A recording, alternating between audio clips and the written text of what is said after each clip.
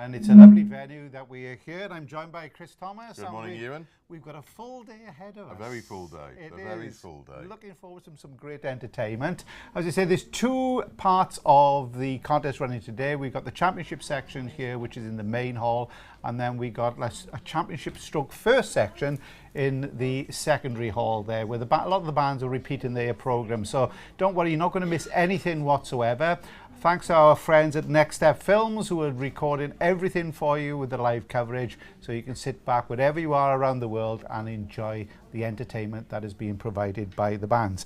And we're kicking off in a couple of minutes time. 5 minutes time. Yeah, we're at the back of the hall we are, so if you hear some voices around us, it's actually the audience as well, so we've got to keep quiet between the performances. Great to have a turnout here. 17 years the Bolsover Festival has been going on. I was trying to work it out the other day. We've been doing it for a long time, haven't we? I think you had hair and I was there, and I had black hair. I think. I'm not sure I had hair even then. No, you didn't, but there we go. So you've got plenty to look forward to. The bands are all here. The first band on, right from the beginning, we've got Gresley Colliery is the first band on this morning. If you go back onto 4 Bars Rest, or you go onto the Bolsover website, you can see the full draw. We'll talk you through it as we go throughout the day. But the first band on at 9:30 is the Gresley Colliery Band here in the main hall. And in the first section at the same time, if you want to support some of the other bands, it's Carlton Brass, conducted by Chris Banks. So we'll talk you through a little bit about the two programmes there. So back then, 17 years here at Bolsover Festival. Carol does a great job in organising. There are a couple of little bits and pieces that people, some always have, want to improve on wherever we go. And we'll talk through that a little bit later also.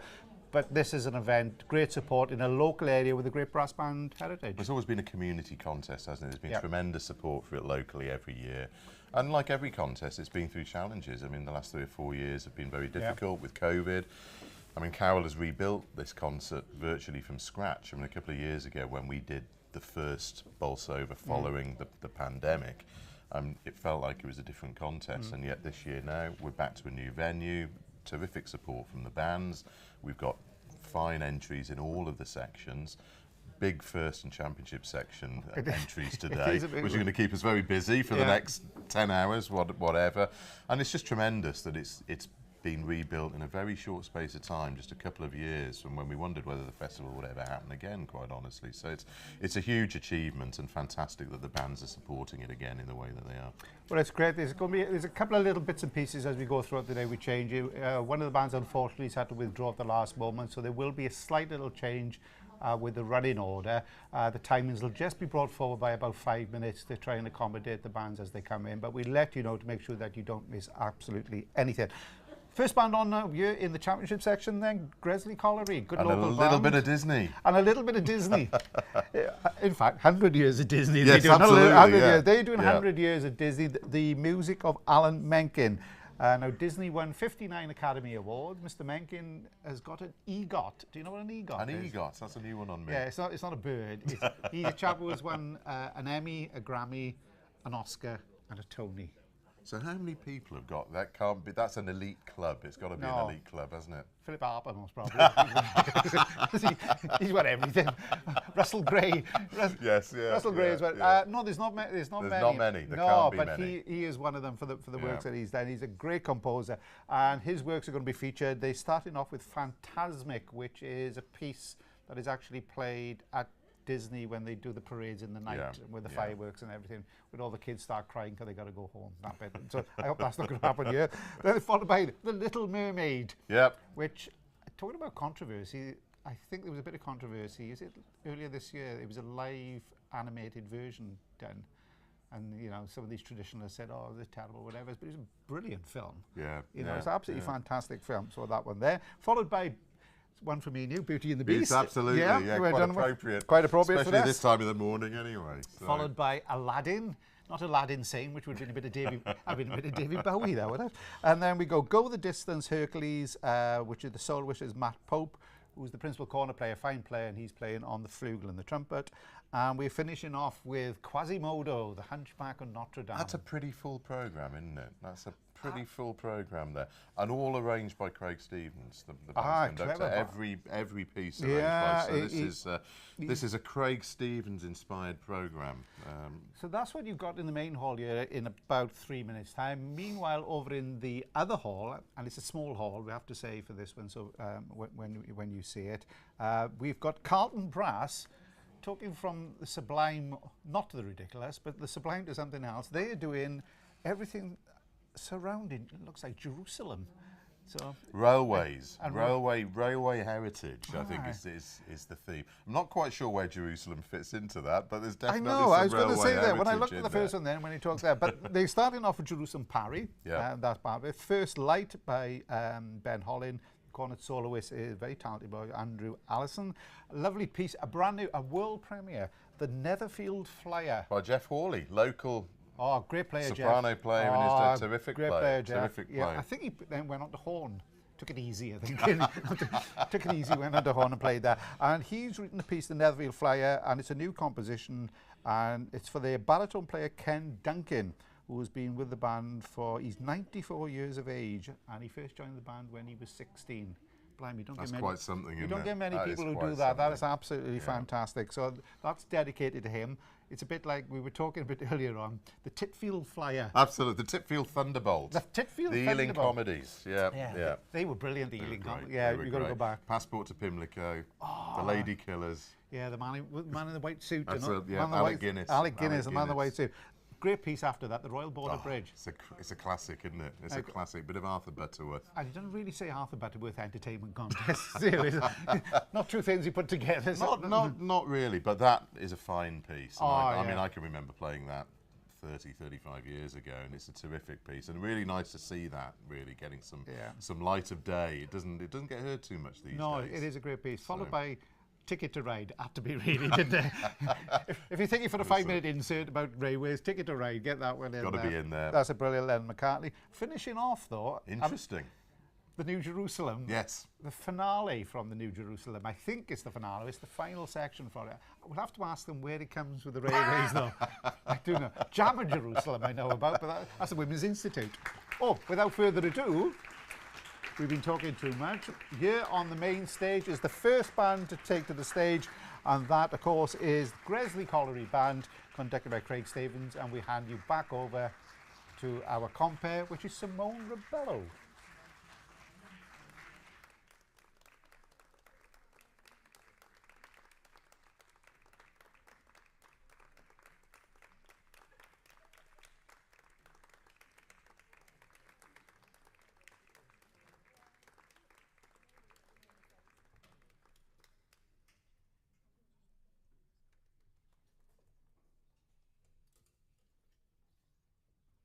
Good morning, everyone. Welcome to the Bolsover Festival of Brass 2023, and we're delighted to be starting off here in the main arena of our new venue here at Fraser's Group Academy. This will be our championship section today. I'm delighted to be hosting today's event. We've got a fantastic event. We've got 17 bands who are going to all be competing in the championship section. And it gives me great pleasure to introduce you to our very esteemed adjudicator today. Mark Wilkinson has been principal cornet at Foden's Band for just over 30 years. He's a very acclaimed adjudicator, and he was awarded with the Isles Medal for services to brass bands last year in 2022. Well deserved, and I'm sure you'll join me in congratulating him and giving him a very warm round of applause. Mark Wilkinson.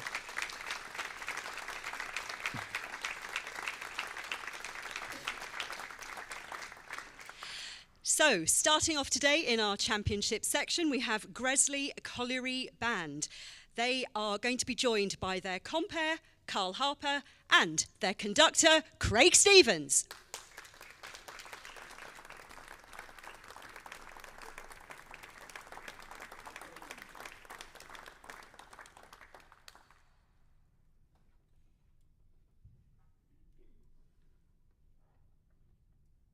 Disney's 100 years of storytelling and innovation, rooted in the imagination of Walt Disney, has defined and influenced all generations since. Its vision, storytelling and music is instantly recognisable.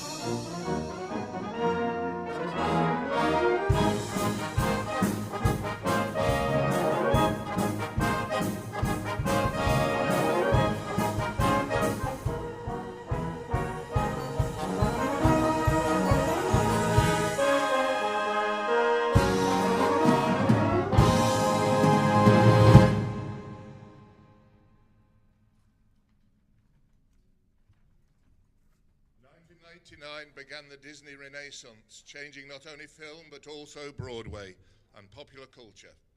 Alan Menken and Howard Ashman created a new model for Disney's animated musicals, which prevail to this day. The Little Mermaid's Part of Your World and Villainous Ursula's Poor Unfortunate Souls, together with Sebastian's Kiss the Girl, stand the test of time, making it the most influential animated musical of all time.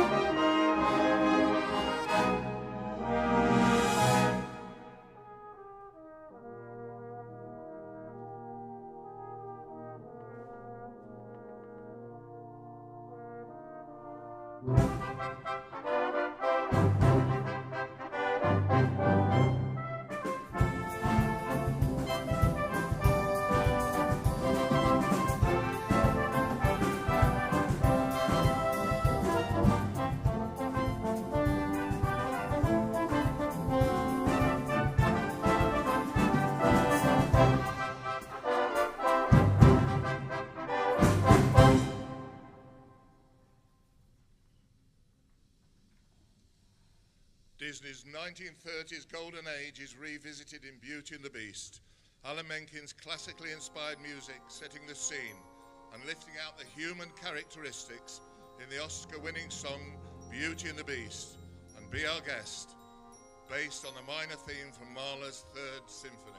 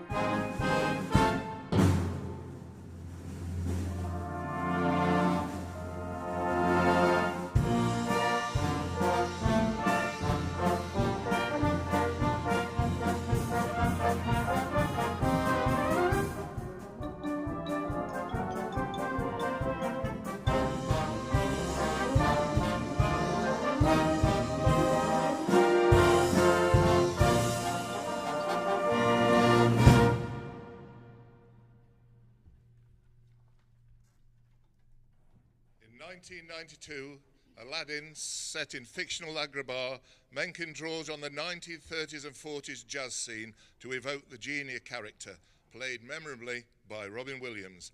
And then with its Cab Calloway and Louis Armstrong influences and big band scoring, Friend Like Me.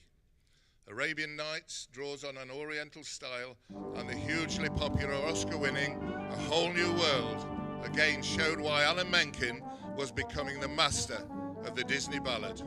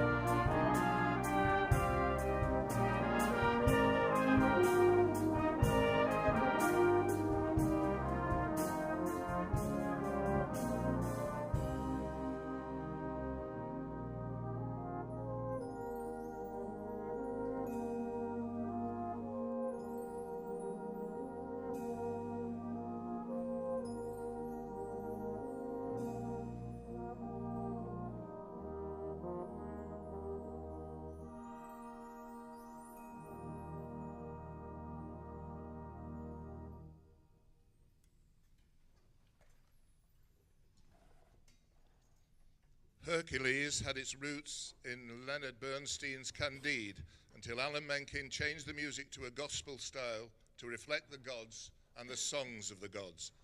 Go the Distance, a heroic and important theme, reflected Hercules' ongoing journeys. Introducing our principal cornet player, Matt Pope.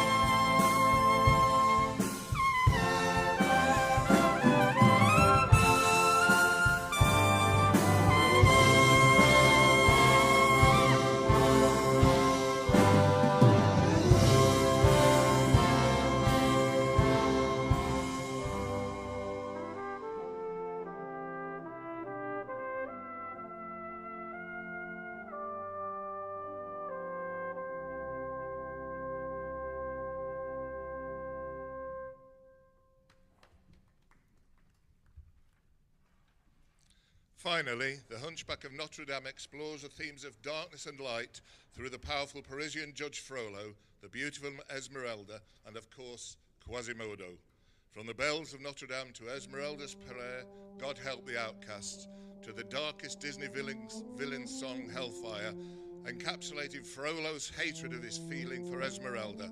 Alan Menken has written one of the darkest but best Disney scores of all time. God help the outcasts.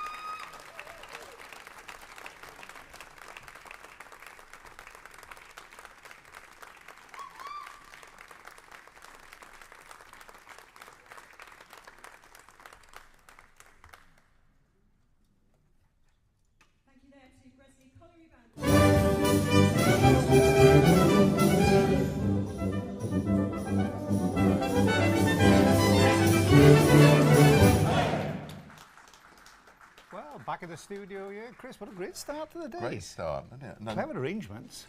Clever arrangements and totally conceived by the MD, which was great. I mean, it was a complete Craig Stevens programme. From Aladdin to the Hunchback of Notre Absolutely, Dame, all in one go. Every Disney corner covered, as they say. It was great corner, well, Some trumpet screaming fluger. trumpet playing. Oh, I wasn't tell there? you Really what, good work Matt on the Pope, trumpet. well done, sir. There's a soloist prize at the end of the day, and I think he's put his stamp down for that one as well. Absolutely, yep. And the one for the best attire must go to the compere.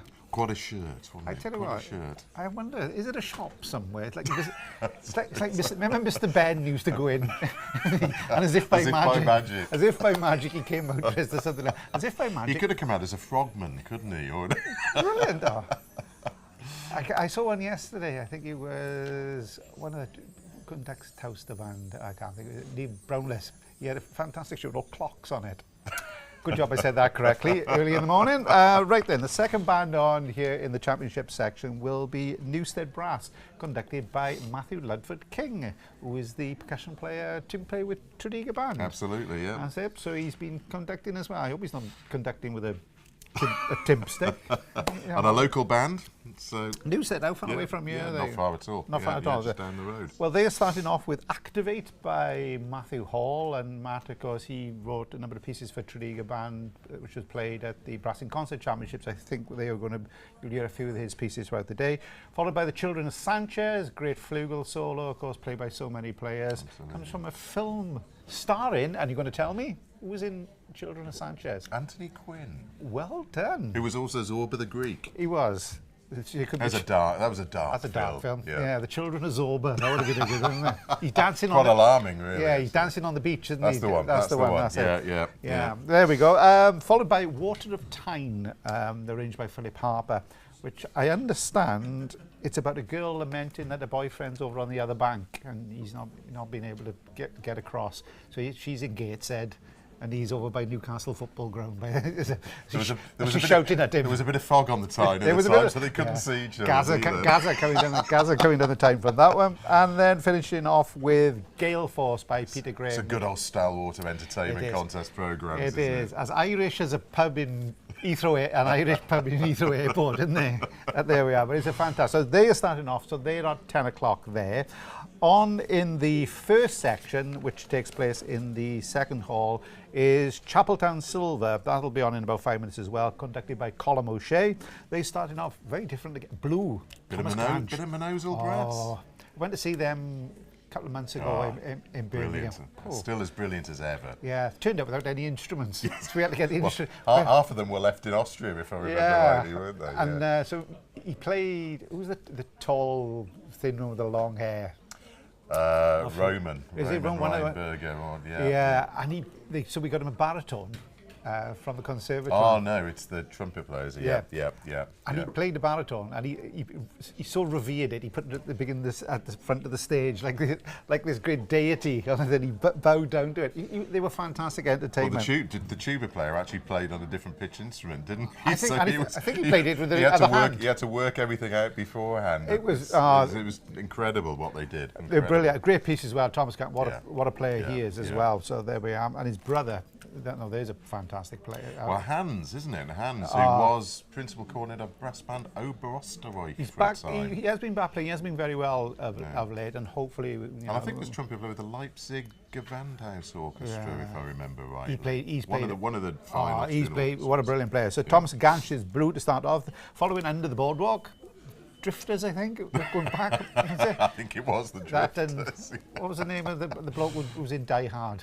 Bruce Willis. Bruce, he sang it as well, I think. There's another man that's not been very well. No, but he sang it as well, didn't he? In his days of when he was moonlighting. Yeah. Moonlight is Sybil Shepherd. With Sybil Shepherd. That's going back a little bit. Cultural references are coming thick and fast. We do show our age. Yeah, we do. Show our Followed by the Melody Shop, great march by Carl King. Yeah. The Water is Wide, which isn't the same as Water of the Tyne. I think they're two different. They are two different pieces. Andrew Duncan arrangement. Yeah, and that's going to be featuring the cornets of Amber Croft, Rhiannon Wright and Lauren Bell. The flugel soloist under the Broadwell is Nigel Firth, and they're finishing off with the finale from Vitae Aeternam. A tour de force, no less, to finish. And I'm going to give you the first quiz question of the morning. No. Talking about marches, okay? Who is the odd one out from these people? It's nothing to do with marches, right? There's an odd one out, right? Lloyd George, J.J. Richards, who was the great American March King, and Henry Morton Stanley, who found Livingstone in the heart of the Zambezi. Which of those three is the odd one out? Well, Lloyd George must have been the only Welsh one amongst the three. J.J. Richards? American? No. No? No, don't know. Shall I tell you? I'll tell you now. The odd one out is Lloyd George. Well, I was right, but maybe for the wrong reasons. And it was for the right reason. Lloyd George wasn't actually Welsh. He was born in Manchester. Ah, okay. J.J. Richards, who was the great, he wrote some of the best American circus marches. Terrific Waltonia and all those yeah, type of things. Yeah. He was actually born in North Wales. Yeah. And Henry Morton Stanley was actually born John Rowlands, and he was born in Denby. Sorry, J.J. Richards was born at Port Talbot. And there. So the odd one out. Port Talbot's got a rich heritage, hasn't it? Richard Burton. Aye, Michael Sheen. Michael Sheen, they're all indeed. they're all from down there, aren't they? But there we are. So Lloyd George, who knew my father, you may know, I think he knew Who everybody. actually turns out not really to have been Welsh at all. No, he was actually born in Manchester. Yeah. But he was supposedly very, very Welsh. Anyway, so there we go. So Newstead Brass will be coming on now in a couple of moments' time. We say Matt Lydbrook King is the conductor of the band there. And as I say, they're playing Activate, Children of Sanchez, Water Tyne and Gale 4. So that's got a great one. And I'll give you another little one then. We heard the world premiere of the Netherfield Flyer, wasn't it? Where they came from there. Talking about the Northeast, the great, we've seen Get Carter, the film with Michael Caine. Michael Caine, yeah, one of his early classics. One of the pieces, the piece that's at the beginning of that by Roy Budd, like the theme when he's going through, and it's absolutely fantastic. I listened to it the other day. It's one of the greatest film beginnings of all time. Anyway. More of that anon. More of that anon. So we were just going on a bit around there. So the next band on here is Newstead Brass, conducted by Matt Lydbrook King. And with that, we go straight back over to Simone Rebello.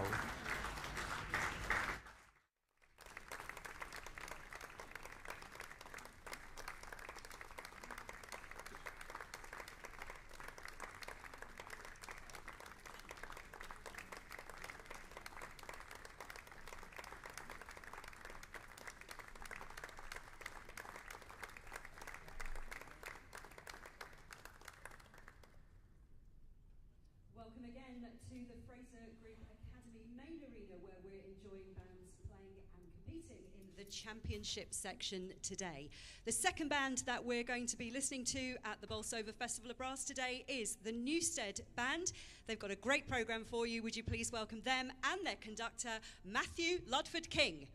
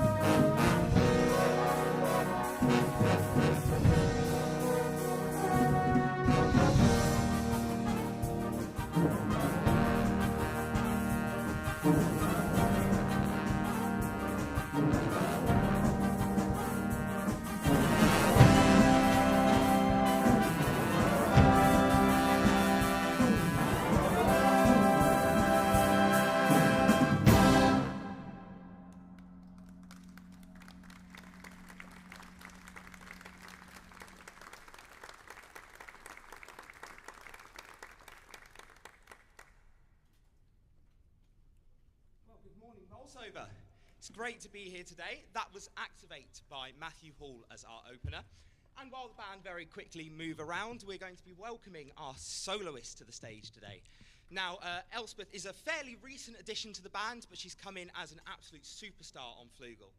And of course, she's going to be delivering a fantastic solo for you today with Chuck Mangione's The Children of Sanchez.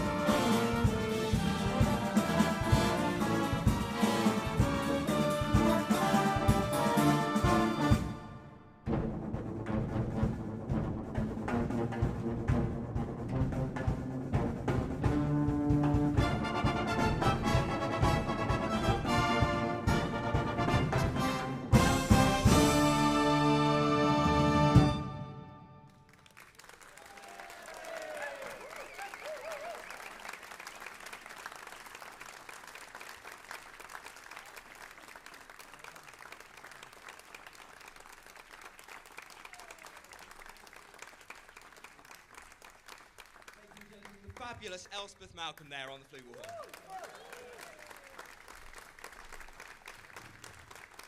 Thank you so much. And while the band change over for our next piece, I'm just going to tell you a little bit about it. So the next piece we're going to be playing, we're going to bring the tempo back just a little bit with Philip Harper's brilliant arrangement of The Water of Tyne. Now, this piece comes from the northeast of England. It comes from the Tyne area, so Newcastle. Now, I'm not the most northern boy out there, I have to admit. I come from Southampton. But this piece is absolutely beautiful, and it speaks of a woman calling across the river to her lover, but she cannot get there. So I hope you enjoy The Water of Tyne.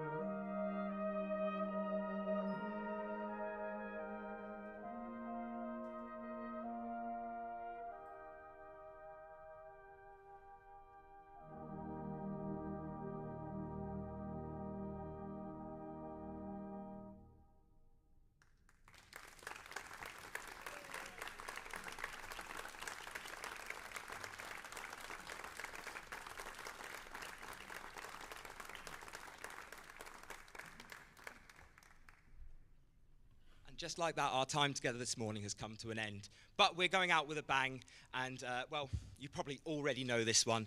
If you don't, you'll definitely be singing it for the rest of the day. Feel free to tap along, jig along, whatever you want to do. This is Peter Graham's Gale Force.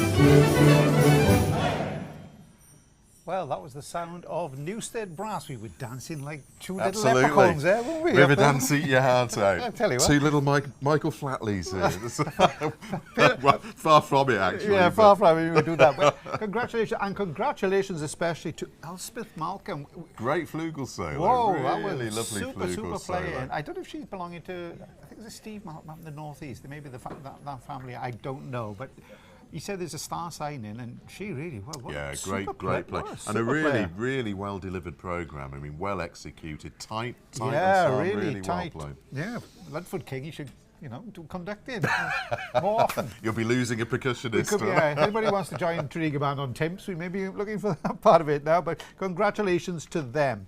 The next band on here in this section is is it Blidworth or Blidworth? Blidworth, I say. Blidworth Welfare, as a local. Yeah, as absolutely. A local, absolutely. And they're doing a little bit of Lionel Richie all night long. I can't remember the last time that was said to either of us. I don't think, was it?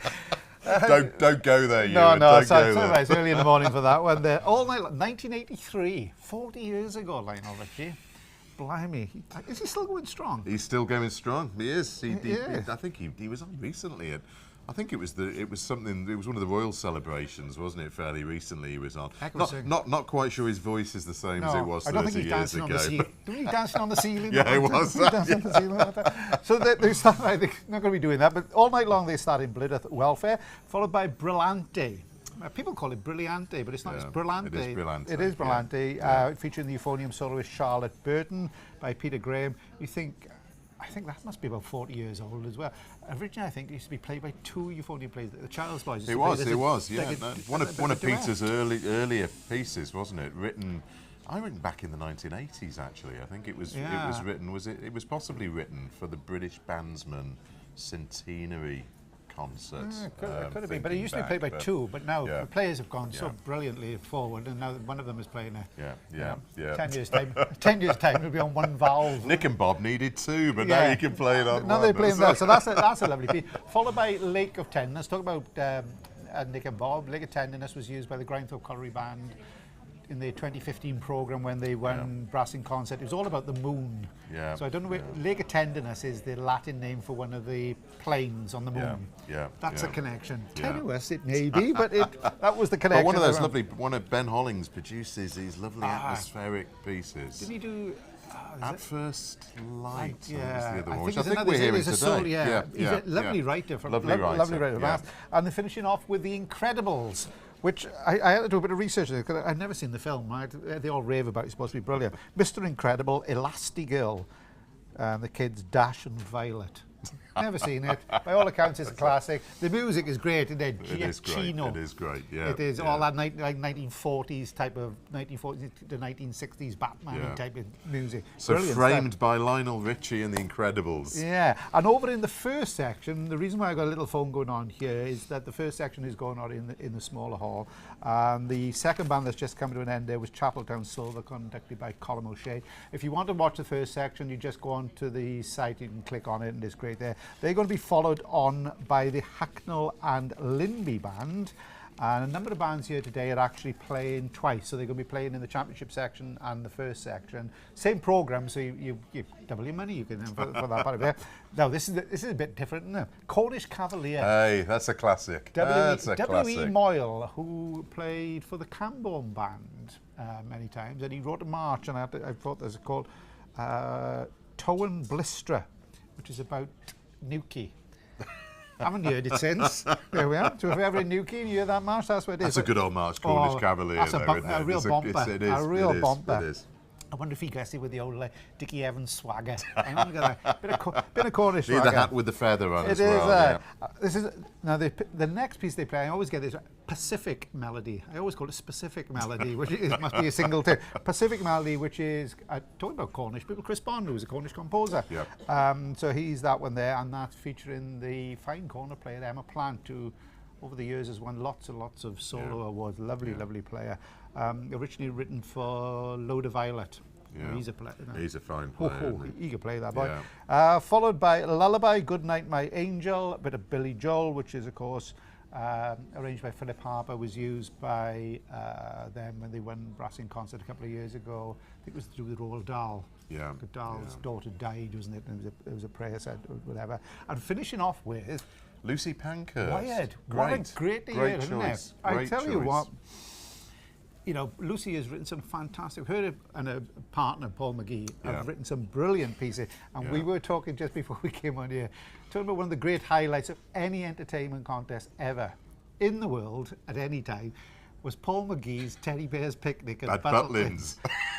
And you would have thought Teddy Bear's Picnic was all that part of it. It is the darkest, most surreal, most frightening piece you ever come across. I forgot what band played it. There were kids crying in the audience that day. It was brilliant, though, wasn't it? It was brilliant. The clown walking on the stage yeah, at the start. It's about the Teddy Bear's Picnic where they're massacred by somebody with a chainsaw or something like that. It is the most bizarre. But they have a clown walking on across the stage. Paul's creative mind went to some dark places, it's fair to say. But I've got to admit, it is one of the... It was clever, wasn't it? Brilliant. It was really clever. Absolutely, but we're not hearing that today, unfortunately. Sadly not, but we are hearing... Good for the kids, Lucy Pankhurst, who's Paul's partner. Oh, yeah. Now, again, talking about a talented composer. Well, we remember Lucy Pankhurst winning a British Composer Award for her piece In Pitch Black, which was written to commemorate the Pretoria mining disaster. I think 400 died, 1900. Wingate's Band, yeah, I think. Exactly, Wingate's Band, exactly. And that was almost like a little fraternity, wasn't it? I mean, shorter piece than fraternity, but a really deeply moving, clever piece, really deeply we should thought hear out. more of Lucy's work. We should. She's done some wonderful pieces, you know, yeah. and a really good. And Paul as well. Very Paul, different. Very different. He did a suite. I think a band played in one of these competitions about. It was about Corby, I think it was. Yeah, well, Paul's a Corby. He's a Corby lad. And it's a suite of pieces that he played. So cleverly written. So people, I'll plug for those. Makes brilliant leather handbags as well. Absolutely, check them out on Facebook. It is, and Lego. Yes, and Lego. He's a Lego maniac. Two of the best there. So there we are. They are the next bands on. So we're going to be going straight back now then, because the next band on here is the Blidworth Welfare Band, conducted by Gary Perrin. So it's back to Simone in the hall.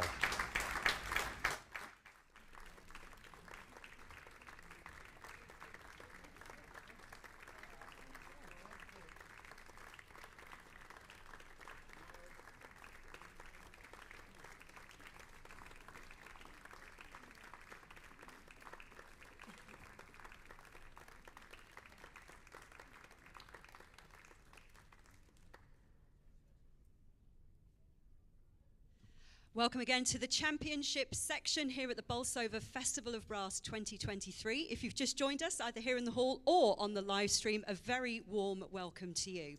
We are about to listen to our third performance of the day in this section. The band are going to be joined shortly by their conductor, Gary Perrin, but would you please welcome the Blidworth Welfare Band.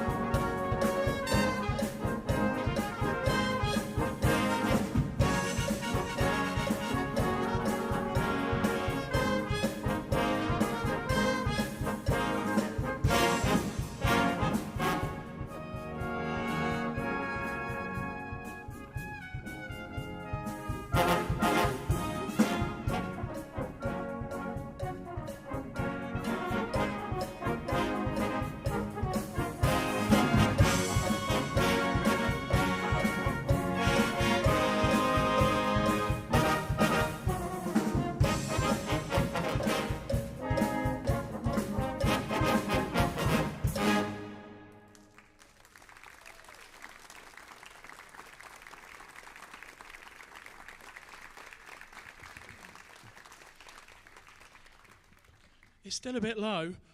Good morning, ladies and gentlemen.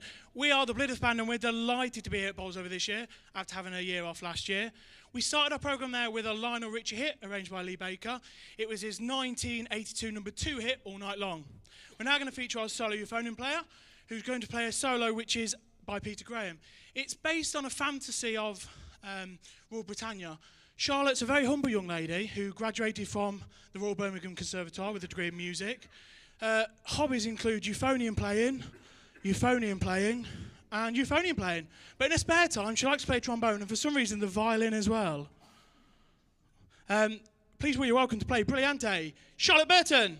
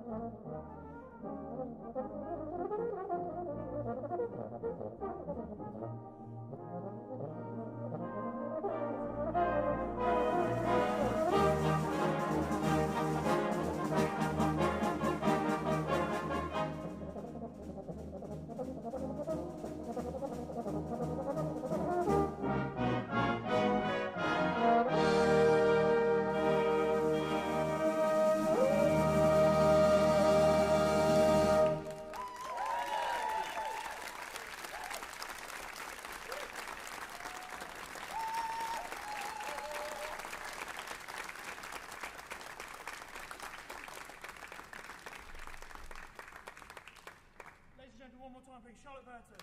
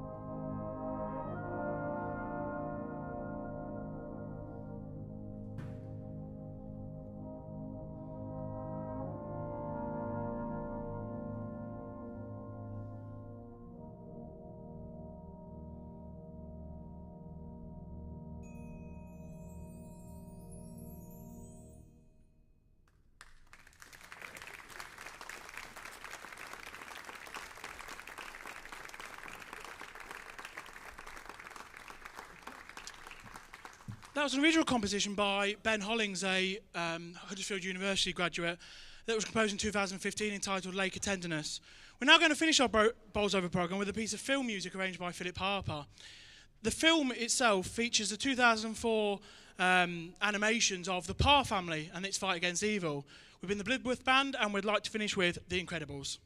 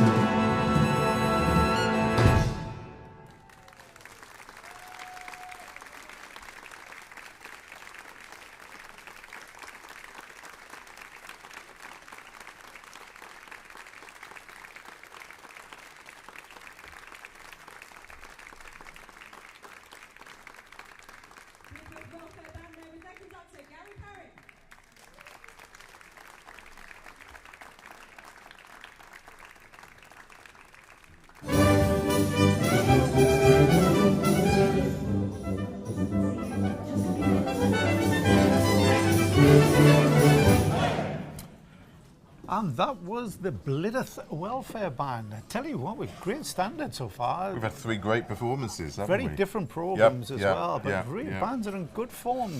Really good, lots of commitment, some interesting programs, lots of variety. It's been a really good start, really fine start. It is.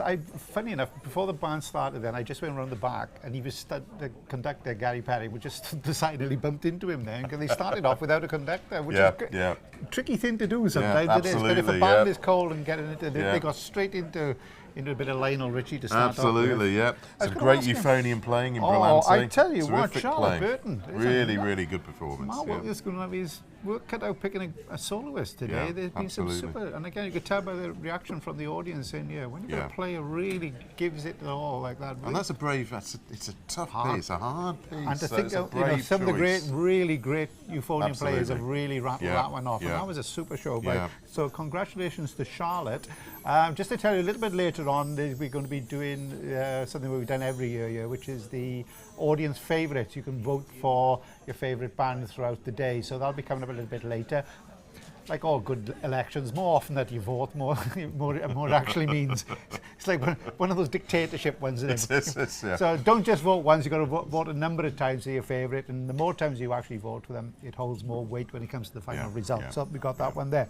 The next band on here is the Jackfield Band. That's right, 11 o'clock, just early morning here.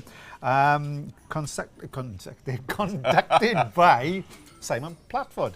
And another great, good bloke, Simon. I got a lot of time. I played at Desford with Simon 30 years ago. So fine flugel player. All the old timers together. Yeah, he is there. I have to say, he's conducting because the regular conductor Ryan Richards, who is the solo trombone player at Tredegar, have a little watch out. I think you may find him playing percussion.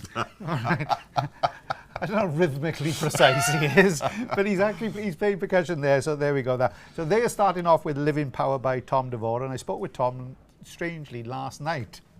We usually have a chat about what's happening in America. I think he's enjoying it. We missed Tom, don't we, actually? Oh, I got so much time for him. He was a great personality when he was here. Golf now. Well, the American influence has taken hold. But in more ways than one with Tom, I think he wears a slightly wider girth when it comes to his trousers, Tom.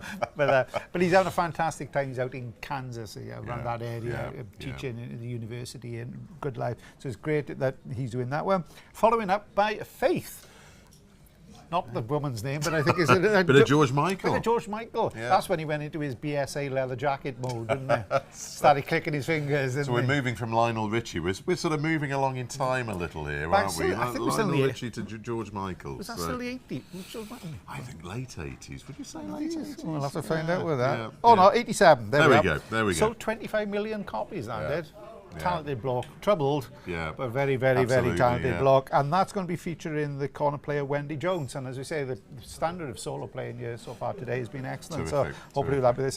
Then we got The Smile by Matthew Hall, which is again a piece that was used by Tredegar Band at Brass in concert a few years ago. He won 2 prizes for his compositions there. Halfway, it's inspired by the memory of his grandfather. And halfway through, there's a bit where he spells out his grandfather's name in Morse code. Yeah. So unless it's a Morse code people out there, it could be somebody just tapping anything, couldn't it? But I don't think it would mean anything to us. No, but it's tapped out his father's name in Morse code. It's a lovely piece, very oddly put together, but it really does work. Clever little piece, though. Yeah, really nice. And they're finishing off with a piece. I heard again Brass in concert with Foden's 2019, I think. Thy Tribute Bring, John Barber. With his Foden's colleague adjudicating on this. Clever arranger, John. Sometimes we don't hear enough for John's arrangements, actually. He's a super piano player as well. Well, a great jazzer as well, isn't he? Not just a fine brass band trombonist, but a good jazz trombonist. Makes you sick when they go here. All-round talented musician. Makes you sick. Unlike us. Yeah, makes you sick, doesn't it, really? But he is. But you don't hear enough of his arrangements. He's a very, very clever arranger. And originals. He's written quite a few originals as well. It is. Who wrote The Other Smile? Lovely music. Charlie Chaplin. It is. Oh, Jazza Chaplin. He wrote that one. And that's a lovely piece as well. So there we are. So as we say, always remember a little bit later on, of course, we got for all the bands to mention the audience prize, as we said. So vote once that's up on the screen. We'll tell you about it. So you have to vote. not just once, but lots of times, and then hopefully one band will be taking away another trophy with them from Absolutely. today. Over in the other section, I got our little mobile phone on here so we can see what's actually happening at the same time. At 11 o'clock is Stannington Brass. Now, this is something not to miss. Lee Baker, he's always inventive, isn't he? Absolutely, absolutely. His program's called Different Stages. Not different strokes. Not different strokes. stages. Oh, I love that program. What are you talking about, Willis? What are you talking about, Willis? We do that one. Different stages, and it's opera, film, etc., whatever. Yeah. Starting off with Scene 1 from Swan Lake by a certain chap called Tchaikovsky, arranged by David Hirst. Then Wandering Star from the film Pink Your Wagon, I think. Absolutely, yeah. With Yeah. Lee Marvin, who couldn't sing, but could... But had a very deep voice. Oh, yeah. Have you ever heard it? There was a Russian singer called Iwan Rebrov. Have you ever heard him? He had an amazing, he could sing like 6 octaves, but from like down there, my word, he was like the depth of hell. Needs a bass trombone player with a good pedal range. Oh, I tell you what. Do you remember it being done at the Granada Band of the Year with Benny? With Oh, Leyland, yeah. when the late great Richard Evans conducting, You could still complete with silk scarf. Yeah, or cravat. Cravat. A cravat he was, wasn't he? Not a cravat, like the rest, a cravat. But Benny, what a player he I was. think you can get that on YouTube. Yeah, it is on YouTube. You're quite right. You can still see a brilliant, big angelic face on him. In the days when he was studying at the Northern before he went to the Halle. Of course, he subsequently played for the Halle for many years. What a player. And a Yes. sad loss, Benny. Oh, no longer very with us, much sadly. indeed, very much indeed. They're following that with a quartet feature of Deep Harmony, Handel Parker, so a little bit of tradition, then followed by O Sole Mio, not by a tenor, but a man playing a saw. And I really do it. So the soloist, if I can be saying, is Charles Hindmarsh. I don't think it's Paul Hindmarsh, but it's Charles. Many years ago, I played for the Wilson Band in New Zealand in the championships, and they had an entertainment contest after it, and they featured a bloke playing a saw. It's one of the, I think it's Pokahara or something like that, one of the traditional Maori songs, and the saw that he came out with was that. It wasn't a little tenor saw. And a double bass bow. Yeah, it wasn't a little tenor saw like that, you know. I thought, blimey, was he do that? It came out with this huge, chopped down blooming redwood trees, you know, and then he bent it to get the pitch. It's quite an ethereal sound, isn't it? Oh, it's brilliant. Almost sounds like a theremin. Yeah. It's an interesting sound. You get it wrong, though, if you know, he sprang down and cut your head off. But it's a really interesting sound. Yeah, so that is one that they're doing there. And then they're going to be finishing off with One Night Only from Dreamgirls, which I don't know. I think it's a stage show come film, I think. But it's an inventive programme, this, though, and it's typical Lee's mind goes all over the place. Remember the programmes that Lee, when he played for Brighouse, of course, for many years, and the programmes that he used to put together for Brighouse to play at Brass in concert, and came up with some really... he came up with a Sandman. The Sandman was terrific. Yeah, Wasn't that was a little touch of genius. But some of those programmes that he put together for Brighouse, they were really great programmes, and inventive, creative, and funny. They're very, very funny. Good musician, good musician. Yeah. Talking about inspired programs, we didn't know which was the band that played Teddy Bear's Massacre Come Picnic. Thorsby. Yeah, and Simon Oates, wherever you are, thank you for that. I know that you're watching. We remember it well. Another local band as well to us today. Yeah. I think there was about 400 people who needed therapy after that one in that audience. Sadly, Butlins don't offer psychological counselling. No, but it was one of the, honestly, if whoever buy it, and put it on in a concert, but, give a warning to the audience what it's about. It's absolutely brilliant. And maybe omit the clown walking on stage at the start as well. There is a word for a fear of clowns. There is. And I'll find it now before we do it. I don't know what it is. You'll see Pennywise, the little one who comes out of the drain in those films. Have you seen him? Oh, my word. No, that is getting dark. It is there. Right, so the Jackfield Band are the next band on, literally in a few moments' time, as I say, conducted by Simon Platford. They're a band, really supportive band and done well here, I think, in the past as well.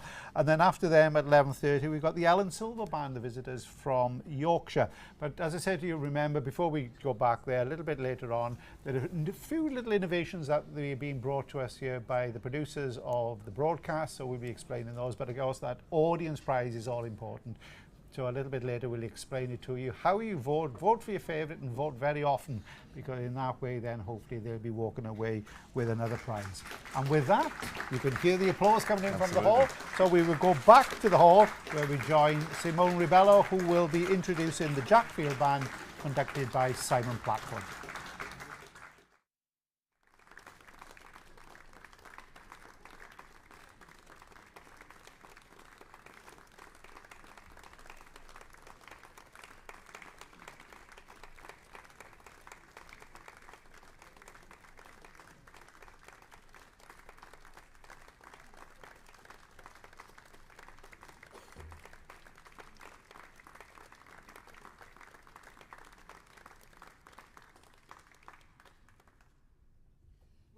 To the championship section, where we next have a performance from the Jackfield Band. This is the 4th performance in the championship section today.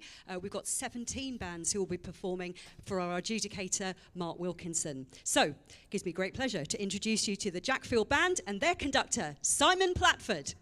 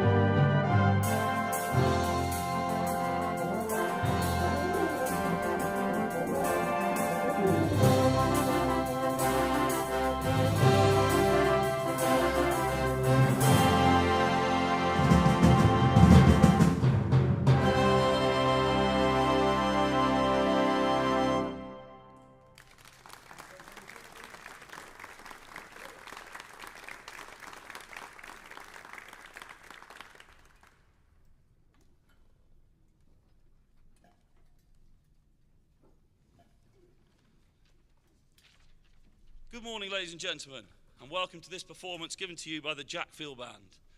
As this contest falls on a Sunday, we felt it was an ideal occasion to base the programme around the theme of faith, and we started our programme with an overture called Living Power, which takes its name from the lyrics of the 5th verse of the hymn Lord of the Years, and was commissioned by the New York Staff Band of the Salvation Army.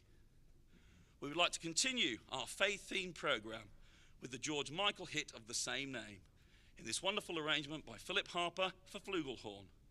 Please welcome to play it for you, Wendy Jones.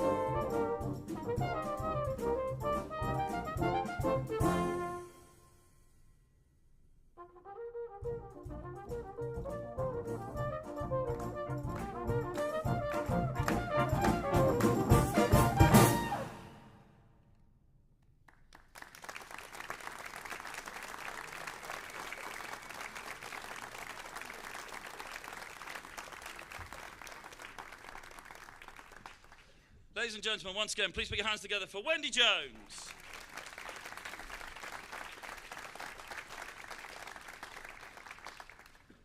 Our third piece this morning is by a composer who is local to the Jackfield Band. Matthew Hall lives just 10 miles or so from the band room, and he wrote this piece in loving memory of his grandfather.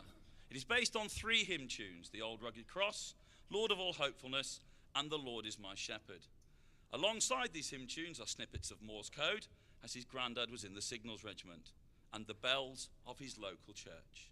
The piece is named after his grandfather's most endearing and memorable feature, and is called The Smile.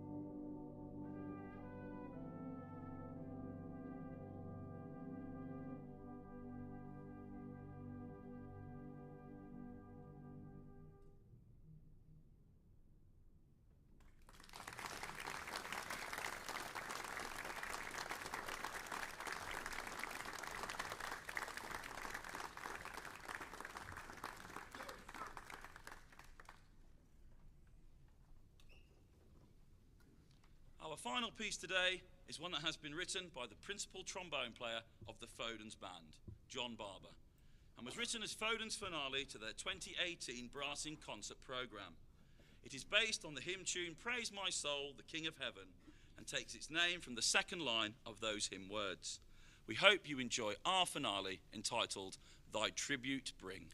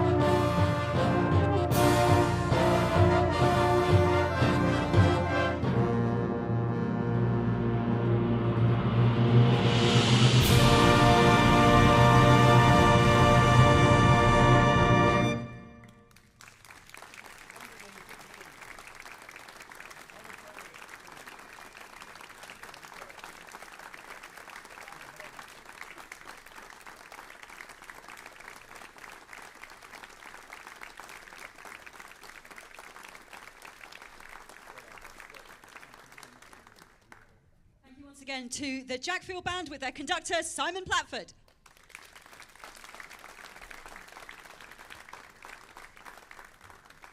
We're going to be back with a performance at around 11:30 from the Elland Band, so we'll see you in just a few minutes.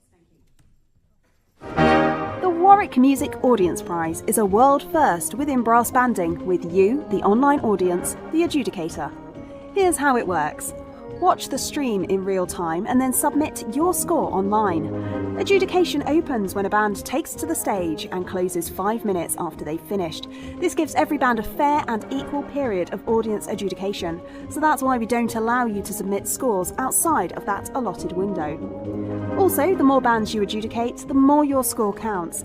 There's a clever algorithm that means if you watch and judge, for example, 5 bands, then your scoring has more sway than someone who just adjudicates on one single band. So that's how it works. Simple. Ooh. Oh, we're back on air. You caught me there trying to do a little bit of extra research. I'm not often get caught out there, Chris. Well, that was, of course, the Jackfield Band, conducted by Simon Platford. Well done to Ryan Richards on tambourine. I think he's found his place, don't you? You might have lost a solo trombone player at Trinidad. I don't think he's got a career in timbrelling or whatever they call it with the tambourine. I don't think about it. Congratulations. Well done to Ryan for stepping into the breach.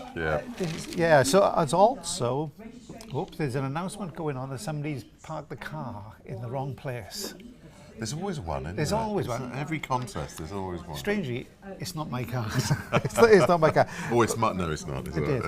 Again, congratulations. Another great soloist there. Wendy Jones playing George Michael Faith. Yeah. A difficult piece to play, though, Very isn't it? difficult Because to it pull starts off, off very actually. lyrical, like a hymn tune, and then goes into this funky jazz part of it there. Yeah. Right then, talking about very different programs that we've had on here so far at the Bolsover Festival. And of course, as we say, with the audience prize, you can vote for your favourite throughout the day. And at the moment, we've got in the first section Lee Baker with Strata Brass, talking about soloists. I'm still waiting for the solo player to appear, if he does. May appear in half, cutting somebody in half. The next band on at 11:30 is the Elland Silver Band. The band has made huge progress in recent years. They really are a fantastic organisation there up in Yorkshire. The senior band, which are here today, conducted by Danny Brooks, and he's done absolutely super work. Interesting concept behind this programme. The concept being the Great Train Robbery. Yeah. Bit of Buster. A bit of Buster, yeah. But the train in 1963, Yeah. they got away with 2.6 million quid at the time, which is about 61 million quid today. A few quid. That's it, coming handy. Good haul. Good company. There's 17 members of the gang, led by a certain Bruce Reynolds, but the mastermind was a chap called Douglas Goody. And but the 17 of them, and Ronnie Biggs was only a minor character, even though he had all the fame in the years to come. He literally played very little part within it. Because it was the film Buster, wasn't it? The starred Phil Collins. Phil Collins, yeah. He should have stuck to the drums, really. He wasn't a great actor, was he? But some of them came to not a very pleasant end. One of them was assassinated by later on. One committed suicide. I think that may have been Buster. I think he may have done that one. Nearly all of them are now dead. Yeah. Well, Biggs died in prison, I think, but was very ill in the end, wasn't he? Yeah, he came back to Britain, Suffered didn't he? a series of strokes and what have you while he was in prison. Slipper of the Yard. Jack Slipper. He was the investigating officer. He was. Slipper of the Yard. Went out to Brazil to try and get him, and when he finally came back and then he went into prison, then he died at the end. But I think they're just about all gone. Bruce Reynolds, who was was like the governor of the mastermind, he's got a very musical connection through his son, Nick, also to do with a fictitious crime family. Can you guess who? You're going to tell us, Ewan. You're going to tell us. His boy plays for the group the Alabama 3. I thought you were going to say Black Dyke for a minute. No, he plays... nothing criminal about Black Dyke Band. He plays for a group called the Alabama 3, who did the theme song to The Sopranos. Ah. Now, there was a bloke, there was a mastermind, wasn't he? Tony Soprano. Yeah. Didn't have everything he played for. Look at it. There's Mafia. Now, there's a concept for another programme sometime. Right? There was a soprano player who never played Flowerdale. I can tell you, Tony Soprano. So that part of it there. But there, so the programme that they're doing is all about the Great Train Robbery. It starts off with a piece called Mastermind, which is about Douglas Goody, written by a very unfortunately named person called Cedric Fura. That's a name you don't bandy. That's a name you don't bandy about. I think I'm going to change my name, quite honestly. Yeah, so there we go, Cedric. Thank goodness it wasn't Adolf, and he will be taken about it. Followed by Lyric of Hope by Andrew Blythe, featuring a wonderful young cornet player, Lewis Barton, who's been the principal cornet of the National Youth Brass Band. Yeah, terrific player. Oh, lovely talent. Beautiful sounding player as well. Mind you, he's up against some great soloists so far today, so that part of it. Then we got a world premiere by Nick Brocklehurst called Bredigo Fiasco, and the Bredigo being the name of the bridge where the crime took place. I think you see it. It's a very nondescript bridge, but that's the famous bridge of Bredigo. Then there's another world premiere called the Leatherslade Lament by Daniel Brooks, and Leatherslade being the farm that they all disappear to count the money. Yeah. And then followed by a piece called Condemnations. Not connotations. Not connotation. No, it could be connotation. I may have spelled it wrong. But this is by Johnny Bates, and this is about the trial, the conviction, and the justice that was meted out to the 17 men. Interesting programme, this. It is. Interesting concept behind it. Strangely, some of them went down for 30 years.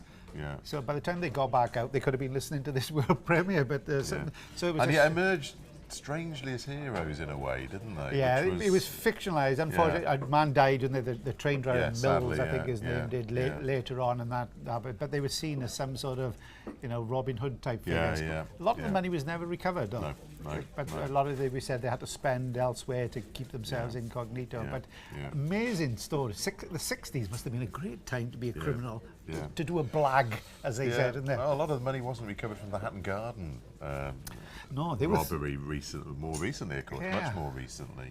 But some of them, they say crime doesn't pay. But, it's a better life of working down a pit, I would have thought sometimes. So the 60s would have been done. Right, we're talking about the prize that we have for the audience prize, of course. Let's get you making sure that you get your votes in for that. That'll be fantastic there. And you never know, you may be able to do it after anybody out there wants a life of crime and be inspired by the great train robbery. You better vote for Elland Silver Band. Over in the other section, the next band on will be the Pemberton Old Wigan DW Band. Unfortunately, the Staffordshire Band has had to withdraw from the competition.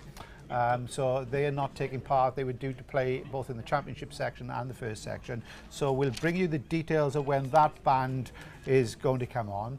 The other thing that we'd like you to do as well is to send in your pictures of where you were actually listening to the competition today, as long as they are audience decent and family friendly. Please send us wherever you are across the world. Send them in to you. Tell us where you are and where you were listening, and hopefully as well who's your favourite band. You never know. Don't put on a robber's mask and say I'm just doing the great train robbery. But please send it in to us, and we'll see if we can do that for you there. You have to send it in to Bolsover at nextstepfilms.co.uk. So send a picture and you'll do Bolsover at nextstepfilms.co.uk. And by the looks of it, there's something going on along the ticker tape line at the bottom there. It's a studio segment with Iwan and Chris at the moment, so that's me and you. But if you've got a picture, please do that and send it in to us. We'd be delighted. And a little bit later on as well, hopefully we're going to be linking up through the use of technology to a couple of other people to be involved also.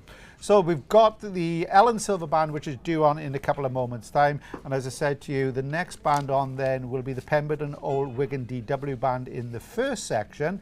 And I got to try through my notes, which I should have put in order.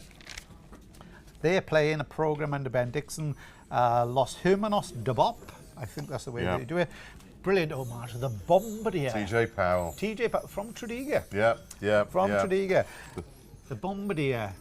The Welsh March King, though. Oh, well, he wrote some bumpers. All the Castle Cork ones and all those, they were great. There's a march he wrote called The Spaceman as well. And he wrote a piece, strangely for Tredegar, it's like a tone poem called Faith of Victory.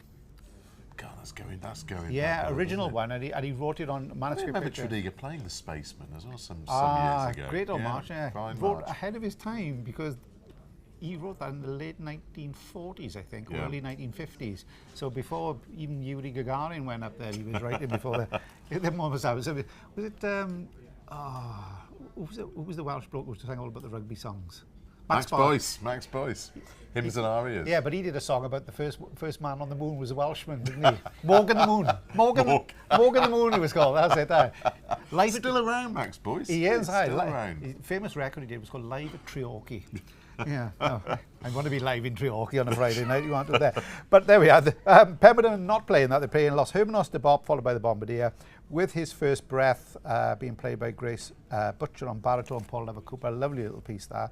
Then they go in Nordic Polska with Philip Harper, that's again the bit that they did with the brassing concert that they did. And finishing off with a bit more Matthew Hall. We've heard a bit of Matthew Hall today, haven't we? Yeah, he's coming through in quite a few programs. Yeah, Nightingale Dances, which is the piece that won the best composition prize in brassing concert when Tredegar played it in 2013. They get a plug today, Tredegar, with all these. They don't know, it's nothing to do with me. But that's a great piece there as well. Good finish. And I was going to say, here's my quiz question to you now about Roald Dahl.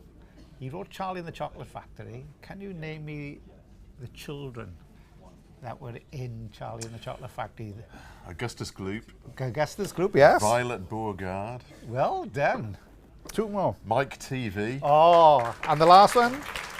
Veruca Salt. Veruca Salt. Fantastic. Look at that. And the round of applause is for Chris there for getting them all right there. So without further ado, we go back to the hall where Simone Ribello is going to be introducing Elland Silver Band, Daniel Brooks, and the Great Train Robbery.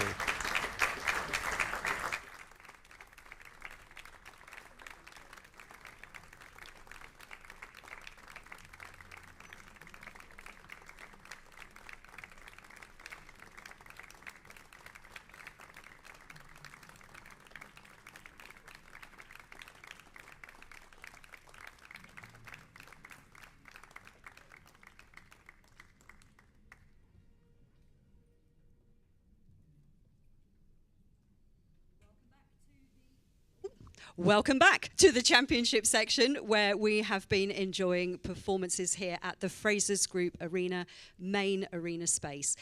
We are all set for our next performance, which is from Elland Band. They're going to be joined by a narrator for their performance today. So would you please welcome the Elland Silver Band with their narrator, Stephen Bradnam, and their conductor, Daniel Brooks.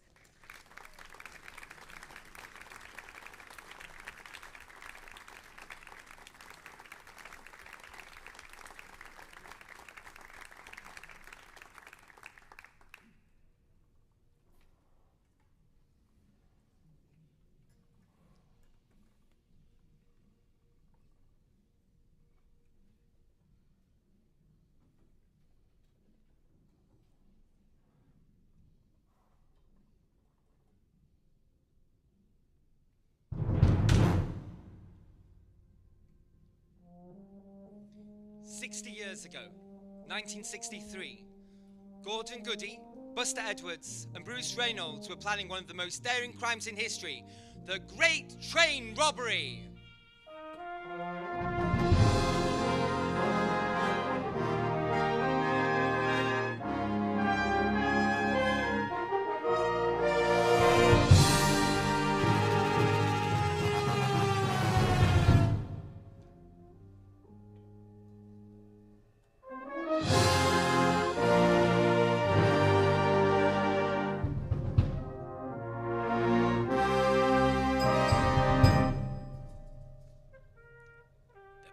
Was to capture, steal and empty a high-value Royal Mail train.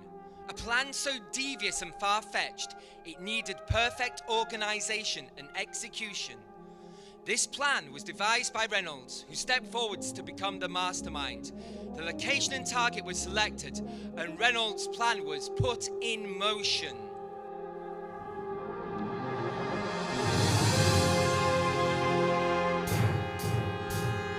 Welcome to our programme, following the progress of the Great Train Robbery of 1963.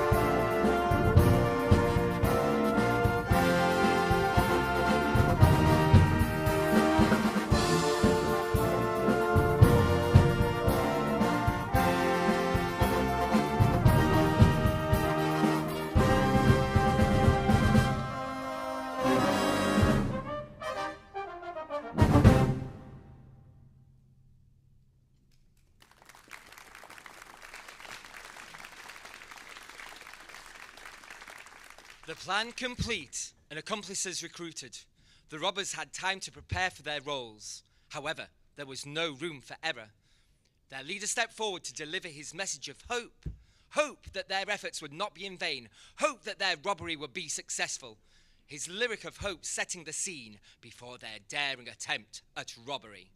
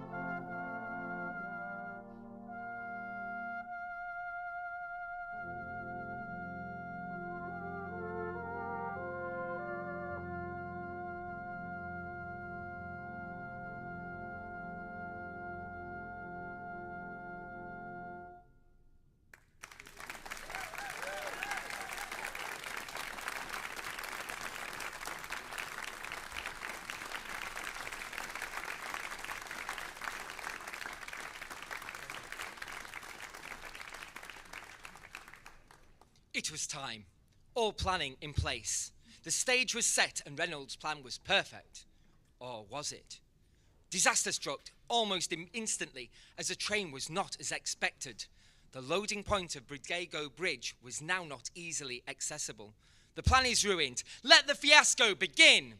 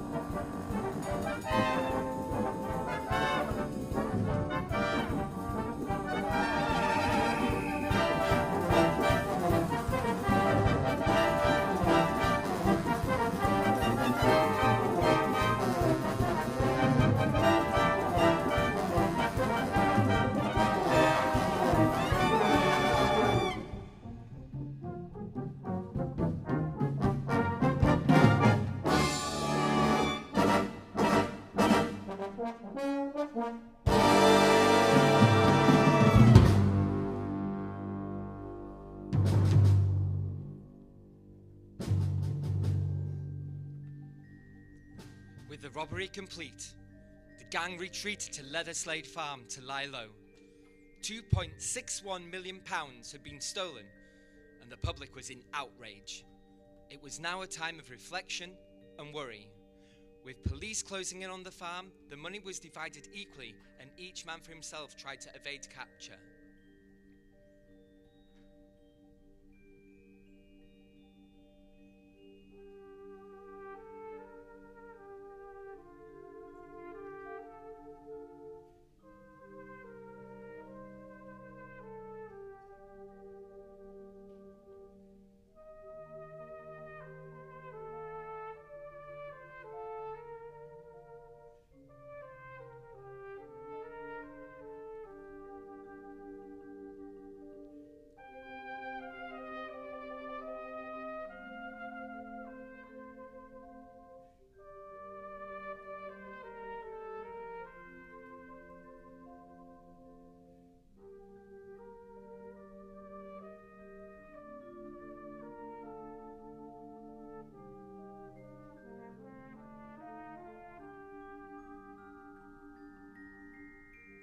How had the plan gone so right and yet so wrong? With rail employees left injured at the scene and evidence abandoned at Leatherslade Farm, police were on their trail quickly. The robbers caught one by one. Reynolds was finally detained in 1969. All they could do now was lament how such silly mistakes became their undoing.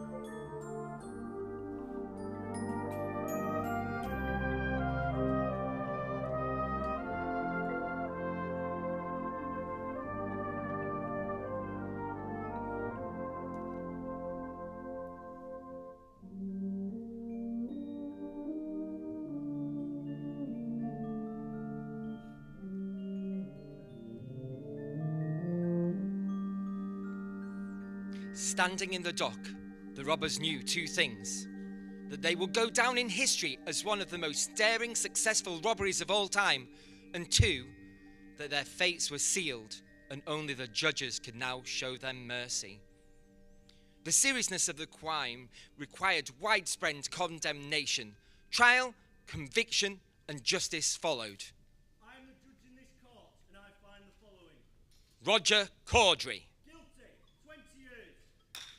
Gordon Goody. Guilty, 30 years. Buster Edwards. Guilty, 15 years. Bruce Reynolds. Guilty, 25 years.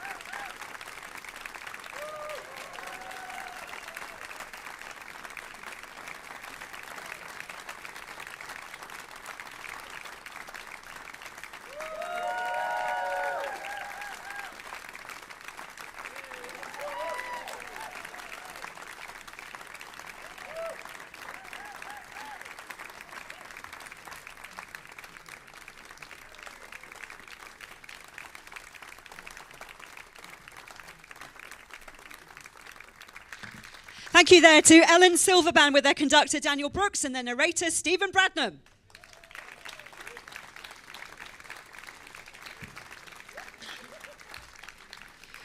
We'll be back for a performance just around 12 o'clock from the Stannington Band, so we'll see you in just a few minutes. Thank you.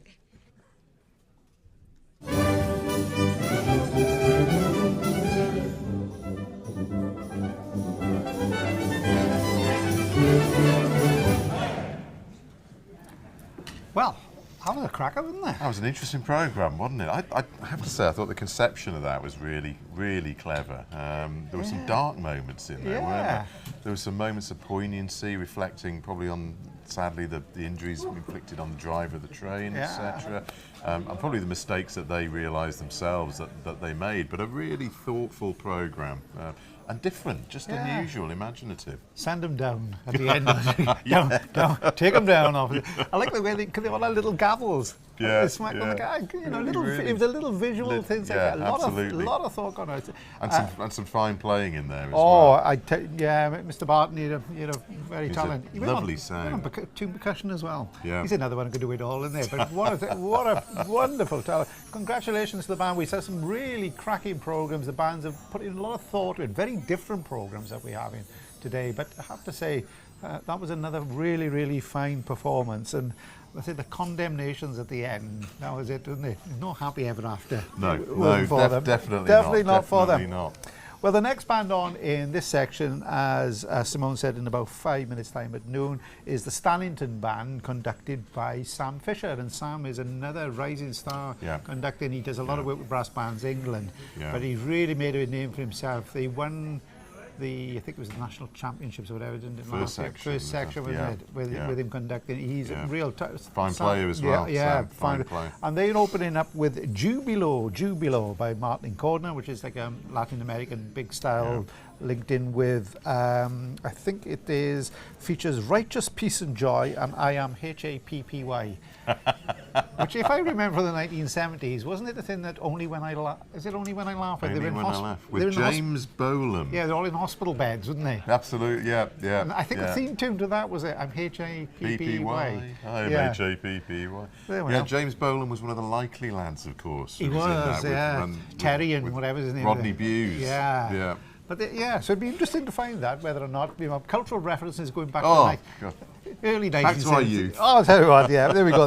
They're following that up with a lovely solo, Song of the Night Sky, by Christopher Bond. Christopher was here with us yesterday, adjudicating. He's such a talented composer. Nice to see so much of his music coming through. We've heard one or two pieces by Chris, and arrangements, so he's a fine arranger. Yeah, the Lost Village Rimba, which was played the national finals last week, a clever piece again.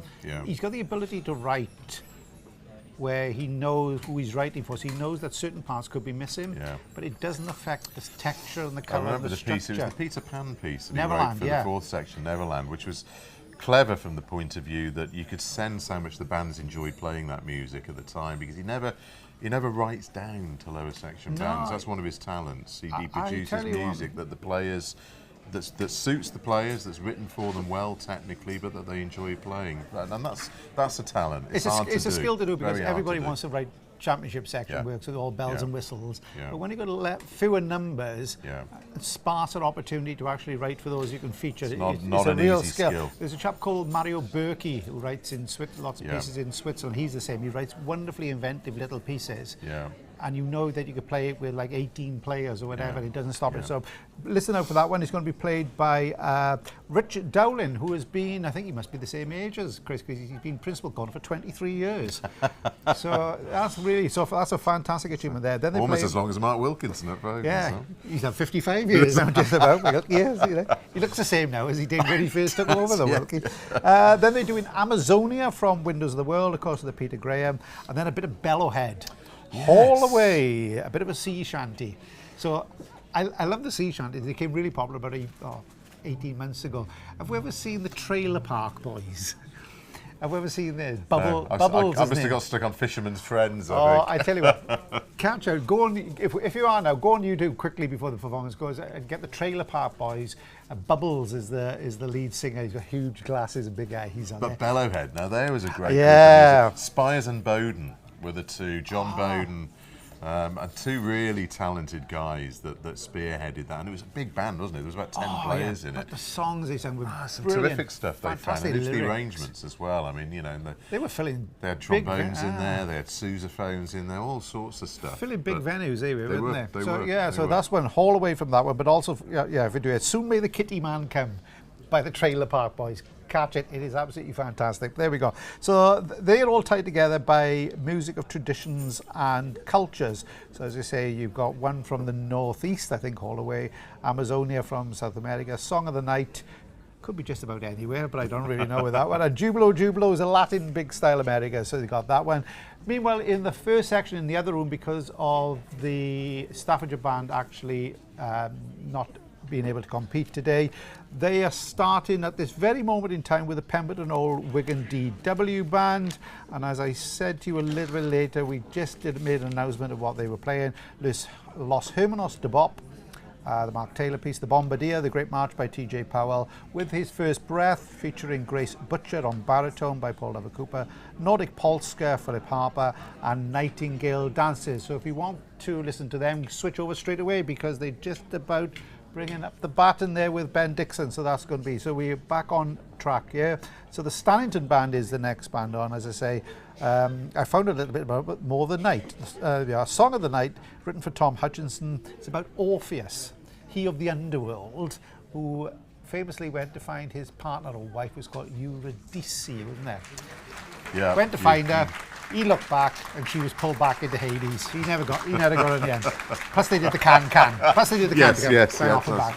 So there we go. Without further ado, I don't think they're going to be playing the can, but it's the Stannington Band with Sam Fisher. So we go back to the hall where Simone Rebello is introducing them as they come onto the stage.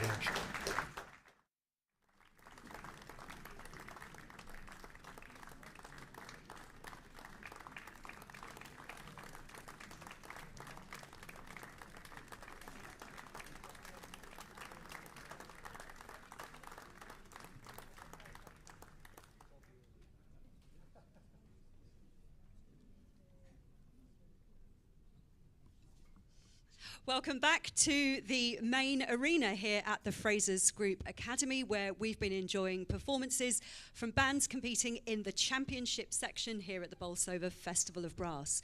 Next up, we've got Stannington Band, and they're going to be presenting a programme for us that consists of folk and traditional music from around the world. So would you please welcome the Stannington Band and their conductor, Sam Fisher.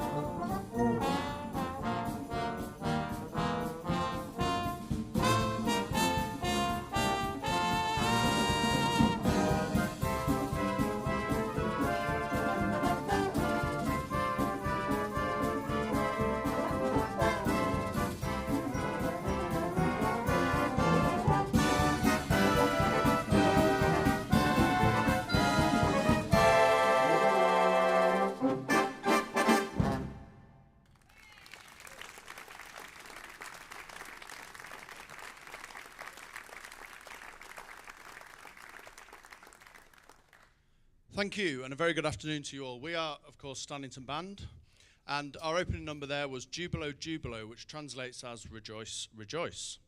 So that takes its inspiration from Latin America and the Latin American big band style, featuring our principal cornet player, Rich Dowling, and flugelhorn player, Ed Knowles. So we're now going to feature our soloist for today, which is the band's principal cornet, Rich.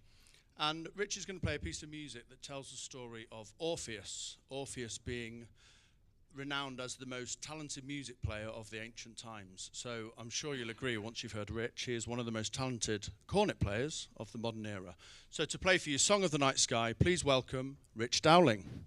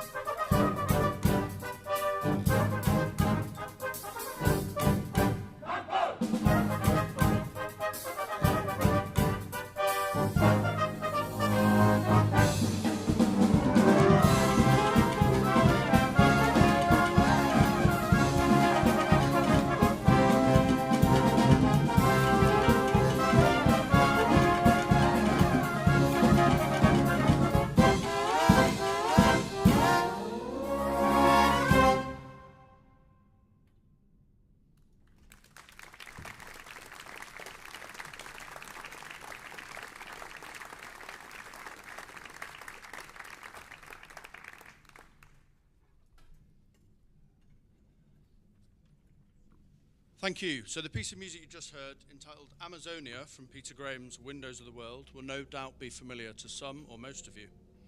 Opening with the tribal sounds of our wonderful percussion section, it takes inspiration from the many indigenous tribes of the Amazon rainforest. And so to our finale, a brilliant arrangement based on the original sea shanty, Haul Away Joe, originally sung by the shantymen of the United States in the early 19th century. We do hope you enjoyed our programme today and hope to see you again next year. Once again, featuring our very own able seaman, Ed Knowles, this is Haul Away.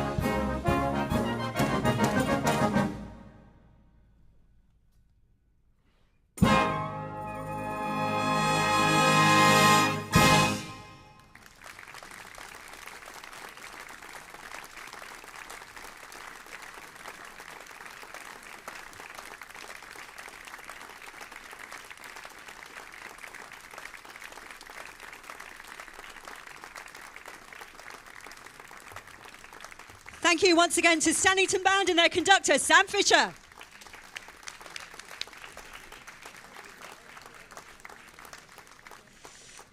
Our next performance will be at 12:30, so we'll see you in just a couple of minutes' time. Thank you.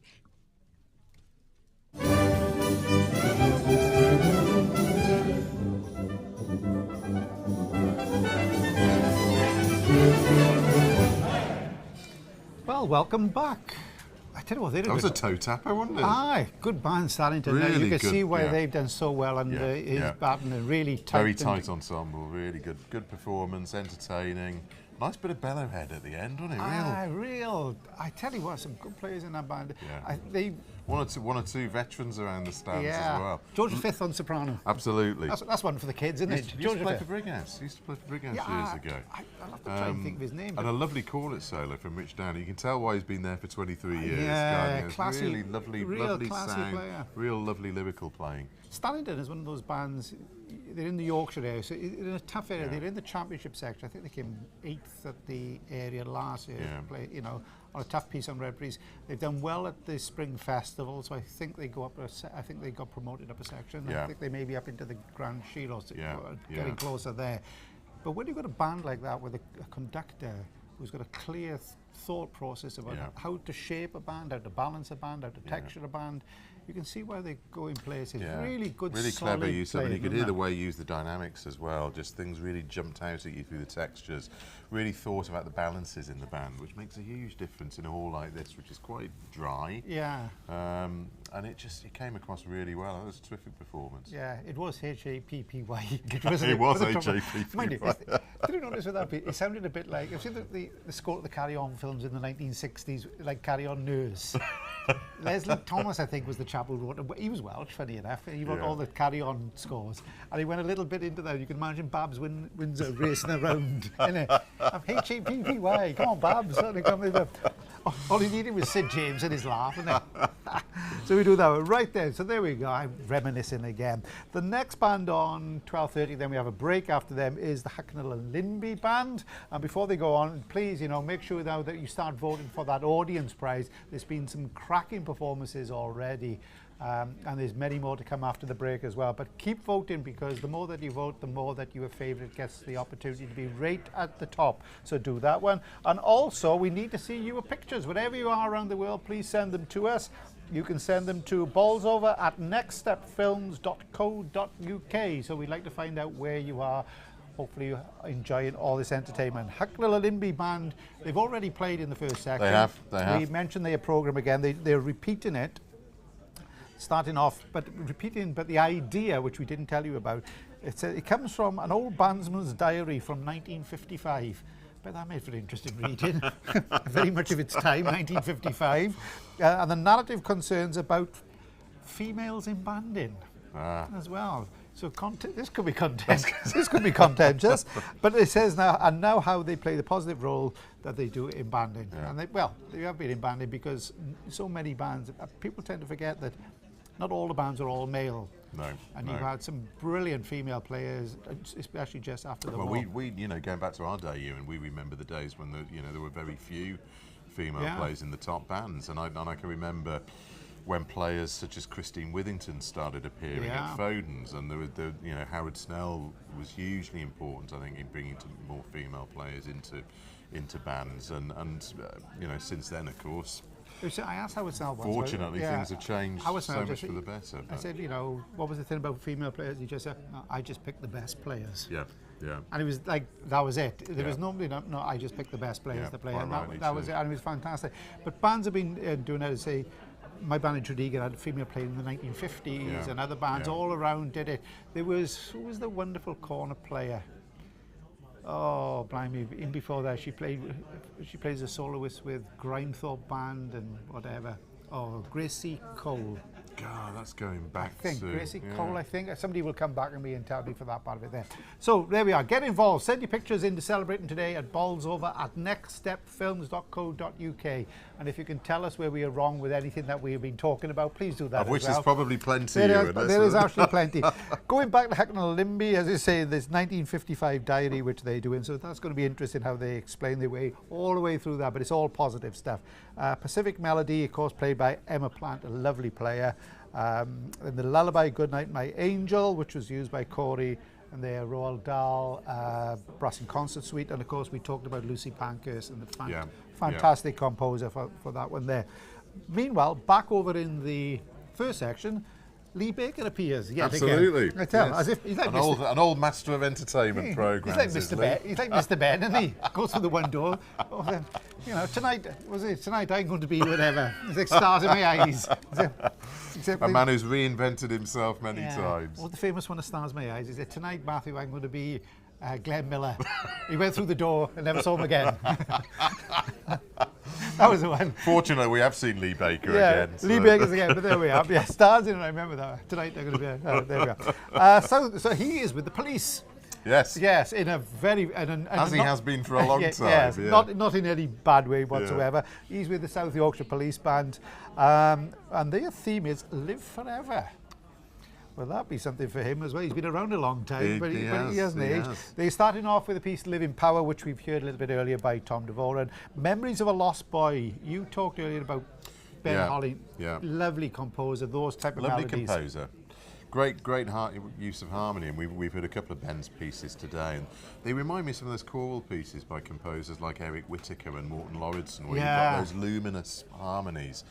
He's very, very clever with those. So yeah, some lovely pieces that we've heard today by Ben. And then we heard in the Mendelssohn Violin Concerto, played on a tenor horn. Yes. And it's famously, many years ago, I remember I did a job with the YBS band when David King just took over them. Nick Charles was conducting them at the time. I went on a tour with them, and they ended up sleeping under the bunk of Billy Rushworth. Right?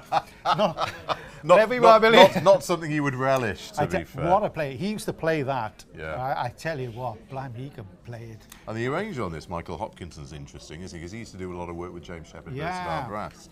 So a lot of those old JSB arrangements were Michael Hopkinson's arrangements. Difficult.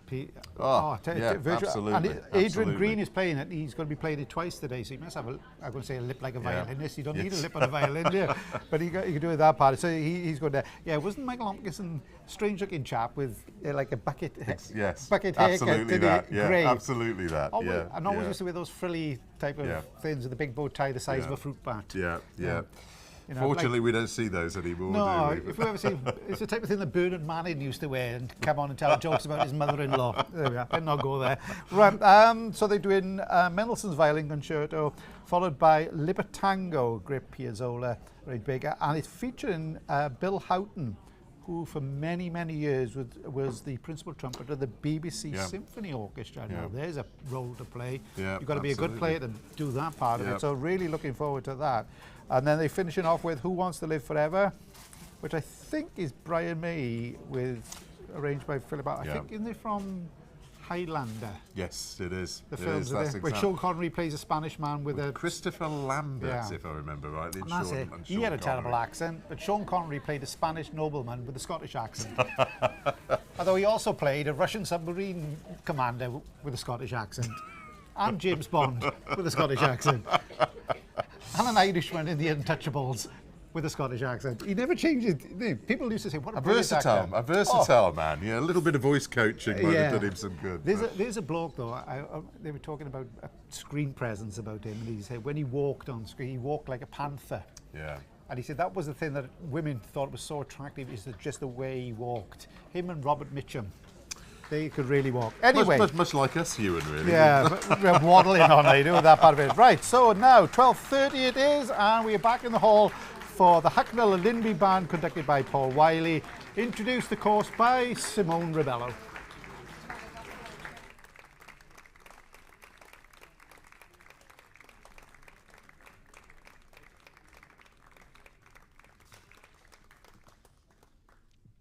Welcome back to the championship section here at the Bolsover Festival of Brass 2023. We've got to the 7th performance that we're going to hear today. It's going to come from the Hucknall and Linby Band. So would you please welcome the Hucknall and Linby Band and their conductor, Paul Wiley.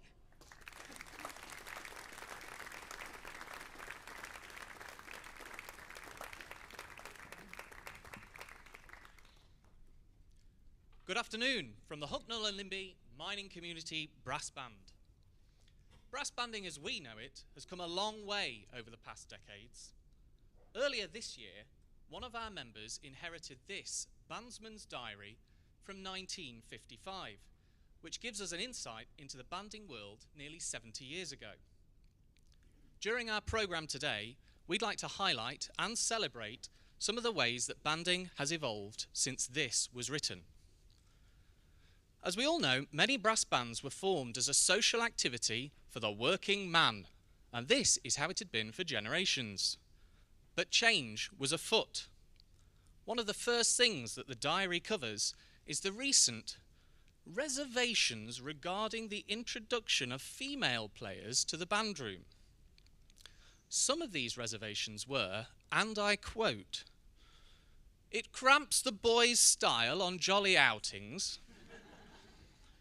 It looks peculiar on the march, and women are less amenable to discipline."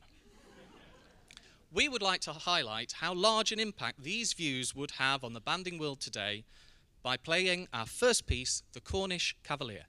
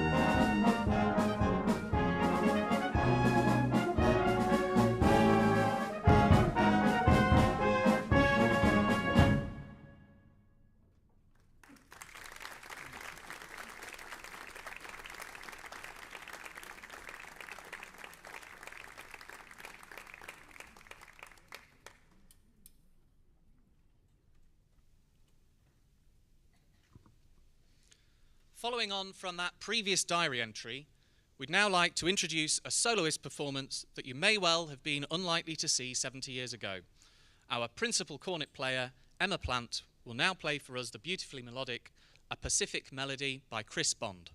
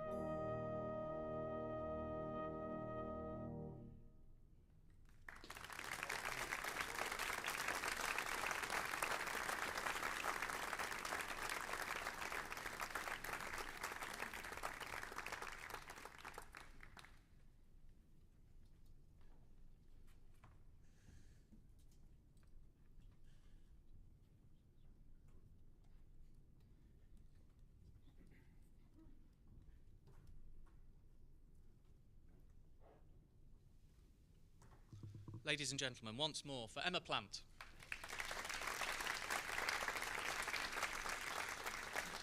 We return again to the diary, in which the writer offers their thoughts on contemporary instrumentation.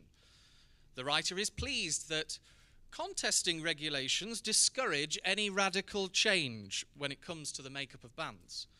However, they are also worried at the perceived continued use of the much despised flugelhorn, and seems genuinely alarmed at the fact that one hears of the odd instance of the trumpet being introduced deliberately. Maybe they were right about some things. To demonstrate how far we've come, we will now play Billy Joel's 1993 hit Lullaby, featuring our trombone section, and not one, but two much despised flugelhorns.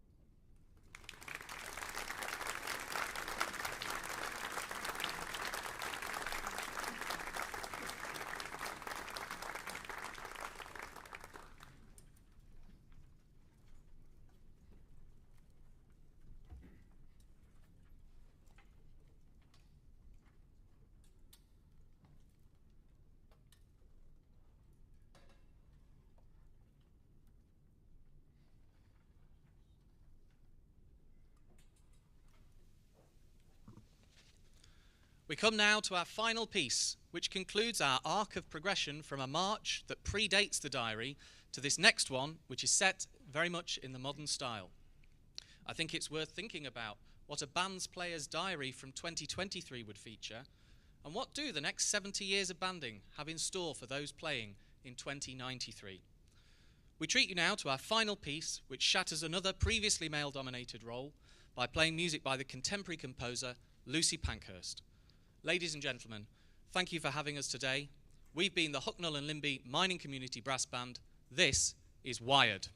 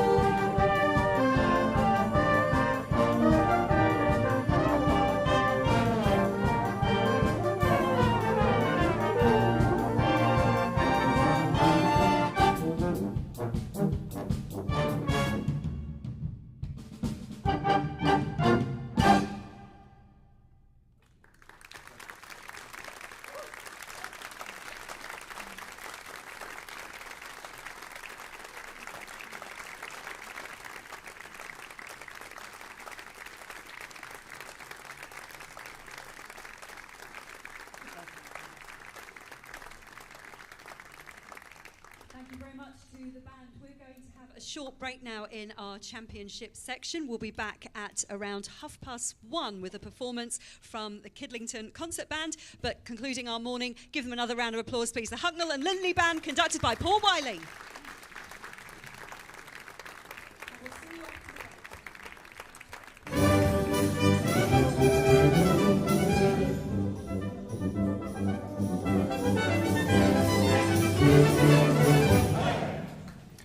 Well, as Simone Rebello just said there, we will now be having a quick break here in the championship section. We'll be starting back at 1:30 with the Kidlington Concert Band with Jonathan Pippin. Great idea in the end, wasn't it? This 1955. It was. You weren't quite sure what to make of the concept at first, and then it gradually became clear as the performance progressed. But some clever musical ideas in there. And cleverly thought, I've written at the beginning that the male men was only playing, male players only playing Cornish Cavalier. Yeah. All the girls were ready to race on. All the female players all ready to race on. Yeah, cleverly done. And you know, it's like an even split within that band now as well, isn't it? Yeah. So it's like a 50-50 Pretty much. split. But it was fantastic to see. Some great a players high there. octane end, wasn't it? Lucy Pankhurst, I love Beast that. Wired at the end. It honks a bit. That Great. is a real great one there. One of those ones there. But yeah, for an idea as a concept, it's like a little notebook they have. I'd like to read that diary actually. Yeah. Quite interesting reading. I Yeah, suspect. very much 1950. Very much 1950. Very much of Empire. Yes, I think very that much one there, so, part of it there. yeah. But some great player. Emma Plant, really fine player. Part of it there, and then the lullaby, and then finally that Wired from Lucy Pankhurst. So that was absolutely great. And as I say, after the break at 1:30, we got the Kidlington Concert Band. So we'll be saying a little bit about them. And at the moment, I think South Yorkshire Police Band, I can see the tenor horn player flying through like a great Paganini there on the tenor horn. I think he's doing the Mendelssohn violin concerto, so you can go over to that channel now if you go onto the website, and you'll be able to pick up the end of their performance. And then at 1:30, roughly at the same time when we come back here, it'll be the Lydbrook Band in the first section, and they are playing a program called Splish Splash Splosh. I'll have to say that properly. I got to find out. But let me just say Splish Splash Splosh, starting off with Banana Island by Etienne Cruzat. That's a great one. I think it was played by, I think Corey played it. It was Corey. It was in the brassing concert. Yeah. Taps in Tempo, which is a great old xylophone solo from the 1920s. There used to be a chap, I have to be careful how I say this. If you go on YouTube, I think he's a big chap from the 1920s playing the xylophone. I'll find out his name. If you catch it out, he's a brilliant player. Anybody that knows it, message us. Please message in. It will come to me. I've seen it before. But this xylophonist is Darcy Beck. Then they're playing Gavin Higgins' Alana Moore. That's a beautiful arrangement. That's a beautiful arrangement. That's the one to get in you in the heart. Yeah, one that you know well from Tredegar playing. Well, played it at the proms. Yeah. As a little encore, and the people in the audience just wow. Oh, it was glorious. I mean, I was there that night. Yeah, it's a beautiful arrangement. Just so the harmonies and the way Gavin uses the band is just fabulous stuff. And it's just fragmentary, but when it's all brought together, then so that's a lovely piece. Following that is God Only Knows, which you can sing in so many ways to mean for so many things. But this is the one by the Beach Boys, which is featuring 4 trombones and a flugel, and then a little bit of French insouciance to finish off Beyond the Sea, which is used, I think, in the film. Is it Love Actually or something like that? One of those. Is it Love Actually or one of them? We'll find out. Again. Somebody will message us. So there we are then. Right. So we can have a little VT break now, which I think is a feature on Dennis Wick and all their fantastic products. And that's going to go on for about 20 minutes. As I say, you can pop over to the other channel to watch the things in the first section. That's just coming to an end there. But we got a nice little VT insert from Dennis Wick. And join us after it. Then we'll be doing the countdown to the next band on, which will be the Kidlington Concert Band and Jonathan Pippin.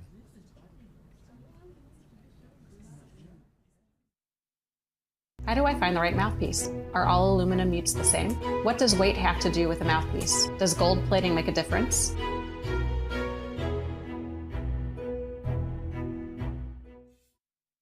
Yes. Well, I've played on a Dennis Wick mouthpiece all my life. My earliest memory, I think.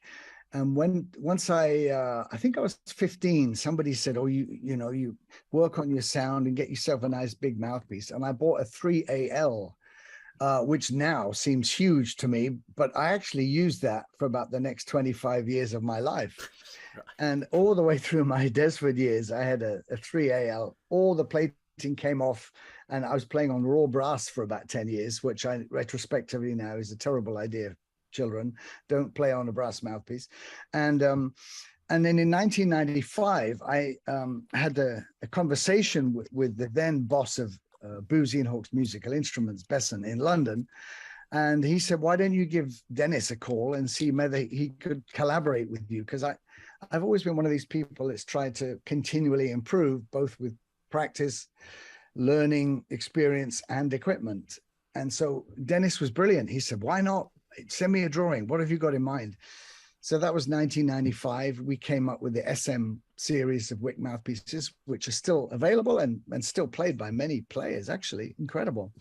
And then in 2006, I said, you know, maybe we could think about another line that has a little bit more mass, obviously looking very similar to the current Ultras. And so that was the Ultra and the Ultra X, and then the XR, which came along about 4 years ago.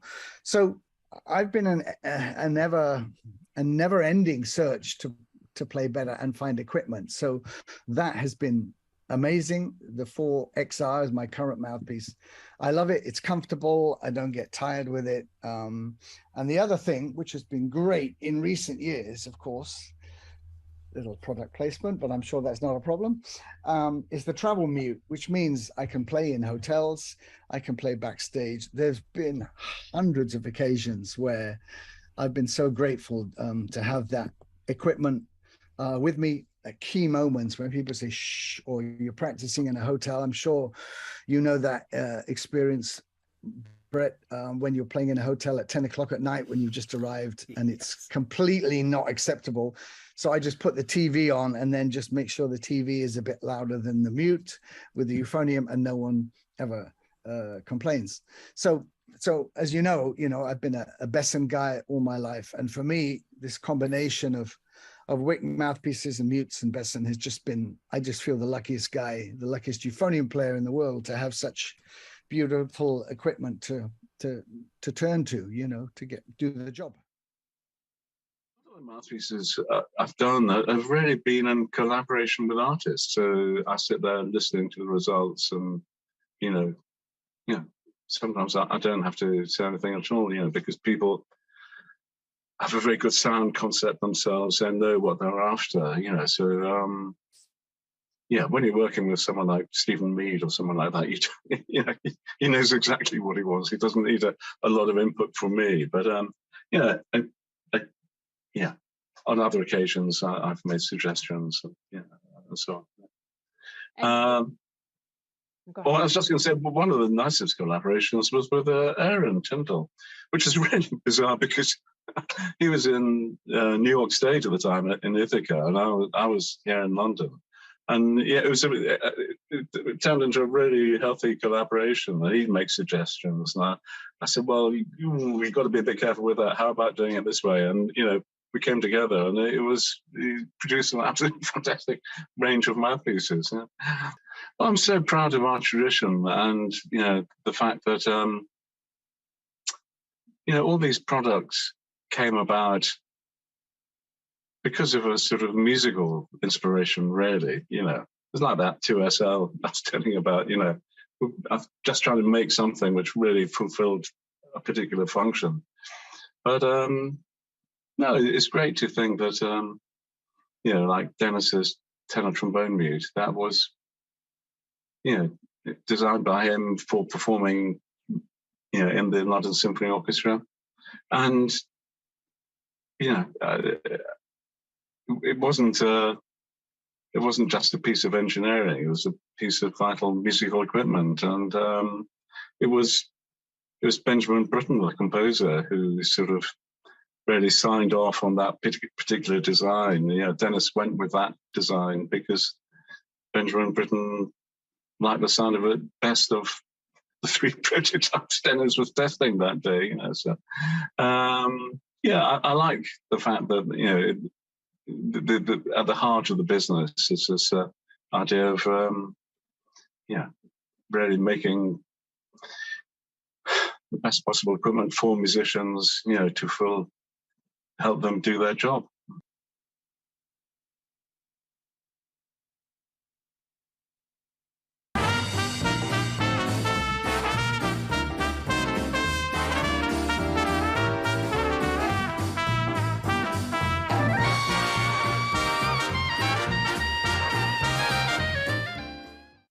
In terms of whether we talk about the instrument or the mouthpiece that you use or equipment that you use, how does that affect you continuing to grow as a musician and continue playing and think about what you do as a player? So I don't like change.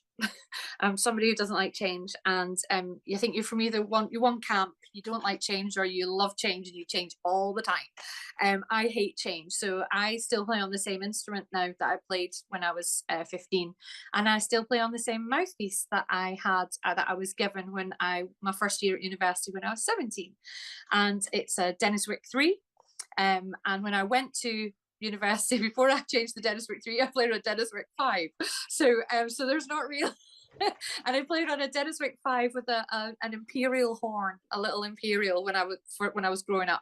And then my parents bought me a sovereign, and I was like, wow, it's amazing. And I still play that combo with the exact same instrument, the exact same mouthpiece that I just sort of every 10 years have got replated.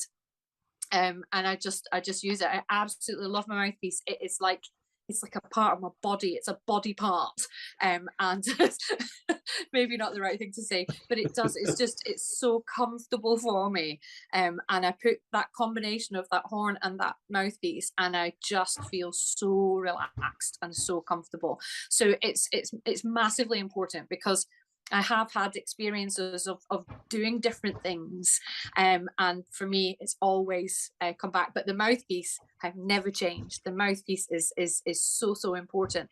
I've also spent a lot of time with people who change their mouthpieces all the time, and I'm always, wow, how do you do that and not freak out in here? I just can't do it.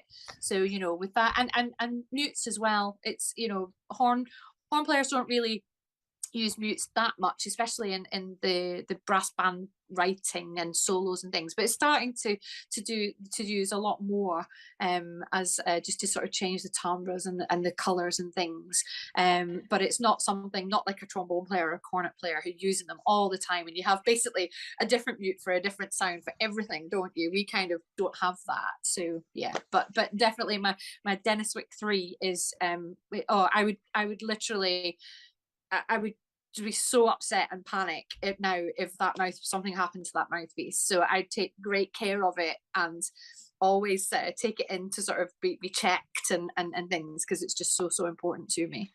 I was going to say, what would happen if you left your instrument case on a train or something? I'd probably give up. It would be, for me, it would be the sign to say, right, that's it, it's time to stop. How do I find the right mouthpiece? Are all aluminum mutes the same? What does weight have to do with a mouthpiece? Does gold plating make a difference?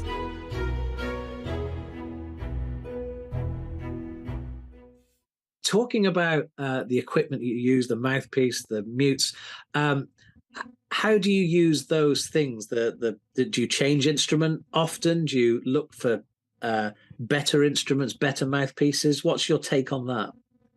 Well, absolutely. It's a really good question, because with instruments and mouthpieces, there's always a subtle blend of kind of using equipment that actually does make a difference, and using equipment that makes a difference to you because you think it makes a difference. So it's that kind of actual and psychological, and you need both. The person, we've talked about this on things that we've done together before, Brett, the person that has to do those 40-minute lip slurs, if they have to do it, they have to do it. The fact that maybe they don't need to do it is irrelevant. Yeah. And I think it's certainly like that with instruments and mouthpieces. If you think about it as a keen or professional player, or even a brass band player that plays for hours, you probably spend more time with your instrument than you do with your family. So it's something that is very special to us all. So with my instruments, I had another epiphany, if you like. I used to play in a brass quintet, and we used to go to Austria about twice a year. And I met a guy called Martin Lechner who made handmade instruments. So as I mentioned before, my first instrument was a Vincent Bach, great instrument, bog standard, absolutely terrific, no problems with that. But then I met this guy who literally, he hand tapped every part of the instrument. You see, so a bell took 13 hours of tapping with a hammer that big, you know? So unbelievable. So of course, this was a whole new world for me. And he made my first instrument, and you have to go back about 3 times. You literally, he like interviews you for the instrument, you know, and he listens to you play. So this was a whole new ball game. So I stayed, you know, I still got all my Lechner trumpets. I've got about 10 instruments now. So I've gone there all my life to go and see Martin Lechner, you know. So that's what really got me interested in equipment and how the instrument can help you. Because with a good quality instrument, the instrument changes the way you play. You know, you think you're doing all the work and you're changing, but actually the instrument is working with you if you get a good quality instrument, you know. And with the mouthpieces, I think the mouthpieces are really, really, really important. And I always, you know, there's this thing about thinking, you know, if you talk about mouthpieces, everybody's heart sinks, don't they? You think, oh, what a geek. But actually, a mouthpiece is just a bit of technology. You know, it's the most important part, if you think about it, of any instrument, because it's the bit that goes there, you know. And certainly as a trumpet player, you've got so many instruments you have to play. You play B flat, you play a C, you play a D, E flat, piccolo, flugelhorn, natural trumpet. You know, it's impossible now, in my humble opinion, to do it on one mouthpiece. So I think players have got to get used to the fact that you play different mouthpieces. And I personally think it's a good thing. It's a good thing to use different mouthpieces, because every mouthpiece makes a slightly different sound, and that sound can make all the difference when you're doing a concert. So trumpets are very personal things. They're emotionally very close to you. Mouthpieces are also close, but use the mouthpiece as technology to help you do what you need to do. Yeah, I mean, I remember in a previous conversation you were saying that it wouldn't be unusual for a trumpet player to have 60 different mouthpieces from all the different ones that they try and go, yeah, that works, that's really good. I'm going to use that on the piccolo. But then they try another one and go, no, I'm not going to touch that. That's terrible. And then you put it in, I don't know, on a bookshelf somewhere, and it stays there. Yeah, of course, yeah. And just go on eBay, and there's loads of players selling off loads of mouthpieces. But that, you know what? That's the wonderful thing. You know, people are still exploring. There might be a little bit of neurosis, but people still they're still so passionate. They'll spend a lot of money to find that magic mouthpiece. And you know what? I don't think that's a bad thing. I think that's great. Long may it continue. Well, I had super guidance all the way, but I didn't really, apart from lessons with Trevor Groom between the age of 17 and 19, I never really had lessons. I went to Bristol and found that immediately I was looked on as the euphonium teacher. So I was going into local schools, and it was like, I can really do with some lessons myself. So no, actually I had 3 guys, and people who know me well will know that it was John Clough at Black Dyke. It was Lyndon Baglin, wherever he was, Sun Life, or CWS Glasgow, CWS Manchester, and Trevor Groom. They were, and in my mind, was almost a conscious collection of their attributes to say, I love John's band playing, I love Lyndon's virtuosity, and Trevor Groom's sound and poise. You know, I kind of try to fuse them, and I still do. I've never outgrown those amazing idols I had when I was 16, 17, 18. And then I met Trevor Groom actually in Kettering. I was there with Boscombe Salvation Army Band. And people said, oh, do you know Trevor's in the audience? And it was like, oh, my goodness. So I stood up, played a solo, and he came backstage in the church straight away. Stephen, well done. Oh, I love that. And all I could say was, Trevor, can I have some lessons? And he said, absolutely, lad. He said, but you're in Bournemouth and I'm in Kettering. I said, doesn't matter. So I used to get on the train from Bournemouth Central at 7:05, arriving in Kettering just before 11 a.m. And he would pick me up in his car. We would go to the band room at Kettering Salvation Army, play for 2 hours, then he'd take me back to the station. And you know what? It's remarkable. Nearly 2 years, every week I saw him. I offered him money, and he always said the same thing. Lad, if you're keen enough to come up all this way up for a lesson, I'm not going to take your money. Now, you don't hear many teachers say that nowadays. And so looking at the products, whether it be the instrument, whether it be mutes, mouthpieces, how do these help you in terms of continuing to transform and develop as a player? Yeah, well, I'm actually definitely one of the musicians who I'm not looking for a new mouthpiece every week or every month. I've always played on a Dennis Wick mouthpiece. Whether that came with the instrument when I was in that primary school or not, I can't remember. But I've always played on Dennis Wick, and it is. I'm always looking to improve. But if things aren't broken, you don't want to. You have to try and fix it. That old saying. So I've always played on a Dennis Wick and always found that it's been sort of top of the range. And I think that's also now sort of over recent months, knowing that they are sort of at the top of their game, sort of leading in the industry. I'm confident that I'm getting a good product, and I've never had an issue with it. Quite a lot of the time, if I find a fault in my playing, I always try and fix it. It's down to me rather than I'm confident I'm on the equipment that will, supply me with the best methods going forward. So I've always played on Dennis Wick, and like I say, I've not got any intention of going anywhere. So. Well, it's interesting that, because you do get quite a few people that will, if they split a note, they start looking at the instrument or they start looking at their valves, and you think, well, yeah, okay, there might be an element where it hasn't quite worked, but if you know yourself and you know the instrument you play, it's an extension, really, isn't it? So it all goes hand in hand. Yeah, I'm always a player that's, if I do make a mistake, I kind of look in the mirror, I look at myself rather than look at my, sort of bad worksman blames his tools kind of job. I've never been that kind of guy. So, I always kind of look in the mirror and try and sort of fix myself, knowing that the product's going to be fine. And I've dabbled around with different equipment, different mouthpieces, people trying to get me to try different ones, but it's just never felt quite right. And whether that's because I've always played on the Dennis Wick, or either sometimes it's too light, sometimes it's too heavy, so it just doesn't feel right on the mouth. So I just like sticking with what I'm comfortable with now at this stage.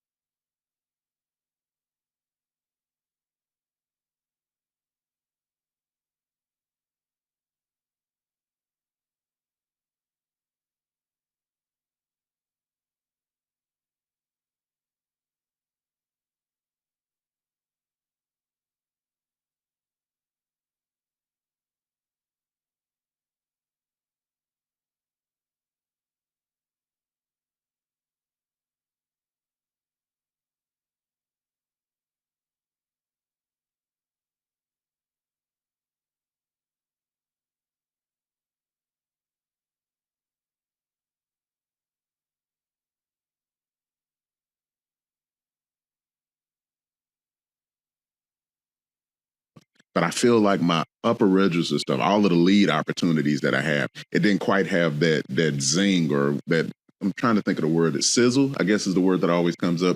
I couldn't, and I think we had that conversation too. I was like, yeah, I can do it all. It's working. It's super comfortable.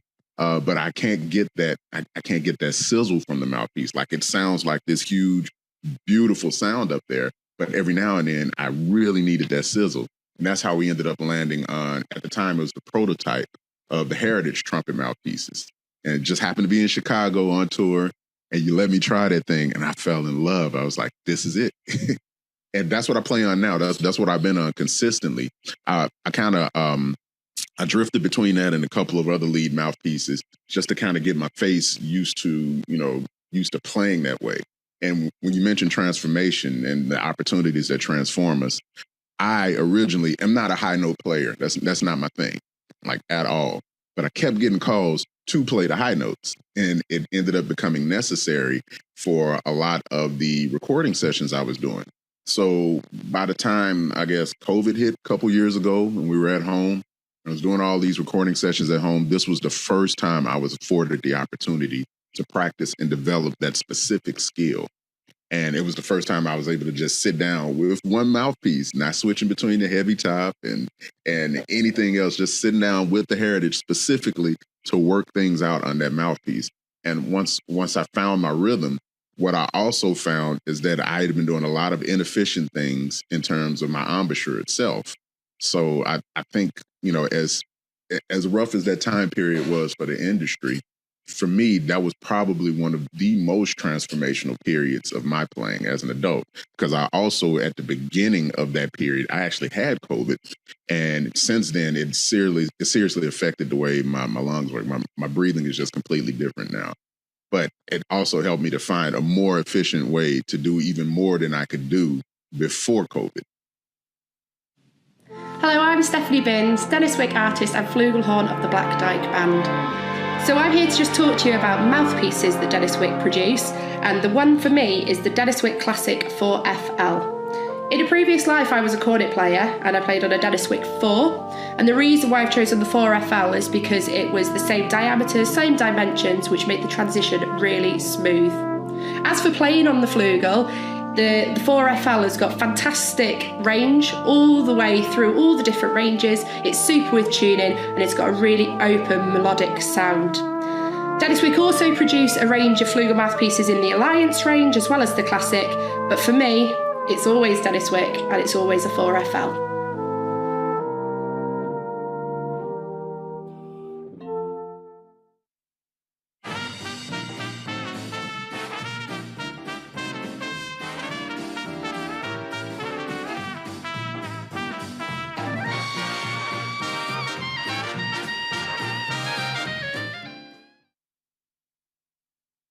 Thank you so much for joining me. It's been really, really interesting and fascinating to find out more about your life and your career. Well, it's very flattering to be asked. I mean, it's the things I'd like to have done. I would have liked to have done more solos, but you know, the public appetite for trombone concertos is somewhat limited. Yeah, it's not quite the high point in everyone's musical ideas, unfortunately. I know the things I really enjoyed doing. I'm playing for Philip Jones. Yeah. In his brass ensemble. I've got a recording of a trombone quartet broadcast that I did with a premiere of a new work by Ray Premro, which is something I really enjoyed. Right. And you know, there's all the little highlights in your life that you remember. Yeah. But as I said, I'm grateful to the people that continue to work for me, and only hope that we can progress it and continue to do more. Yeah, and we all hope that we see more and more because we all love everything you've been doing.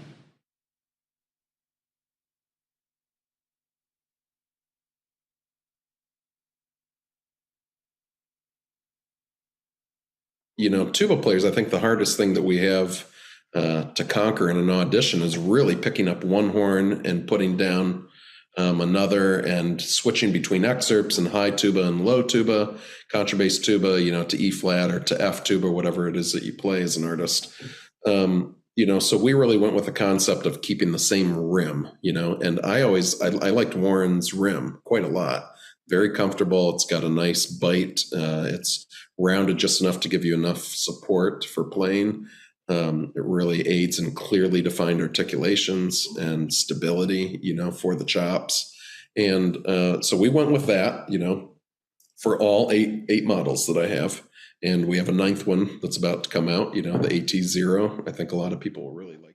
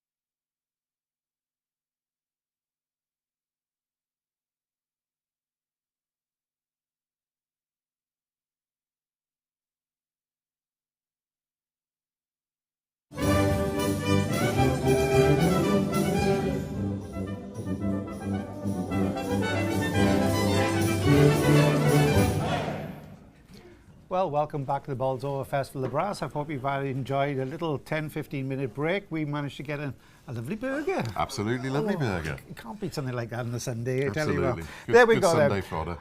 The action year starts again at around at 1:30. We got the Kidlington Concert Band conducted by John Pippin. They're playing Journey Beyond is a world premiere written by Mr. Pippin himself. Indeed. He's a talented lad. Followed by the Holy Well, Peter Graham, which is the soloist is James Adcock on euphonium. Knocking on Heaven's Door, a little bit of Bob Dylan, arranged by the band themselves. And then Bat Out of Hell, which is Jim Steinman and Meatloaf, I think. That's it. Absolutely. That was it. Tom DeVoren's arrangement. Yeah, I'm surprised we haven't heard the Holy Well played more often. It's lovely, just a lovely little piece. I guess dunk more times in a rich tea biscuit and a cup of tea, that is, doesn't it? Everybody has a go at that one, but that part of it. This is John Pippin's first contest with Kidlington, is he? He's just, I think, started his relationship with them. So yeah. Talented lad, Pippin. Absolutely, yeah. Fine trombonist. If I want to buy a second-hand watch, see him in yes, as well. He knows his watches. He does know his watches. Yeah, he's got a fine collection. So that's Kidlington. Over in the other hall is the Lydbrook Band, which we'll be hearing again back here in a couple of hours' time. They're playing, as I say, Splish, Splash, Splosh, Banana Island, Taps in Tempo, Ilanimo, God Only Knows, and Beyond the Sea. Now, in the meantime, we'd asked you a little bit earlier on to send some pictures in, and we've had a fantastic couple of pictures which have come in. Now, I'm not brilliant at technology, as Chris knows, right? So if this goes wrong, this is going to be my fault. Now, I've been told this is what I've got to do. You scroll down there. Then you see, you've got to find the two boxes. Bear with us here, because I don't think this hasn't worked for me. Right, let's have a look. There we go. Find the two little boxes, which you do there. Touch on Studio. That's the one. And you should see. Stop mirroring. There we go. There we go. That's the one. That's the one. Is that? My word, I'm a genius when it comes to technology. A latter-day Isambard Brunel of it. And that is 3-year-old Albert. IT's answer to Tommy Cooper, boy. Looking, oh, just like that. 3 years, Albert, looking for Mummy Lauren, who was playing with the Hucknall and Linby Band. That's a great and I shot, think he's just pointing it out. I think he's pointing it out there. That's absolutely fantastic. So well done to Albert, and well done to Lauren as well. I hope he enjoyed it. We've also, we think, we've got another picture from, we're talking about the broadcast going around all the world. Somebody from Nepal. Or it could be the... Is it the Dalai Lama? It could be. Or but that, we're going to do that in a few moments' time, I think. But it's either the Nepal tandoori restaurant around the corner. It could be that one. But by all accounts, you've got somebody who's been listening in from Nepal who's been coming in. So please, if wherever you are, send some pictures in to us. You do it at bolsover@nextstepfilms.co.uk. I'm talking about Next Films. They're doing a cracking job here. Doing the recording of the bands and broadcasting it for you, and you will be able to buy a little digital package from them. This is for the bands, not individuals. For the bands, they'll be able to buy a digital pack which will have clips of their performances, which they can then use in social media themselves to help promote themselves in the future. It's a great little idea from the company that's doing it, and you're all covered for copyright, etc. It's your responsibility where you put it, but there'll be clips on there so you can use that to help promote your band as you go along. So that's something really great with that one. Also, the audience prize, people have been voting as well. Absolutely. And at the moment, it's a bit of a Yorkshire one too.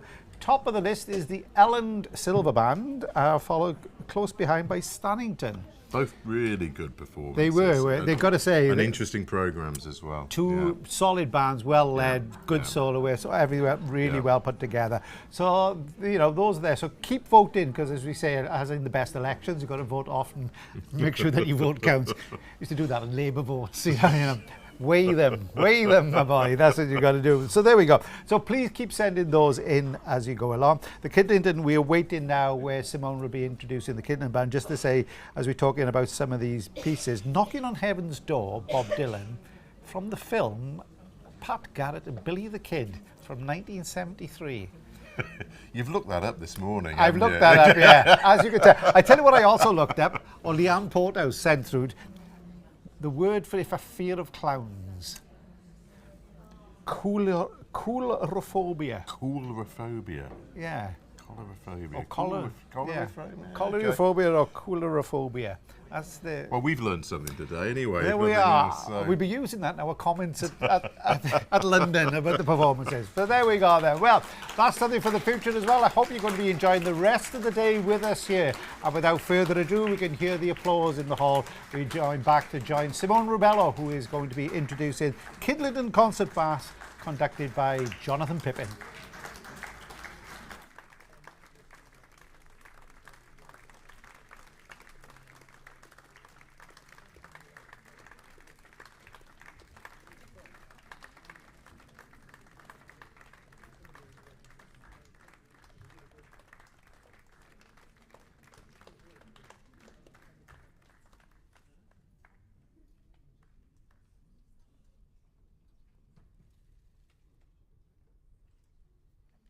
Good afternoon, everyone, and welcome to the continuation of the Bolsover Festival of Brass 2023. This is the Championship Division, and we're here at our new home at the main arena from the Fraser Group's Academy.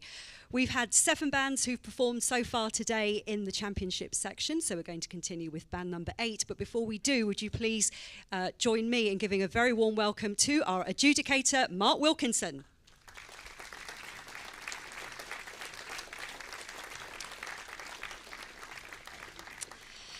So, Kidlington Concert Brass are all set and ready to go. So would you please welcome the band and their conductor, Jonathan Pippin.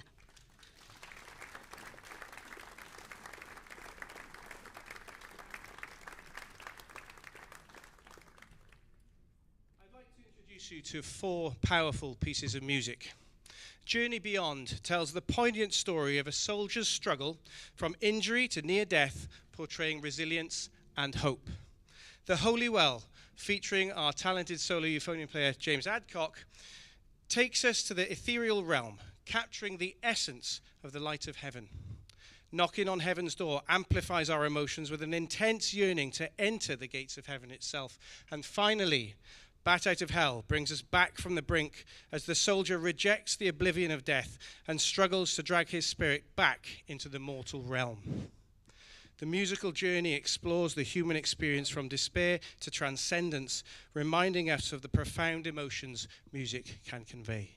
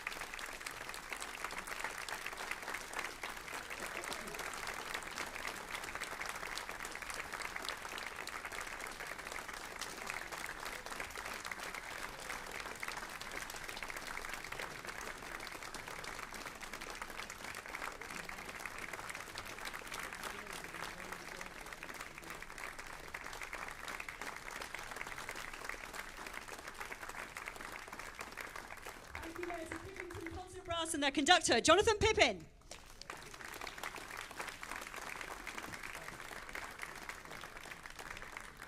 We're going to continue here in the championship section in about 10 minutes' time, so we'll see you then. Thank you.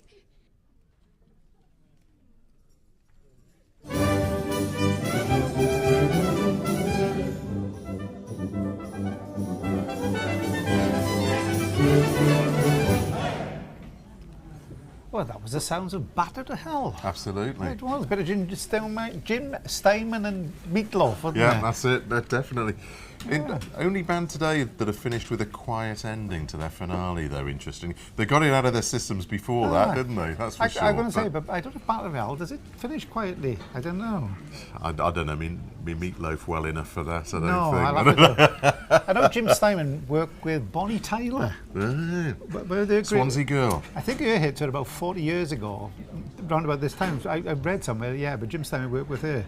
She still lives down the Mumbles. She does. She lives on Mumbles Road. Does she really? Yeah, she does live on Mumbles Road. Number I 6. know exactly where she lives. Number 6, Cumdonkin Drive. Dylan Thomas. Dylan Thomas, right? Dylan Thomas. He did. He lived there indeed. Knock, knock, knocking on heaven's door. As I say, was written the soundtrack for Pat Garrett and Billy the Kid. Covered famously by Eric Clapton, which many people think, but it was Bob Dylan's, I think, a Sam Peckinpah film. And there we go. Here's a quiz question for you. What was Billy the Kid's real name? No, don't know. People think it was William H. Bonney. You've got all this written down. You've got it all written down. Research, People think this is spontaneous. Oh, research. I mind you, it's in my brain forever. Research. They all think he's William H. Bonney, but he was actually christened Henry McCartney. Paul's long lost brother. It could have been that. It could have, but yeah. And he was aged just 21 when he died, but there's a famous picture of him which is worth hundreds of thousands. Only like the 2 pictures of him. I'd call it a Derugar picture. And that's the famous one. He wasn't a good-looking lad. He wasn't a good-looking lad. And the other famous one is him. He played croquet. Did you know that? Billy the Kid played croquet. Yeah, there's a famous shot of him as well. Suppose he played croquet. But there we are. We digress. Where does he get this stuff from? I know. We digress. The next band on is the Haverhill Silver Colliery Band with Paul Philby, and they are doing a magical mystery tour inspired by the Beatles. And a lot of the arrangements have been made by Tim Pannell, who is a really, really talented musician. Great cornet player. He plays with Haverhill, but also he's played with Brighouse and all sorts of different bands. Got 2 great young kids who are playing. I think Archie, the one of them, he's about 5 years of age. I think he's going to turn out to be a real star as well. If the 2 of them, they are great ones. Paul Philby, the conductor, is one of our generations. He principal trombone with Gus. Oh, he was, back in the 1980s. Wearing the same uniforms as I used to wear with Tredegar. That's it, exactly. Burgundy. That. When Keith Wilkinson was the conductor. They were a fine band then. Ryan Grant on the cornet section, Trevor Groom still on solo euphonium back then, Richard Franklin on flugel. That was a fine band. Yeah, they made some good LPs and records. I tell you what, Keith I know is out in America. Dr. Keith. Dr. Keith. And a proper doctor as well. Absolutely. Doctor of mathematics. Yeah. You could add up 3 in a bar or whatever. He was at the British Open. Was he? He was in Birmingham for the British Open a couple of weeks ago. Oh, well, if he's watching, Keith, great to see you there. Right, so the Magical Mystery Tour, starting off with Bésame, I think it is, Bésame Mucho by Velázquez. Not a typical Beatles number. No, I can't remember. The tune may come to me, but there we are. But followed by Beatles Revolver Medley, and which is the soloist, has been arranged by Sam Every, and the soloist is Tim Pannell. And I was trying to look up what songs are on the Revolver album. Taxman, Eleanor Rigby, a famous classic. One. Yellow Submarine. No, I thought Yellow Submarine came on later when they went into the hippie. I thought Yellow Submarine was the late phase. When they were all growing hair and rising off the floor with a Maharishi. Written by Ringo Starr, that one, if I remember rightly. Not Lennon and McCartney. Yeah, sums it up. I would have thought it was that. So there you are, some great songs on that one. So you'll be able to check those. Then they are doing a Bourrie from Suite BMV 99 by Bach, and BMV stands for what? Now this is it. Come on, you're a classical man. I should know this. You should know. I should know this. It means Bachwerk Weissichnis. Good German. Good German. Yeah, you never knew I could speak. You could do. Neither did I. But there we go. Better than your Welsh, though. Yeah, by Wolfgang Schmeider in the 1950s, and it made sure that they were linked by theme rather than by chronological order, as opposed to opus numbers, which are chronological. Oh, there we are. Eh? So Opus 1. Opus 1 by Cy Coleman, is it? That's the one, the big band number. That's Opus 1. That's right, that is Opus 1. That's Opus yeah, 1, isn't yeah, it? So that is Opus 1. Oh, I tell you what, that's about as much intellectual stuff that we were going through all day today. So there we are. So the Bourrée from Sweet BBV 999 Bach arranged Timpanel. I think we'll know this song, the tune, as soon as it comes up. Yeah. Then they're doing My Bonnie, which is a traditional Scottish number, again arranged by Tim. And they're finishing off with The Way You Look Tonight, which is Jerome Kern. And then he's been done it there. So not for the first time. This programme has been wholly arranged and put together by Tim Pannell, which is that's it's quite impressive, isn't it? I've seen him. He's here because he's been playing, of course. He is. Yeah. But I seen him earlier on. You know, he's a busy musician, and it's great to see him doing that part of it there. 2 o'clock over in the other hall is being played by the Milton Keynes Band. They're coming back on here a bit later on at 5 o'clock, and they're doing a theme of dance. So it's Dance of the Imps in the Hall of the Mountain King, a bit of Grieg, Barn Dance and Cowboy Hymn, which is a little bit of jiggly-pokery, El Cumbanchero, which I think was Hernandez, which is being played by cornet player Matthew Ball, and then Shaquilan de Bachin, Piazzolla. And that's my Spanishy type of stuff done there again. And they're finishing off with War Dance to the Red Cossack. So there's plenty for them to get on with. Now, before we go back to the stage, I'm going to try and bring you a picture. We said that we've actually got people from all over the world coming in to do this. I've just done it, and I've done it wrong again. This time, let's see. Here we go. Press that one. There, go to studio. And that should appear as if by magic. No, and it doesn't at all. You've stopped it. I stopped it. You've stopped it, yeah. There we go. Oh, I hope this is going to work now. Hopefully it's going to come up on the screen. Oh, I got to go up, sorry. Tap and then flick, I've been told. And still nothing. Press the photo again. I'm going to give it one more go. Here we go. Let's have a look here. Right. Do this one here. Then I'm going to do... We've got it. Oh, it's up on there. It's up on the picture, I'm told. But there we go. Then, so as if by magic, I knew that. And these people are from in Nepal. If you can still see it. Right, it's on the screen. We've got it. Right, there we go. And that's Nepal, by all accounts. A mountain scene. Yeah, it's either that or it looks like the scene looking down from Eberville to Tredegar. It is. It looks strangely like the valleys, actually, doesn't it? It does. As they say in The Life of Brian, I can see my house there, look. I can see my house. So that's in Nepal. So thank you for the people who send it from around the world. And they are doing, I understand they're doing volunteer work out in Nepal. And they're taking the time because they got family members playing with Hucknall Linby Band. And they said as soon as they played, they actually got up and started applauding. I wonder what the neighbours would have thought about that. And they listened to a brass band in the middle of Nepal. Oh, Dalai Lama must be thinking, what on earth is going on? He's probably there having a listen. Oh, of course, he's a good lad. Anyway, Haverhill will be coming on now in a few moments' time. And as I say, in the other section, in the other hall, it's the Milton Keynes Brass conducted by Matthew Brown. And as I say, it's great to see some of the variety of the pieces that are being played today. It's been really encouraging to see from the bands. They've been learning over the years, haven't they? A lot of these, especially the younger conductors, have been picking up on some of the trends and some of the ways. Just think a little bit outside the box, and we're starting to hear that. Yeah, and we've talked a lot about themed programmes before, haven't we? We've had a really good mix of themed programmes, some more tenuous than others. But there's been some really imaginative thinking in the way some of the programmes have been put together and constructed. No, it's been really good. And one thing just to say on a slightly different point, as you know that the competition today is being held here at the Fraser Group headquarters. And there have been some people who, there have been some complaints, and there has been some concerns have been written about the second hall, which is here. We've spoken to the organisers, and they have said, unfortunately, trying to make sure that we get as many bands in as possible to play and experiences.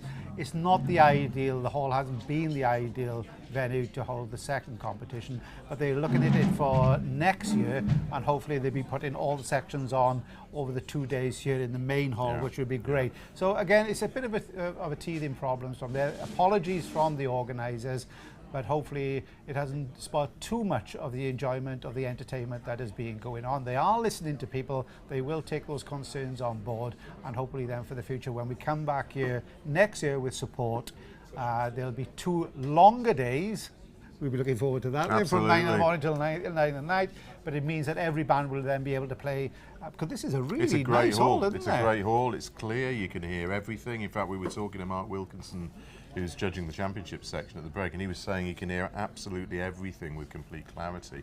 And it's a good hall, the size is good. Bands would love to play in church halls as long as they're well furnished. Yes. I think is it the Midlands there? They were in Corby in the Cube. Yes. It had its concerns, of course it did, whatever. But I tell you what, for listening, blimey. You can hear everything. It was. If you were a player. That's a very dry acoustic. Dry? It's drier than a martini. But this isn't. Or you'd think there's a low ceiling in this building, isn't there? Yeah. And you'd think the acoustic would be a lot drier than it is. But actually, there's a nice little bit of reverberation in here. But real clarity, which is great. It's a good hall for listening to a brass band.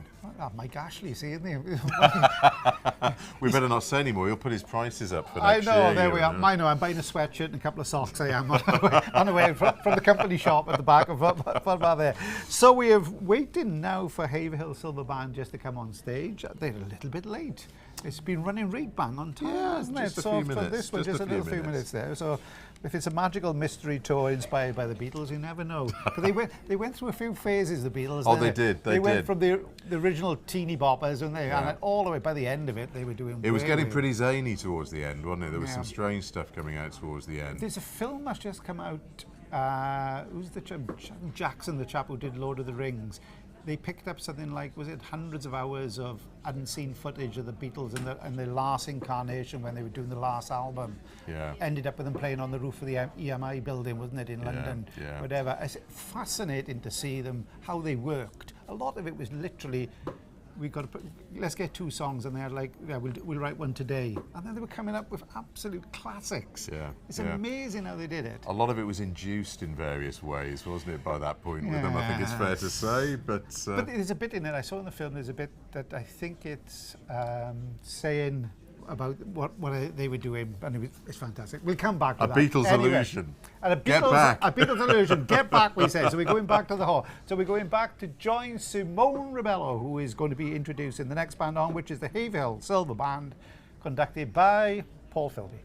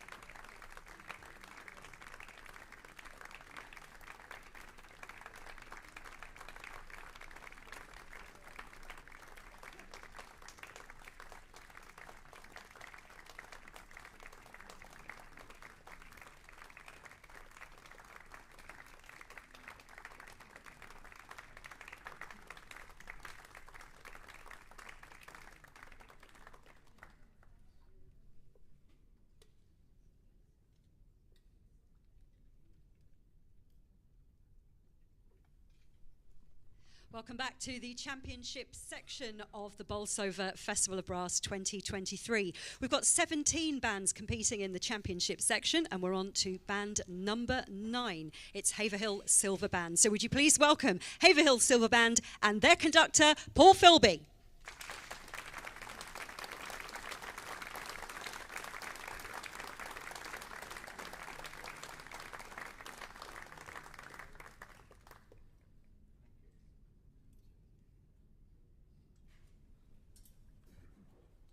Good afternoon.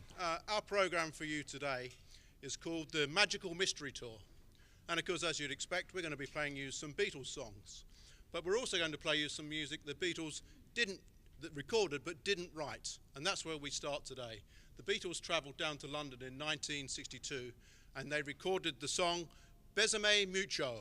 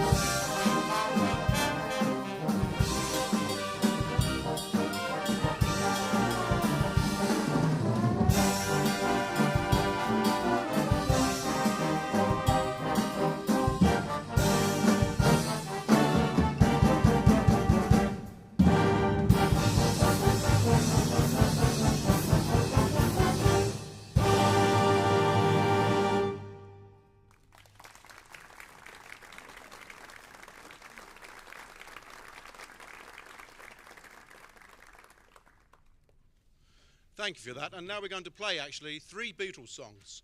These were all recorded on the Revolver album in 1962. That is Yellow Submarine, Here, There and Everywhere, and followed by Eleanor Rigby. And this arrangement has been made for the band by Sam Every, and it features our principal cornet player, Mr. Tim Pan.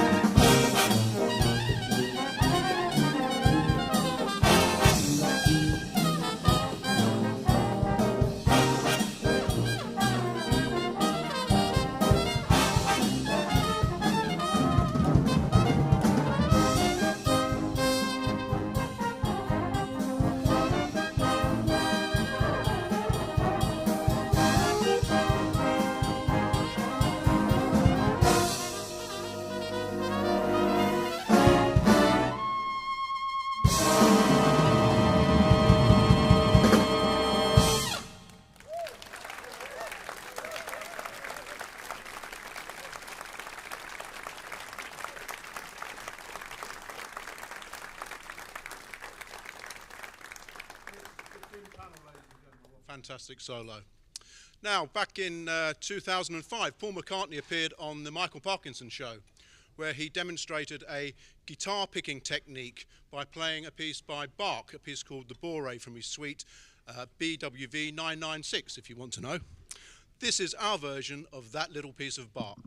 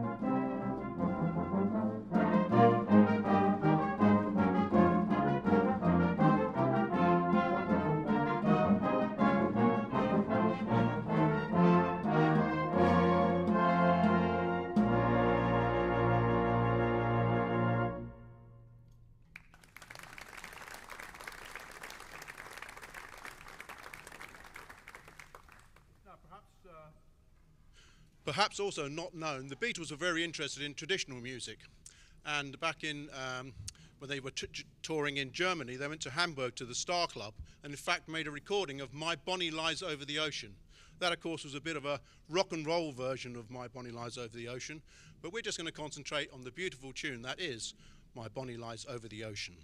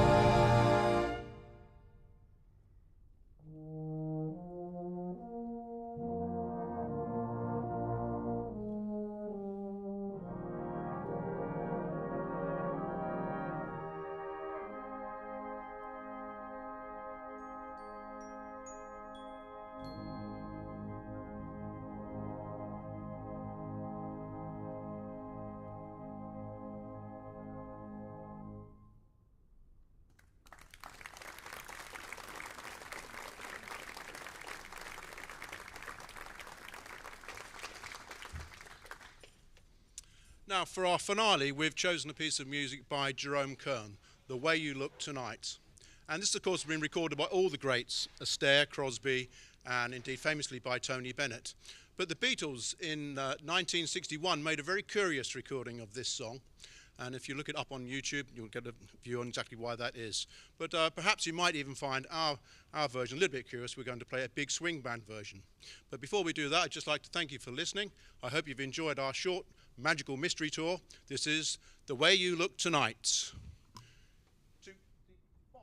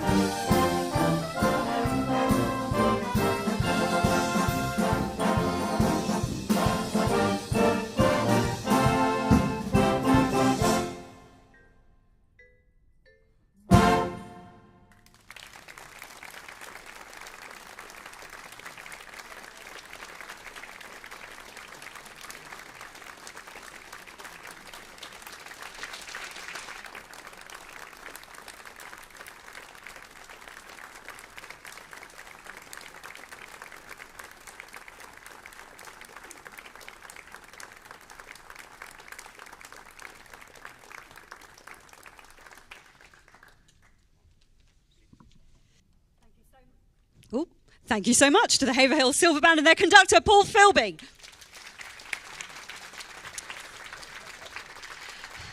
And we're going to be continuing in just a few minutes' time, so we'll see you very shortly. Thank you.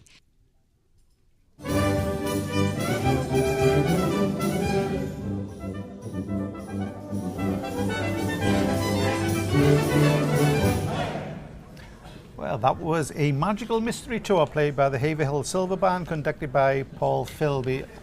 I don't know, Mark is going to decide who's going to be the best soloist today. That's going to be very difficult for Tim him. is a great player. He's a fine player. You know, the way in which he changed, but the style of his playing. It was wonderful. And his arrangements, there were some really quirky little arrangements in there, really interesting arrangements of My Bonnie Lies Over the Ocean, not what you would expect at all. But it's a magical mystery tour. You think of the Beatles, you think of the big hits, but it wasn't that. It was a little more thoughtfully conceived. I like that little bit of arc that he did as well. Great Short little and sweet, but just lovely and really compact. That was it. I was just thinking about during his solos, Eleanor Rigby, sad. So I think they found it on a gravestone, didn't they? Yes, that's right. In Liverpool, wasn't there? Yeah. It's all the lonely people. Where do they all come from? I know where all the where do all they belong? It is, isn't there? Yeah, it's a really sad thing. But there we go. But that was a cracking interesting program. Yeah, you know, the concepts that have been coming from a lot of the bands have been very, very different. But it's been so entertaining to listen to. We haven't had very many that's been, even individual pieces have been doubled up. But it's been really good. No, it has, and a lot of these theme programs have really worked well today, haven't they? They don't always, to be fair. So they can be quite hit or miss. But there's a lot of thought has gone into some of these programs. Even when you know what the theme is, they've not been what you necessarily expect them to be, and it's been really interesting to listen to it. It's been really good there. Well, the next band on here is the Pemberton Old Wigan DWB Band, not the A band, the B band, conducted by Ben Dixon. And as we said a bit earlier, they've already played once. They're playing Los Hermanos de Bop, Mark Taylor, the Bombardier, TJ Powell, the Great March, with his first breath. She'll be featuring Grace Butcher on baritone. Nordic Polska, which we will hear a couple of ones do there, but it's a great piece by Philip Harper. And then they finish off with Nightingale Dances, which is Matthew Hall, and that part of it there. I have to say that the band, you'll see that they're wearing small ribbons, purple ribbons on their jackets and the uniforms. A little while ago, the wonderful Helen Smart, one of the players, so tragically died at such an early age. She was I think it was a head teacher, Olympic swimmer, inspirational figure for the band. Absolutely. And a real tragedy for the family. Our thoughts very much with them indeed, and it's great that the band are marking that in such a way. I'm quite sure they'll play splendidly for her and all the family. One of them is that Bombardier March. Another classic TJ Powell. It is a classic. Now here's the one. I give you the quiz question first thing this morning. Who was the odd one out of Which Lloyd was George? Lloyd George. Right, but who was the bloke who said lovely boy in It Ain't Half Hot Windsor Davis. Right, but there's a connection between him and Lloyd George. Let me think about this one. Teachers in early careers. Windsor Davis was a teacher, I know. No, neither of them are Welsh. No, well, there you go then. And yet Windsor Davis is about as Welsh as they come in his accent. It is. Isn't He's a lovely boy. A lovely boy. Shoulders out, shoulders back, boy. Shoulders back, lovely boy. But he was born in Canning Town. Okay. So there we go. But have you ever seen? You both have seen this. Have you ever seen him in the film Grand Slam? No, I haven't. Oh no, I have seen Grand Slam. Black and. No, I know it's a 70s film with him when Wales were going to play France. In 76, it must be. Because they won in 76 or 77. Because they won in 75 with Graham Price, got a famous strike. And it's one of the Phil Bennett's days or before that? No, middle of Phil Bennett's Bennett, is that day. And they were going for the Grand Slam. France beat them. And Windsor Davis is in there with the old chap who was the actor in Ben-Hur. He was the Sultan in Ben-Hur. And he won an Oscar in Ben-Hur. Tell me the other sitcom that Windsor Davis was in. That The Antiques. That's the one. What was it called? Never the Twain. And who was his co-star? Oh, Donald Sinden. Donald Sinden. Well done. Oh, I tell you what, there we are. 70s, they just come back to me as if by magic. It's been like some journey back in time, hasn't it, today? I tell you what, this is one of the reasons, if you like me, you work at home, you see, you put on things like ITV3, which is just, you can get the Saint is on at the moment, right? Followed by the Sweeney. Murder, She Wrote. Murder, She Wrote, that's later. That's later. The Return of Sherlock Holmes with Jeremy Brett. I tell you what. He was a fine Sherlock Holmes, Jeremy Brett. He's on. And then later in the afternoon then you get the Sweeneys. Tell you what, they just don't make television programs like those anymore. When do you get the time to watch these programs, you? That's what worries me. Well, this is why my head is full of toys when it comes to doing it. Sorry about that, folks, on that part of it there. We've still been having some great pictures from people from all over the place, and one of them, and I'm hoping now because my technician is ready with his finger over the button, is the WFEL Fairy Band. And they've just been doing a concert in Canterbury, and on their way home they've got nothing else to do. They are tuned in to watching Bolsover Festival of Brass. There they all are. You can see them with their thumbs up. I can see young Mr. Walton there, who's playing on the percussion. I hope they're enjoying it. I dare say they've got a few more miles to go if they've been in Canterbury and come all the way back up there. So I hope you're all enjoying it, especially James Parkinson, who is the person who did the audience prize. He's the brains who did that part of it, him, Sarah, his wife. And of course, if we talk about the audience prize, please make sure that you vote, because the more often that you vote for your favourite band, the more chance they have of taking away the prize at the end of the day. It was between Elland and Stannington earlier on, but I understand there may be a dark horse coming in.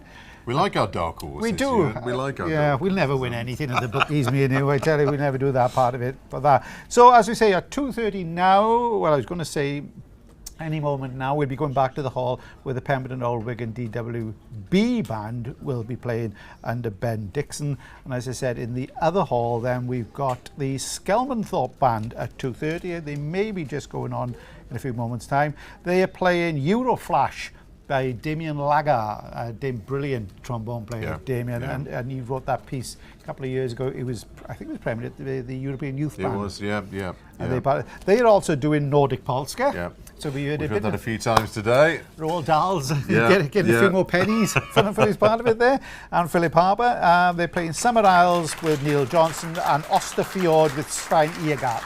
And with that, the applause is going, so we join back with Simone Ribello for Pemberton Old Wigan DWB Band, conducted by Ben Dixon.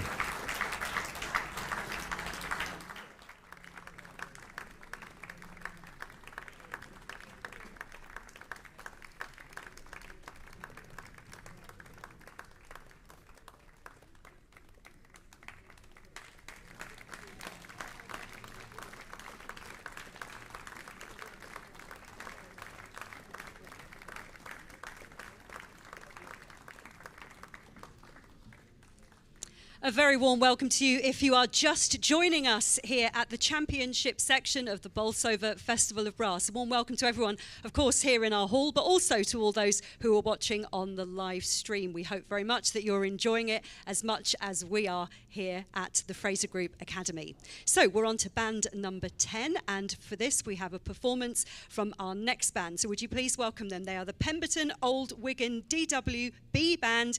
Please welcome them and their conductor, Ben Dixon.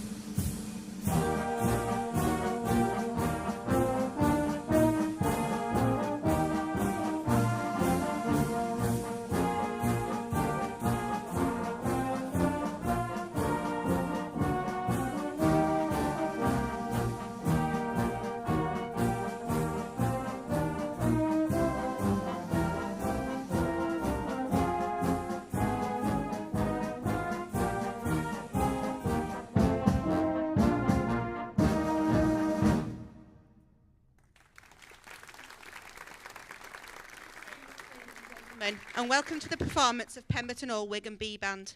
We opened our programme with Sandy Smith's fantastic arrangement of Los Hermanos de Bop, featuring our wonderful principal cornet, Melvin Sinclair. We then continued with a more traditional fashion with T.J. Powell's March the Bombardier. It now gives me great pleasure to welcome our soloist for this afternoon's performance. Grace is a product of the Pemberton organisation and has progressed through our youth band into the B Band. She has chosen to play a beautiful solo from the pen of Paul Lovett Cooper. Please welcome to play With His First Breath, Grace Butcher.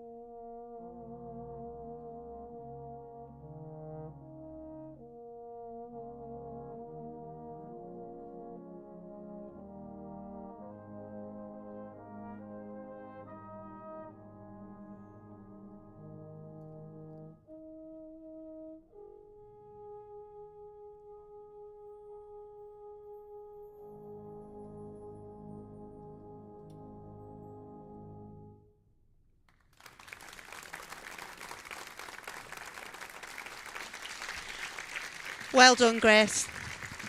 Let's give her another round of applause.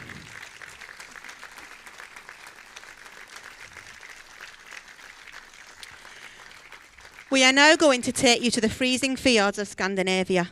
Here is Philip Harper's arrangement of Nordic Polska.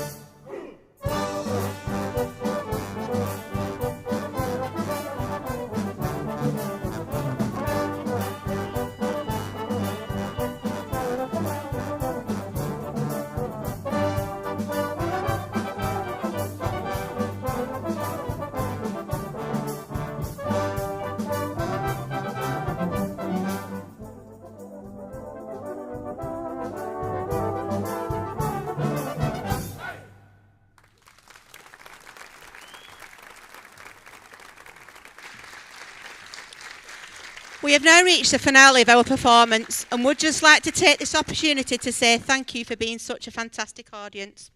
Our final piece was commissioned by the Stannington Band for their 2011 performance at Brass in Concert, winning the award for Best New Composition. Here is Matthew Hall's Nightingale Dances.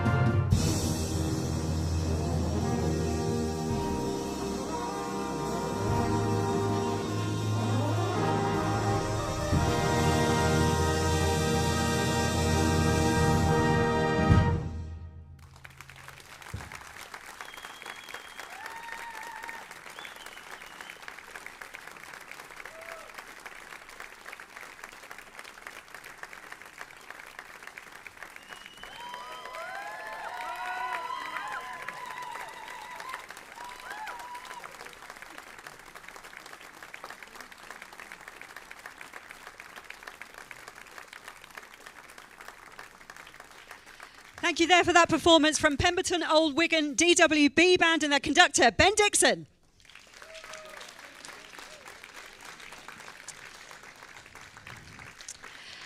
Ladies and gentlemen, we are actually now going to go into a short break here in the hall. For those of you that have programmes, I'm sorry to say that neither Wingates or Staffordshire Band are able to join us today. So we're going...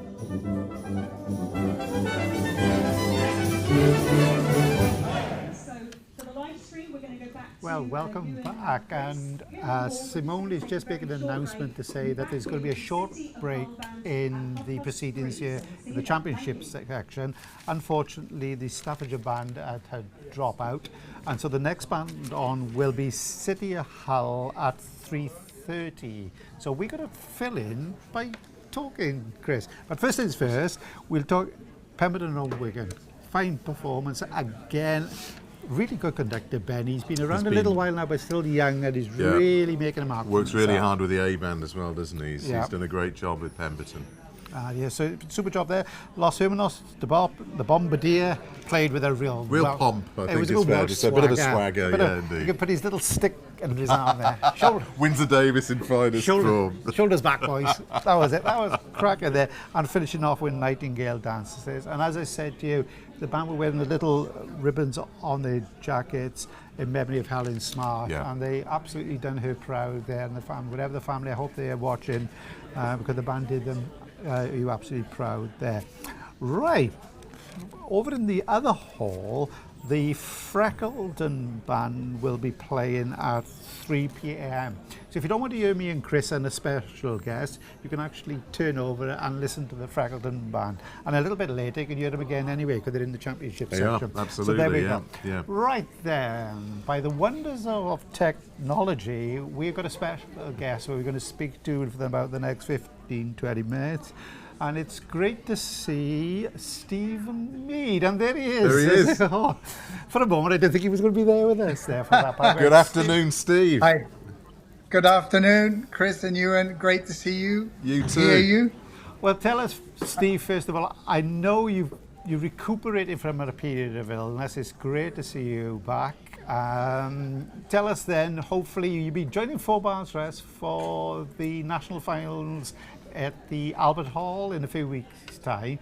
But you've been actually watching a bit of the golf and the playing on you give the secret away, but been enjoying it all. I've been multitasking this afternoon. Who lives in a house like this? As they're going to say. Steve, great to see you going back to full health. Tell us, thank you. It's coming back. A little bit about today. You popping in and listening to the bands. It's great to see the variety of playing that's been going on. Yeah, I think the word that I really thought about with each performance is the passion and intensity of the performances. You know, I've listened to the bands over the years, and sometimes they come on with the program and they play it and they leave, and you think, not sure about this. But I've sensed a real step up in preparation, in thought about the programs, in presentation. You know, it's been really good to see a really refreshed attitude to, now that we're over COVID and back giving concerts again, they're really taking concert giving seriously. I like the programs very much. I think one or two have been a little bit uneven. You hear one or two pieces and then you think, not sure about that. But some really excellent solo playing. I mean, a couple of really good euphonium players. Absolutely. People just standing up and absolutely going for it. I mean, you know, very little sign of nerves. I think the venue helps. I think the venue is nice. We're getting a very good quality sound on the live stream. It almost sounds as if it's had some stuff added. But Chris, you mentioned 20 minutes ago that you were very impressed with the natural acoustic of the hall. Yeah. So I hope the bands enjoy playing there as well, because I think it's a good venue. Almost full now, I think, with some bands from what I can see too. Yeah. Well, we can hear great clarity here, so it's really good to know that's coming across to you as well. Yeah, it sounds like something's been added, but there's definitely a little bit of bloom on the sound, which when I saw the hall early this morning, I thought, oh, geez, this is going to be hard work. But actually, it seems to be working fine. I mean, you'll have to talk to the bands and the audience, how they feel in the room, but sounds good to me. Really enjoying it. We've been talking about the quality of the solo player, and you play solos all over the world. If there's a secret, what's the one thing that every solo player before they stand up must have? Is it just about preparation, or they've just got a little bit of I don't care how it goes? What's a real key to playing a solo well? No, you can't stand up and say, how do you think it goes? Because it means you're throwing the dice. I think there's a couple of things involved. I think you've got to be comfortable on your feet. You've got to be comfortable standing up, hopefully playing for the people rather than reading it as if you're in a rehearsal. I think you need to be comfortable and make sure the solo that you've chosen suits you. You know, if it's got some technical things, make sure it sounds easy. If it's got some high stuff, make sure the high notes really sing. So that's a collaboration between soloist and conductor or whoever picks the program. So I think the vehicle you use has to be right. I think it also has to sit right in the program. You know, it has to, if you play a technical solo, it can't be right at the beginning of the program if what follows doesn't sit with it. But I think standing up and looking comfortable. I've seen 3 or 4 players who really, look very mature and very comfortable, and have been able to nail the solos. It's no good standing up being able to play 95% of it really well. Well, the standard today has been excellent. It's been very good. And we've had different types of solos as well, so it's been really encouraging to hear. Yeah. It's interesting what you say about the collaboration between the soloist and the conductor, Steve, because one of the key things, of course, is conductors playing to their own band's musical strengths, which comes back to the programming that we were talking about. Do you feel that most of the MDs have managed to achieve that today?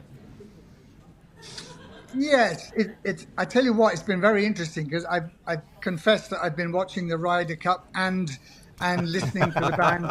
So it's the only time I've listened to a golf championship with brass band accompaniment. It's been quite beautiful. Actually. Just as the ball goes in the hole, it's the way forward. It's the way forward. But I tell you what's been very interesting. I'm seeing a lot of conductors, what I describe as really over-conducting, overwrought, too much gestures, and I've turned on the sound and it's been a quiet piece, and I'm thinking, guys, ladies, conduct. If you want to get that music mood across, you can't play as if you're playing, some complex test piece. If you're playing a gentle piece, then the gestures need to be relaxed. Okay, conductors will say, goodness, Steve, you don't know what I need to do to make this band play. So I get that, but there has to be a connect between the gestures and the music. But yes, absolutely. I don't think a conductor can just say at the next entertainment contest, you're going to play this, because that could go away and give the soloist headaches. But I think it's been successful today. I must say, there's I haven't heard every soloist, hand on heart, but I've heard at least 4 or 5, and there's at least 3 or 4 that could share the solo prize for me, depending on what Mark is looking for. Well, there we are. Steve, tell us now for the immediate future. I know you're still recuperating, and we're hopefully aiming to get you at the Albert Hall, and we'll be delighted to see you there. And then back at the RNCM as soon as possible. Because I know the students came to visit you. You had to feed them, though. Yes, of course. Well, they offered, actually, right the week before term, we'd like to come and see you. And then they said, we have a car full. So that was great. They came last week and around lunchtime. So I couldn't have them drive 2 hours and not feed them. So that wouldn't have gone down well. So we had pizza, and we talked from about 12 o'clock. They left, I think, about 4:30. I was totally shattered. I haven't talked that long in 3 months.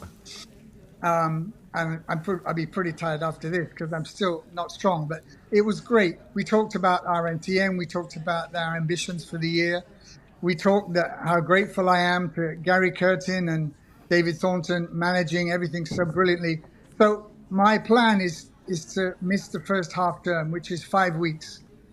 And then we have a week's break and a study week.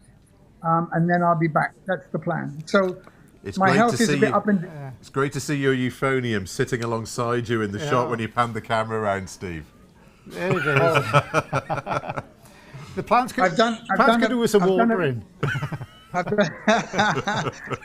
done about an hour and a half, but for people who think I'm crazy practicing when I'm ill, it is very low intensity right now. I'm starting to get myself off the daily routines onto familiar books and some solos. My high range and stamina is still pretty rubbish, but I'm just desperately not trying to over push things so I then have to rest a few days. So, of course, playing properly, you play from deep down in the gut, and that's basically been the source of my problem since the middle of July.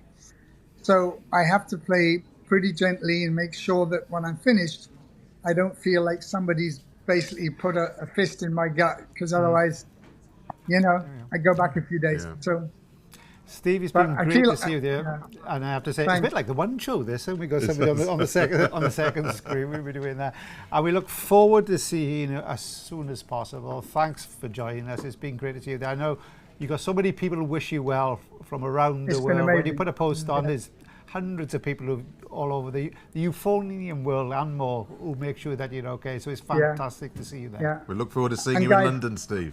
I look forward to it, Chris, and thanks for today. I found not only the music interesting, but your chat extremely informative. And I was, don't milk it, Steve. Don't milk it. I was thinking, where on earth do you get all this music trivia and history? Until Chris spilled the beans and he saw your cue sheet. There's nothing spontaneous. I couldn't let him get away with it, Steve. I just couldn't do it. No, but Ewan, I know how you work, and it is extraordinary. Don't tell everybody, Steve. Don't tell everybody with that. Steve, that's been fantastic. Enjoy the rest of the day, and I hope you can. Don't tell us what the score is with the golf, because we don't either. But I think Europe are winning. All I'll tell you is that we only need one to win. Well, I don't know what that means in golf, but never mind. I don't follow it, but never mind. We need 14, and we have 13, and we're going to do it. So there we go then. Yeah. Steve, great to join you there, and we look forward to seeing you as soon as possible. Many thanks indeed. So there we go. Absolute pleasure. Bye-bye. Aren't the wonders of technology marvellous? Oh, that's brilliant. That was great. Great to see him. Great to see looking so much better than he was. I know when we were at the European Championships, he wasn't well there. No, he wasn't. He battled like a Trojan to get through that one there to do that. So it's great to see him looking so much better. Yeah, so that's great stuff there. As we were saying a little bit earlier on, first of all, we're going to mention the audience prize. I'm making sure you get your votes in, because without giving the game away, there's about 3 or 4 bands in with a real chance of picking it up. It tends to move as you go further on in the day. But if you want to keep voting after each band performance, it gives you the opportunity. Go to the website. You can go to the Bolsover site. You can see it there, the audience prize. Log into it and make sure you get your vote, because you never know. You was maybe the one vote that counts. Absolutely. We'll have to vote ourselves afterwards to make sure to do that. We should. The other part as well, of course, is email your pictures in. As you say, we've had some lovely pictures in. We've had the fairy band. We've had the Dalai Lama from Nepal. He's coming to us with little... Which looked like he was strangely in the Welsh valleys. It was. And we had little Albert in there as well. We have a picture ready, I'm told. High tech we are here. Our producer is right in front of us with a big sign just going, go to this, that. Right, so what we have to do is go to the studio, is it? Is that right? No? Just read the message. Oh, just read the message. Right, hang on then. Let's see if we can get you now. The wonders of technology is the reason why... Oh, here we go. And it is... Oh, here we go. It says, my 14-month-old Dylan watching the live stream this morning. He comes from a banding background, so he has no choice. Oh, poor old Dylan. Or whether or not he will be involved in banding in the future. His mummy and daddy played together many years ago at Pemberton Band, and more recently at the Leyland Band. And there he is. Right, I tell you what, a picture of concentration. A studious young child. Absolutely. He is there. Transfixed. I like the colour scheme. It is there. Another great picture, that, isn't it? Look at that. Start him young, as they say. That's it. Education. And he is there, and he is looking straight in with that. Isn't that brilliant? There we go. The next future, the generations. He could be the next editor of 4 Bars Rest or Brass Band World magazine. You need a successor. Yes, I need it for that. So thank you for all the fact. Keep sending them in if you possibly can as well, because I think it's fantastic that we see that people are enjoying what is happening here. As I said to you, the audience prize, make sure that you carry on the voting, get those pictures in as well, and we'll do that. Now the next band on in about 15 minutes or so will be the City of Hull Band, and they are going to be conducted by Dean Jones, and here we are, back in the 1969 moon landing. Absolutely. For some people, never happened. And for others, so they won't be interested in this programme. But for most people, it's called One Small Step. Of course, the famous words that were uttered by Neil Armstrong. Yeah. And we got the audience video is going to come up now. So I'll just go a little bit more, Gav. So we're going to go straight to that, and after that we'll come back, we'll tell you a little bit more about the programme that's going to be played by the City of Hull Band, conducted by Dean Jones. Join us in a couple of moments' time. The Warwick Music Audience Prize is a world first within brass banding, with you, the online audience, the adjudicator. Here's how it works. Watch the stream in real time and then submit your score online. Adjudication opens when a band takes to the stage and closes 5 minutes after they've finished. This gives every band a fair and equal period of audience adjudication, so that's why we don't allow you to submit scores outside of that allotted window. Also, the more bands you adjudicate, the more your score counts. There's a clever algorithm that means if you watch and judge, for example, 5 bands, then your scoring has more sway than someone who just adjudicates on one single band. So that's how it works. Simple. Say about that. Yeah, we got some stuff. Oh, we're back on we're air. back. Blimey, you caught us out there. It was a good job we weren't speaking about anything else. Anyway, talking about what's happening in the first section in the other hall, at 3:30 p.m. at the present time, we've got the Freckleton Band, and we talked about their programme. They're currently on there. But at 3:30 p.m, we have Julian Bright. I was talking to him with Stamford Brass. He's done a great job with that band over the last couple of years. Working with them for quite a while now, hasn't he? And yeah, really worked hard with them. Picked them up in the 4th section, Yeah. I think, didn't it? Yeah. And really boosted them on forward there. Yeah. Now, they are doing... And I was going to say this, I don't know what the theme is as such, because looking at it, it seems to be death and resurrection, I think. Either that or Verdi meets Morecambe and Wise. So it starts There's some off with, celestial elements in there, Ewan, I think. Desiree, which is it that right? Is that the way it is? D-A-Z-Ray. D-E-A-Z-Ray. D-A-Z-Ray. Desiree was... Desiree sounds like... She was a barmaid, I think, in the Cock and Bull down in Trenegan. She was right. That's by Verdi. Joe Green, arranged by From Bill the Requiem, no doubt. From the Requiem, the Judgment Day, isn't it? It The is Wrath of God or whatever. Then they followed on with the Angels by Sam Shelley. Now, Sam is a very talented young composer who's been working with the Staffordshire Band. It's a pity that they didn't play, but I understand they were going to play some of his pieces. Yeah. Real talented lad. They did a CD, Staffordshire, with Craig Williams, so it featured all his arrangements, and some of them were absolute crackers. Yeah. You know, clever, inventive minds. So it's good to hear something from him. We've heard some really talented young arrangers and composers today, which is one of the hallmarks of what we've heard so far today. It's been great. Followed by a world premiere, and a world premiere by Barry Gott. Now there's a bloke who knows how to write a good tune. It's a march called Queen Street. And whether or not there's a Queen Street in just about every town in Britain, isn't there? So I don't know which Queen Street is exactly is, but he's Australian, Barry, isn't it? It could be Queen Street.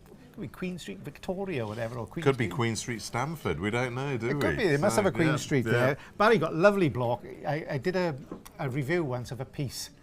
It was on a CD, and there was a bit which was like a tap, and I said that it sounds like a one-legged man tap dancing on a Formica tabletop.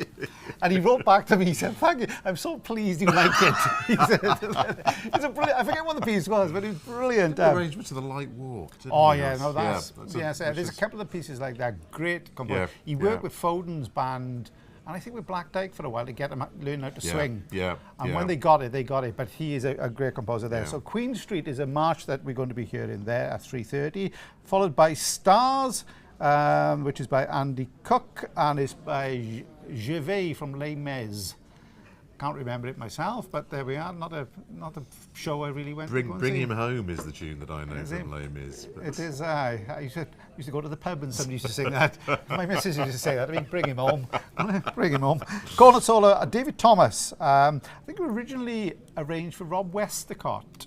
Another Tredegar connection. Yeah, sorry about that. They're all Tredegar connections today, but there we go. And then, from Verdi to Morecambe and Wise and Bring Me Sunshine. Unless it's a completely different... It's quite a transformation, isn't it? Yeah, so there we go. So that's going to be an interesting programme. So if you go on to the other channel in about 15 minutes' time, you'll see Stamford Brass playing that. So that's going to be one to keep an eye on. One to keep an eye on there. Anyway, back to City of Hull at 3:30 in about 15 minutes. So we got one small step. Into the Stars, Ben Hollins. You talked a bit earlier about... He is a talent. It really is. But this is like, I think, he's more of an upbeat type of thing. Yeah, we talked about his slower music, and he does run a lovely slow melody, Ben, doesn't he? He really does. I know people talk about. They think it's easy. They talk, there's certain composers, and they say, "Oh yeah, but his music sounds the same." And the word facile is always used, but facile in its different meaning means very easy. But it's a real skill to get to write melody. It is. That part. But this is, I've not heard this piece before, so it's going to be interesting to hear. I think all the pieces we've heard by Ben so far today have been slow, more reflective pieces. This is a programme opener, so that's going to be something a little bit different from him to listen to. I always remember, it took for you a while to get into the music of, like the light programme music, Gordon Langford and stuff like that. People used to go on about him and say, his music hasn't got any depth or anything, but it's so skillful. So brilliantly arranged, a brilliant arranger, one of the best. Yeah, all those ones who worked on the light, what they call the light radio programs, all those type of people with the workers' playtime and all that type of music. Where Gilbert Vinter's heritage came from, that's right, in light music, working with the BBC Light Music Orchestra. Gilbert Vinter worked with. They are so skilled, aren't they? When you listen to the way, especially we've talked about Langford before. I mean, Langford was the consummate professional when it came to arranging, and he could dash these things off in 5 minutes virtually. But the skill. Yeah, there was a rumour when they went for one LP. I think Shandos put him up in a hotel with a grand piano. And he said, "Right, can you do these?" And that's true. And just leave that and do that. And come out when you finish them. Yeah, and 20 minutes later. But one thing about the way in which he wrote, if you play things like Sullivan Fantasy, and all those type of famous British marches. And the way in which he linked them all together, it was seamless. There was nothing artificial about how they went from one to the other. There was a great Dyke album called Traditionally British. Do you remember that? Yeah, with the bulldog on front. That's right, with the bulldog on front. Very, very Churchill. Yeah. But it was all Langford arrangements. It was things like The Girl I Left Behind Me. All of those. The Ashgrove, I think, was another one. In fact, I think Frank Berry was the soloist. It was a player for you. The great Frank Berry. And there were some terrific arrangements on that. As well, Bladen Races, that was another one that was on there. All just brilliant arrangements, and I've got fond memories of that album as a youngster. And then when people turn around then and say he couldn't do it, he wrote Sinfonietta, which is one of the most perfectly formed test pieces ever. The middle movement is sublime, but terrific Rhapsody for trombone. Yeah, and it's the way in which everything is structured. So Ben Hollins, who is a really, really talented man, and he's following on that same line. Really talented bloke there. Talking about that, another talent who provides them with their second movement, which is the final movement from the Stratos Euphonium Concerto. Steve would have played that. We should have got him back to say about it. Called Spiral Galaxies. And again, he writes, people say, but he writes this, that and the other, and he does, and then you see what he writes, these much more mature pieces, and you think to yourself, I'm blimey, that's a real talented bloke who can do that. He wrote a piece called Amundsen. He wrote a test piece called Amundsen. I think it's only been heard in Norway, Johnny Bates. I tell you, it's an absolute cracking piece. But because he was out there, he hasn't come back yet, and he does so many concert items, people forget when he writes those pieces, he is such a talent as well. But he's equally at ease with the longer pieces, you say, as he is with just those short little reflective pieces that he's done. He's done Kamal Prelli, all sorts of things. Really good stuff for that part of it there. The soloist Melanie Ormsby, a very talented player. We talked about the standard of the solo playing today, and there's yet another player I'm sure is going to blow your socks off, so that's fantastic. Lake of Tenderness, which we have back here. To Ben Hollins. But this is the link to the moon landing. Yes, indeed. I think it's Lactus something, whether it's the Latin for it, or Lactus, something like that, and it's the name of the plane. Don't think it's near any of the Apollo landings, but there we go there. Then we got the great piece, Conspiracy, by Rebecca Lundberg. Now, principal trombone with the WFE Ferry Band. Another very, very talented composer, really great player as well, and a talented player. No, they haven't started yet. We're going to do that part of it there. Conspiracy, did you ever see the film Capricorn 1? A long time ago. Yeah, where NASA, they sent it, supposedly sending man to Mars, and didn't they? And they sent it up, and they faked everything, didn't they? And then when they came back, they never left Earth, did they? But they were going to kill them, and then say that they died on re-entry. So who was the star of Capricorn 1? He was a chap who actually was one of the stars in Westworld, the original Westworld with Yul Brynner. Was Elliot Gould in that film? Yeah, he was the baddie, I think, in it. No, Elliot Gould was the journalist who found it out. But there was was the running back? He was the chap from it. So, who's this? Gaynor Pooh has just sent a picture of her cat that enjoys watching Iwan. Right. Gaynor, if I know you... Look out! It is. There were many jokes to be had from that. Many jokes. And we're not going down the Mrs. Slocum route. And we're not doing that. I tell you what, she's got a rug very much like mine. That's a rug in my house. It looks very much like mine. Mine's a bit more grey. And there we are. It is your house. No, it's not. If you've broken into my house, the police will be around in about 20 minutes' time. But I tell you what, that cat is looking at. I told you about the next door's cat with me as well. Did I tell you? I told you about that. You did. I have to tell you that my next door neighbour, Rui, who is a Portuguese bloke, went back to see his family for the first time in about 8 years. Lovely chap. He said, "Now, can you look after my cat for me?" So I said, "Yeah, no problem at all." I never saw the cat for a fortnight. All I did was I went in once in the morning, once in the night to feed it. The food was gone. I think the television was gone, the radio was gone, everything was gone by the end of it. And he kept ringing me, lovely bloke, he kept ringing me literally every other night. He loves his cat, and he says, can you send me a picture of the cat to make sure the cat's all right? The cat was never there. So I was looking for a stray in the end. I said, "Here's a cat." He was like a black and white. Looks a bit like yours. Yeah, looks a bit like it. Luckily, the night before, the cat returned. It did, so I was saved. Otherwise, I would have to explain to him why I lied for 2 weeks about his cat. Anyway, that's enough for cats for the time being there. Conspiracy, as we said, that's it. Capricorn Band. Back to the point. Back to the point. Great. Great film and a great piece by Rebecca as well. And then they're finishing off. I think there's only one of the only two bands today have taken something out of a test piece. Right at the beginning of the day, I think it was Carlton Brass took out the finale from New Jerusalem. New Jerusalem, yeah. Which we still didn't find out what that was linked to with their piece, but we will do. And these are taking, City Hall are taking the final section from Music of the Spheres by Philip Sparr. Bold choice. Bold choice, it is hard. It is. I think people tend to forget Music of the Spheres. When it was written, of course, it was written for the great YBS band. It started off with Shona White on horn, then went through every star player.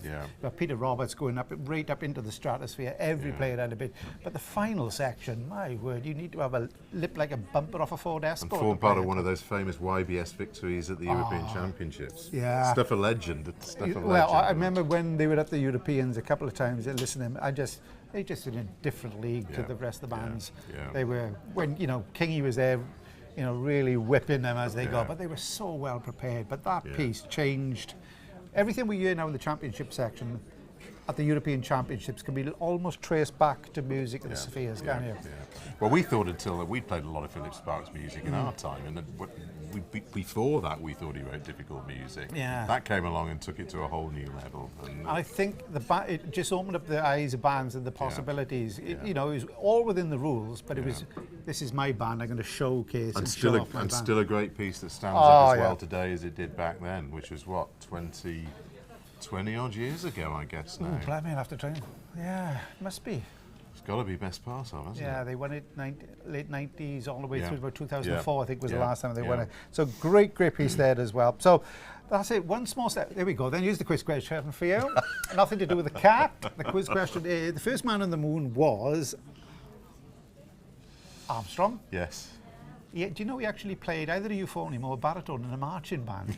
Now that is, I understand that's true, okay? And I think in a museum somewhere there's a picture of the euphonium or that he played in a marching band. So we've had a brass band person on the moon, but who was the last person to set foot on the moon?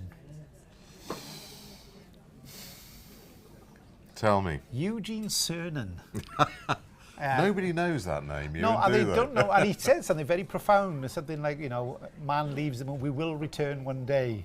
Thinking it could be, in a couple of years' time, and we haven't been back there since. No, we haven't been back since. I've been back there since. It's a bit like going to, some of the brass band, Upper Cumtoch, where we used to have a brass band competition.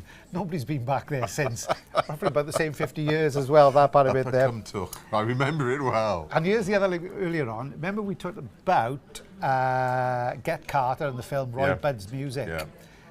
And in Apollo 13, the film, there's like a bit of a link between the two of them. In Apollo 13, Tom Hanks comes off when they go onto the ship at the end and shakes the hand of the captain of the ship. And the captain of the ship is Jim Lovell, who was the original bloke who said, "Houston, we have a problem in the spaceship." Yeah, he's got that one. And in Get Carter, when he goes on the train and you see this, the music is going along, and the assassin who kills him at the end of the film is actually in the same compartment as him. And you don't realise it until right at the end of the film. All you see is, I think it's like a ring on his finger. And then when they show him, when he rings the assassin up at the end, it shows the ring. And then you link the two. So he's going to be killed before he actually got to Newcastle, not as a consequence of it. Clever bit of... This is a man with far too much time on his hands, aren't he? Oh, the conspiracy theories, I can tell you. It is. Have you ever noticed with UFOs, they never land in the middle of London? they always... Or even the Welsh rallies. No, they always land in the middle of the Appalachian Mountains where Bubba and Rebus find it, and then I saw a light. Have you noticed that? So never mind about 1969 moon landings nobody knows about. It's always the same. In the middle of the Nevada desert. That's a popular place. It is, yeah. For them, They've never been in the Welsh. There's never been one in the Welsh valleys. There hasn't. Mind, there's been a few strange sightings. One might pop up in Mumbles next week. You never know. There's been a few strange sightings in Blaenavon, I can tell you, on a Saturday night. Especially after Wales, especially after Wales Australia matches. I remember once coming back from a brass band competition. No, sorry, it was a concert. I played with Foden's at the time, and I was coming back. I had to drive back from Manchester, and Wales had played England at the rugby at Wembley. The last game it was played at Wembley, and remember they scored a try in the last minute, denied England, whatever. Brilliant. So I had to stop the car in Manchester, and I was shouting like an idiot. Got all the way back home to Blaenavon, and I thought, great, the pub will be bouncing, you know, and everything. Walked in here. It was like a field hospital in Victorian times. They got so drunk, there were people lying about on the floor. They were all over the place. I walked in and I thought they must have lost or something. There was just people's carnage. So you never know. It must have been the same after Wales beat Australia in the rugby. Anyway, back to the banding. And as we say, at 3:30, we've got a couple of moments time. I hope we filled it up with enough reminiscences of our lives. They keep you going. 3:30, it's the City of Hull Band under Dean Jones, and they are playing One Small Step. In the first section, as we say, at 3:30, Stamford Brass under Julian Bright. And I was saying, a very interesting programme, we have to say, as you say, from Verdi to Morecambe and Wise. Yeah. But I think there is a theme. It's an interesting journey. That is a theme in there. Bring me sunshine, isn't it? I think that's absolutely fantastic. Darkness to light, I think, is the overall concept. It is, but I think the other part with it, there is always a banding link somewhere. Yeah. Winter Gardens, Blackpool, if you walk through the main door, Morecambe and Wise are right in front of you in the statue. Absolutely. Isn't they? You walk straight past them, you do there, didn't you? It's a brilliant statue. It's quite a statue, that.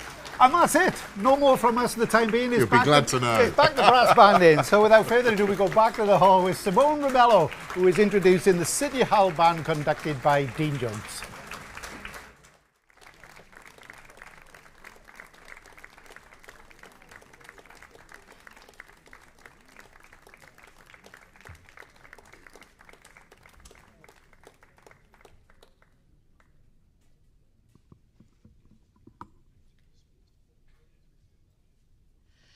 Welcome back to the championship section here at the Bolsover Festival of Brass 2023, where we've been enjoying bands in the championship section with our adjudicator, Mark Wilkinson. So we're continuing now with a performance from the City of Hull Band. Would you please welcome them and their conductor, Dean Jones.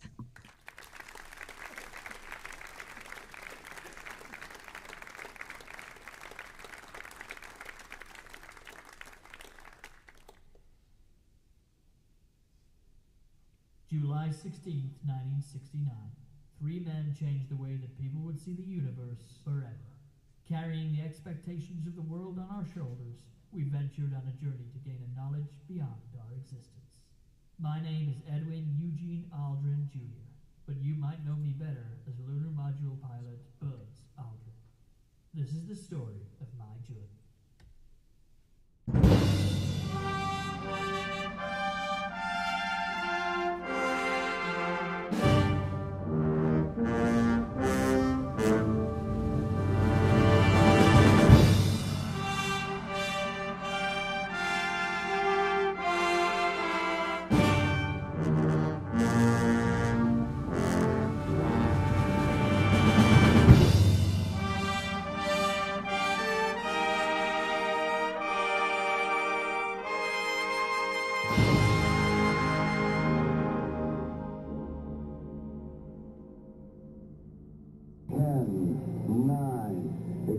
Ignition sequence start. 6, 5, 4, 3, 2, 1. Liftoff. We have a liftoff.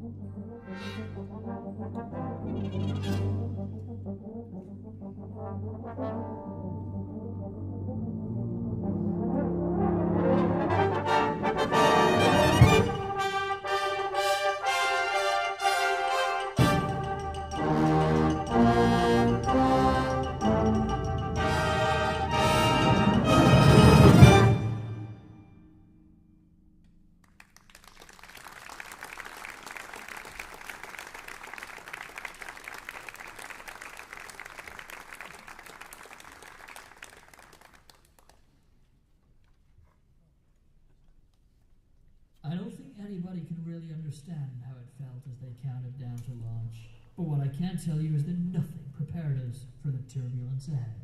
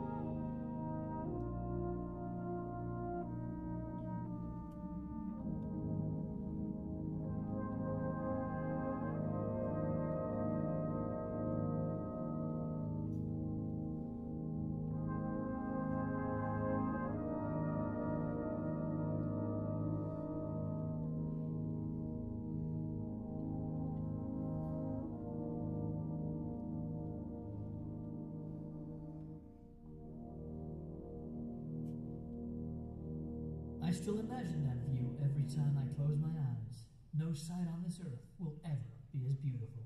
But of course, no sooner had we began to climb back up the ladder, people back home were talking of a conspiracy.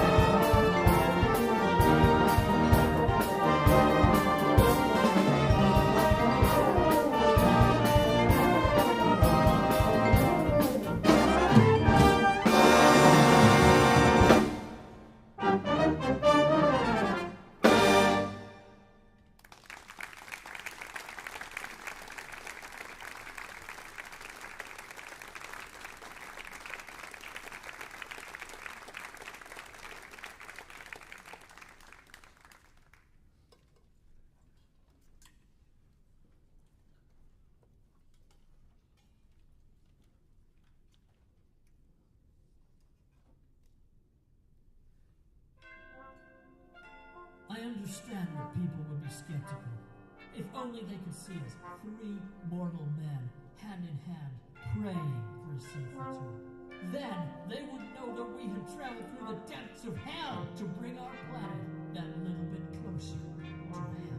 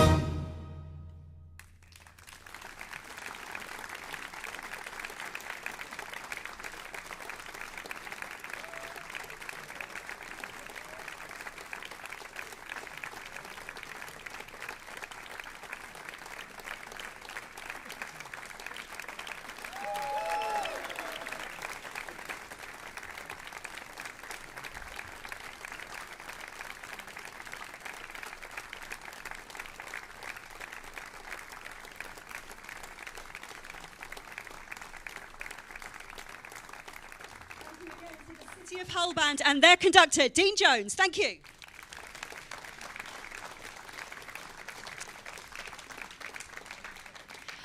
Our next performance is from the South Yorkshire Police Band in just a few moments, so we'll see you in just a few minutes' time. Thank you.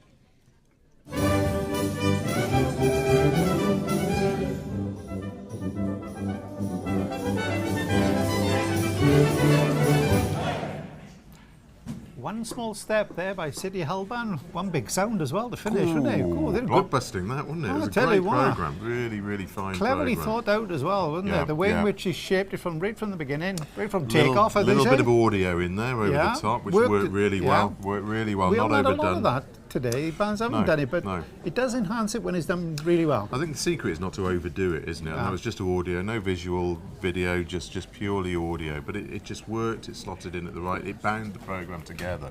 So the programme told a story, which is what it was intended to do. Great piece from Ben Hollings to open. I mean, really terrific. You said a bit earlier on about the way in which he uses texture and stuff, and his slower music. Yeah. But it started off, atmospheric, and all of a sudden, but it had a pulse and rhythm. Darkly dramatic at the same time. But again, cleverly written. Yeah. Really, really fine programme. Ben, if you need an agent, we'll have him 10% each off you. We're giving the nice plugs throughout the day. Anybody else want to try it as well with us? It really got another tremendous bit of solo playing. Yeah. That's a hard euphonium. It's a hard piece.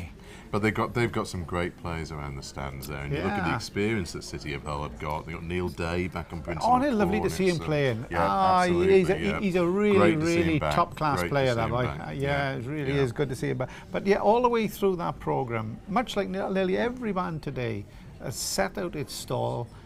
Really intelligent conducting by all the conductors today as well. They've known their strengths and their weaknesses. They know which ones, what they can and can't do. I don't think there's been one band that is really bitten off too much than they can chew. No. As you said, we were talking to Steve earlier about how important it is that bands and MDs choose programmes that suit their strengths. And by and large, I think they've done that really well today. Yeah, really, congratulations to them. There we go. Just going to say this. The last link now to the 1969 Loonland is we've had people online, because there's plenty of people who are, if you go on to the festival, onto the YouTube, I think, there's a comment section on the side. And one of them is from Lisa Armstrong. Could it be? Yeah. Lisa, if there's any connection between you and the first man on the moon, let us know. Let us know. That bit spooky, that, wouldn't it? And there's a Mrs. Gagarin on the phone now, coming in, just phoning up. She said, "Where's me boy?" Mrs. Aldrin will be on next. Mrs. Buzz. I thought at the beginning he said Buzz Lightyear, but it wasn't. It was Buzz Aldrin, wasn't it? That's what it comes from. It was Buzz Aldrin. There we go. But that's great. And we've also, it's great to say, as we say, this is going around the world. The figures have been really, really good, I have to say. And one of the people is Numero Uno from Seville. Now, it could be Numero Uno from the Great Train Robbers. They used to go out that way, didn't they? Yes.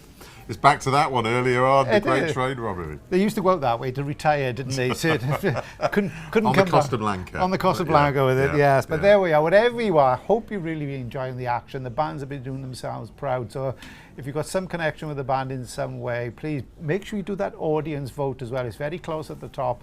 We'll give a little update before the last couple of bands have performed with that.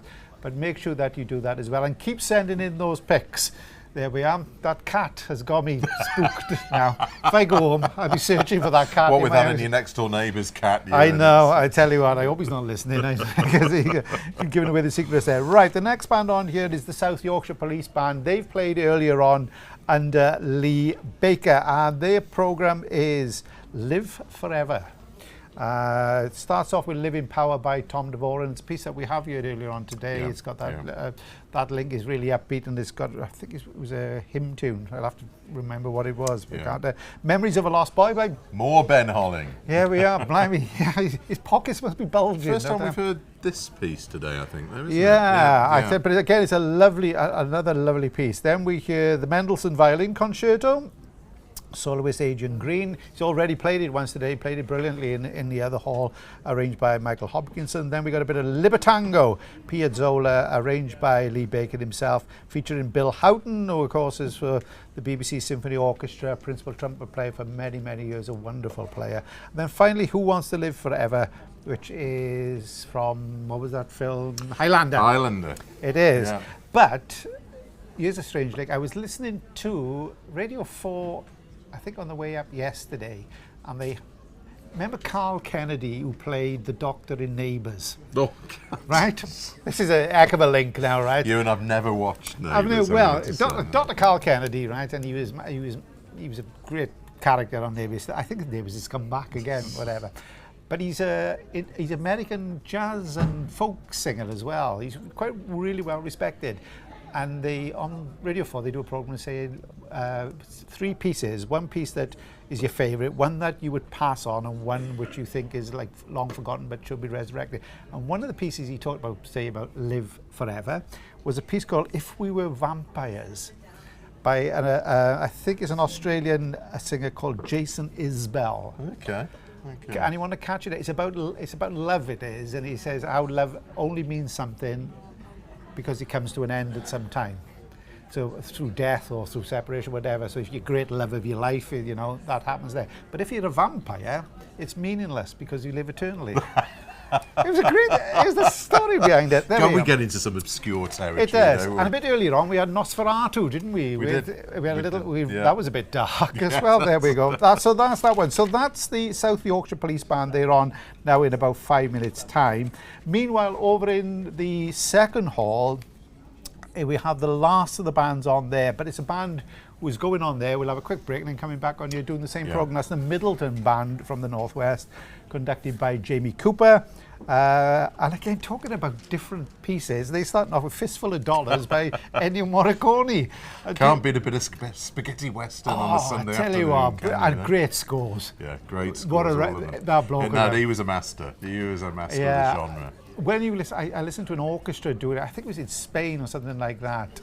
And it's got the harmonica. I don't know if it's Fistful of Dollars or a few dollars more. I think got the bendy harmonica at the beginning. Yeah. And it's absolutely brilliant writing how he did it. You know, absolutely fantastic. Following that, they go in from Fistful of Dollars to the first movement of Stabat Mater by Carl Jenkins.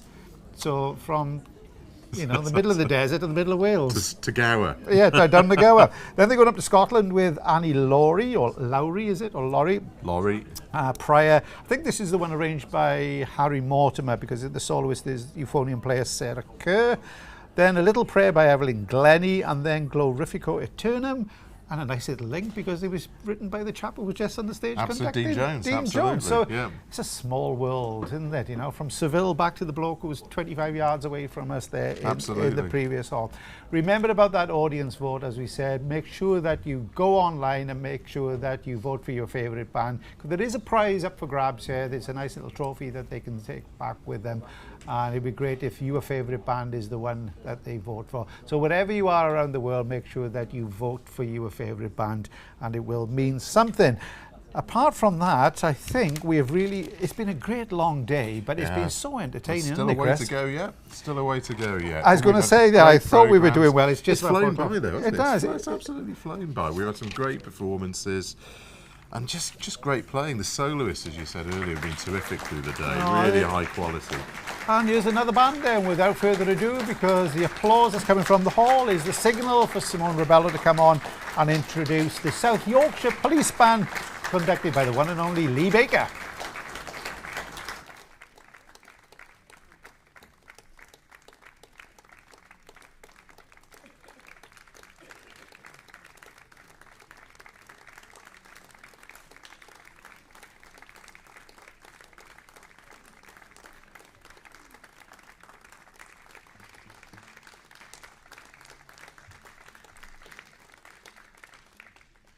Welcome again to the championship section at the Bolsover Festival of Brass 2023. We've been having a fantastic day of music making here at our new home at the Fraser's Academy and the main arena. Our adjudicator today is Mark Wilkinson, and we're ready and set for a performance from our next band, which is the South Yorkshire Police Band. Their programme today has a theme to it, and the title of their programme is Live Forever. So would you please welcome the South Yorkshire Police Band with their conductor, Lee Baker.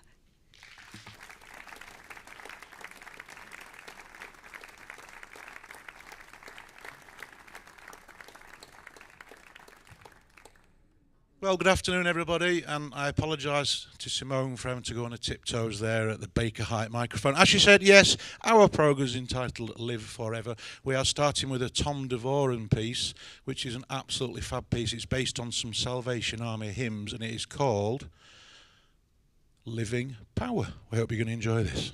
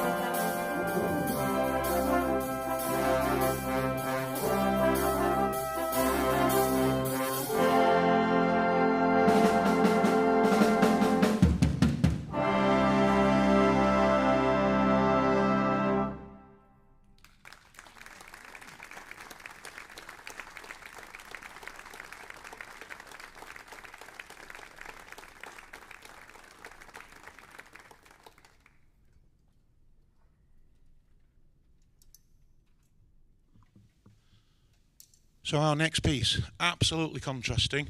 Again, sticking with the Live Forever theme, this is a piece called Memories of a Lost Boy by Ben Hollings, and it's written in remembrance of Peter Pan. Obviously, the little boy never grew up, so that means he's got to live forever, hasn't it? So it's beautiful, reflective, calm music, a few interesting effects from the band that I think you'll enjoy. So this is called Memories of a Lost Boy.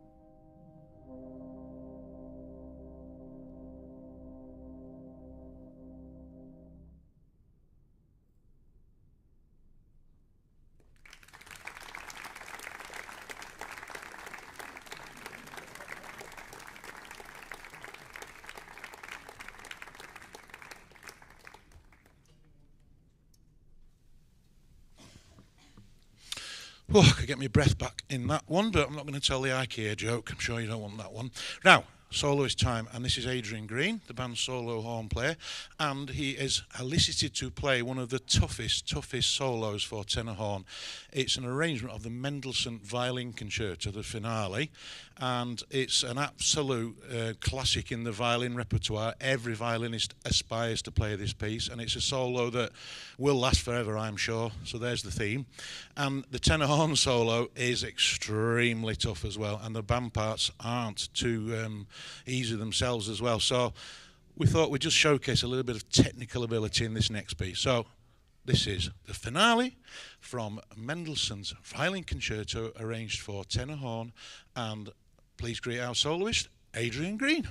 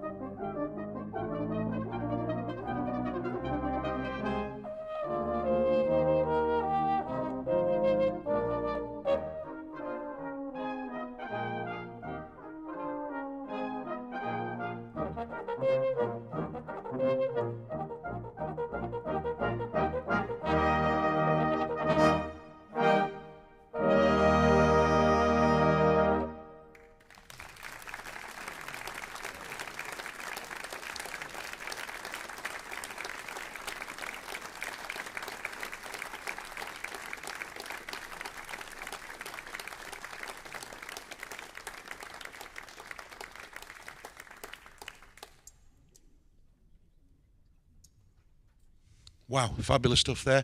Give Adrian Green another round of applause, please.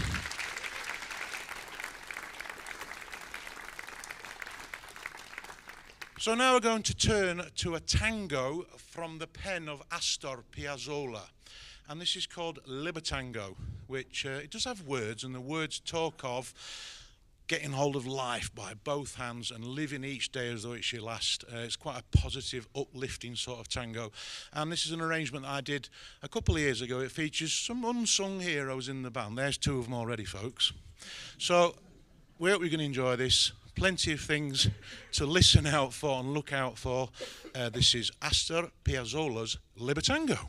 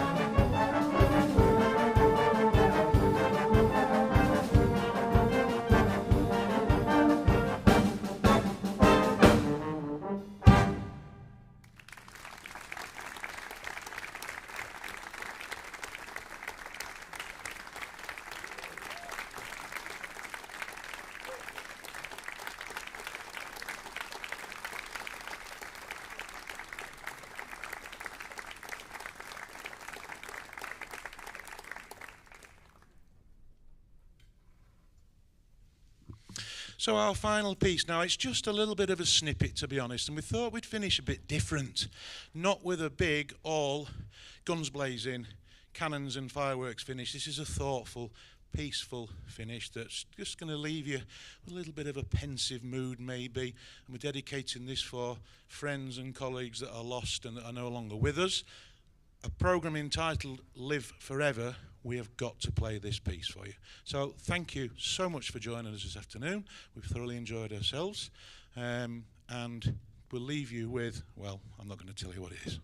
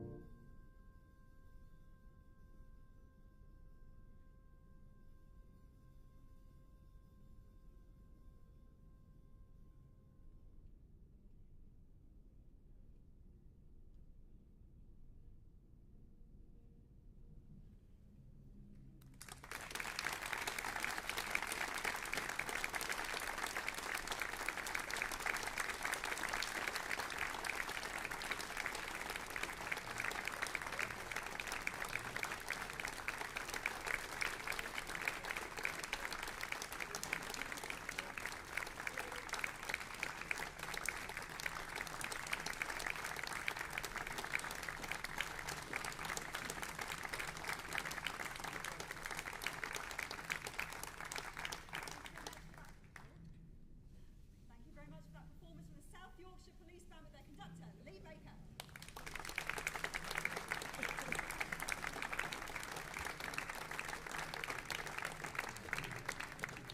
And we're going to be back in just a few moments' time with a performance from the Lydbrook Band, so we'll see you very shortly. Thank you.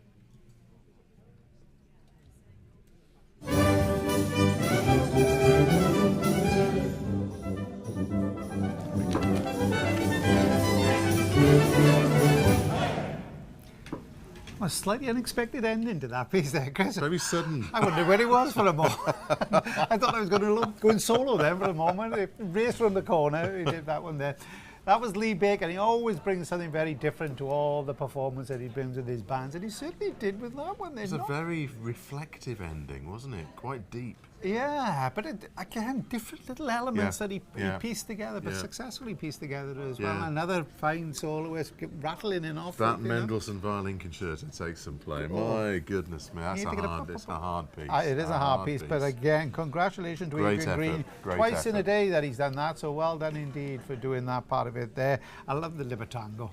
It's terrific, isn't it? Oh, there's something so... It's like a sultry music, isn't it? Yeah. You know, you've got to have greaseback hair, haven't you? You've got to wear a shirt down there with a medallion, haven't you? I don't know about the medallion. That's taking it too far. You could just imagine yourself in Buenos Aires somewhere, kind of just in the back street, walking in, like, you know, and that's the that's the atmosphere that he creates, isn't it? That is the atmosphere that he creates. But it's the accordion. Great arrigement by Lee. Terrific arrangement. But I think is it called bandolero or something? I think it is, and then they got the accordion and everything. It's a unique sound. It is. You just know where you are with that music. Something very evocative about it.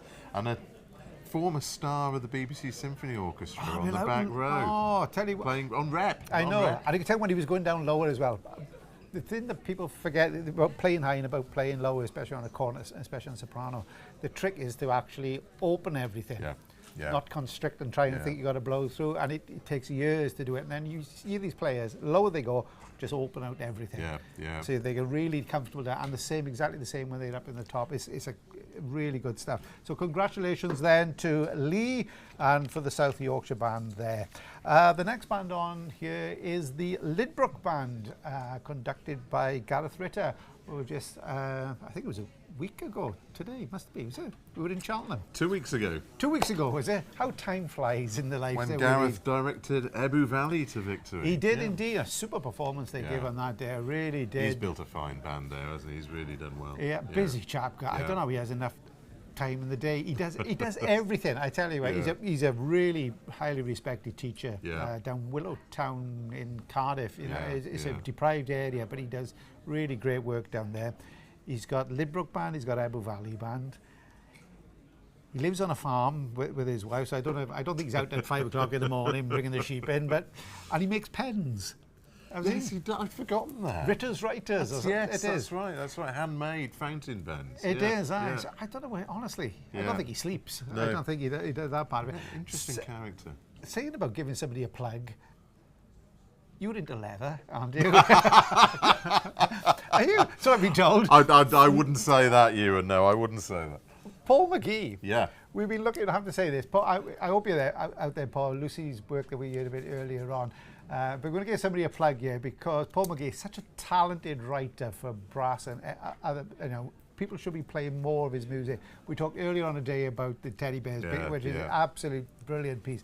Go and buy it and play it in a concert. You frighten the life out of an audience, but go and play it. But also some of his other works that he has done, he's brilliant. But also, go and check out if you want leather bags and apparel that he does. Composed in leather, he calls himself. Composed in leather, yeah. And really, don't type that into the internet too quickly. You may get something that you're not looking for. But he's really... He's talented in more ways than one is, Paul. Yeah. So there we are. So if you're looking for something in the leather range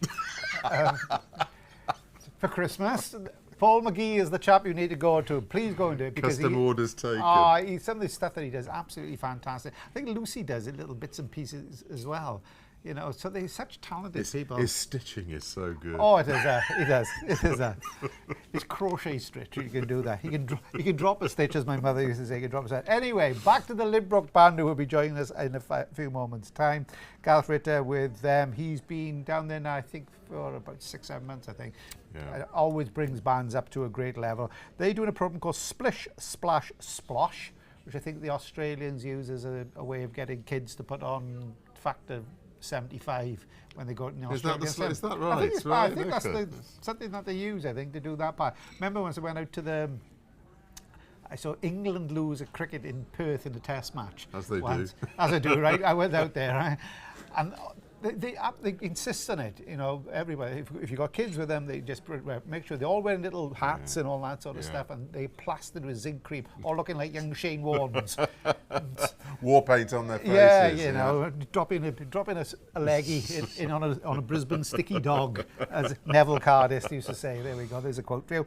Anyway, Lydbrook Band. Banana Island, they started off with Etienne Cruzat, which is a piece, as we talked about, was used by, I'm sure it was used by Corey. It was Corey, wasn't it? It was. Taps in tempo. I've been doing my research now on this one. The xylophone phone is going to be played by Darcy Beck, and of course, just sitting about 20 yards from her today was going to be Simone Rebello, who, of course, brilliant player on tube percussion. But the bloke I was talking about earlier on was a bloke called Teddy Brown. And he was, I would say, a Rubensian. Is that the way to describe him? So this was the 1920s xylo player. Yeah, the 1920s xylo player. If you go on YouTube and check him out, the great Teddy Brown, he was quite a rotund figure. He was a member of the Crazy Gang. That's not the Wimbledon Football Club of the 1980s with Vinnie Jones. The Crazy Gang were, was it like Groucho Marx and all those type of people, whatever, and Stan, can't think of his name now. Sam Kennett, I think it was, and those people did their silent films. And Teddy Brown, whose real name was Abraham Himmelbrand. Marvellous. You can see why he changed his name to Teddy Brown. Teddy Brown. And but if you check him out, he seems like a comic figure, but he's an absolutely wonderful player. The Jimmy Edwards of the xylophone. Or Jimmy Edwards, or the trombone name, Jimmy Edwards, remember him? Yeah. But you see him and you think, oh, you know, it's a bit of a laughter, but he's absolutely brilliant player. And he's quite nimble on his feet, and he does all this, but it is a great play. Unfortunately, he died at a very early age. He was American, and died in Birmingham, in a hotel room. Not Alabama. Not Birmingham, Alabama. He died in Birmingham, Solihull. He was. So don't tell anybody from Solihull that they're Birmingham. That's a mistake. That's a mistake. Right, you wouldn't do that part of it there. Yeah, so check out the great Teddy Brown there. He died in aged 45 in 1946 in Birmingham. And he also played in the great Paul Whiteman Band. Oh, now there's a band. Whoa, I tell you what. Band. There's a band whose principal corner player was the one and only Bick Spiderbeck. Yeah. And if you ever hear Bick Spiderbeck play, my word, there's a man who knew how to enjoy himself in life. Well, a lot of those classics were covered some years ago by Simon Rattle and the London Sinfonietta, all those Paul Whiteman originals. Yeah. Some fantastic material with Paul Whiteman. Absolutely fantastic. It really was. So there we go. Anyway, Splish Splash Splosh being played by the Lydbrook Band. Here we go. Now, normally when I introduce the band, they're on the stage, but as you can see, we've just got the percussion section from the Lydbrook Band, and all will become clear very, very shortly. But I'd like you to please give a very warm welcome to the Lydbrook Band and their conductor, Gareth Ritter.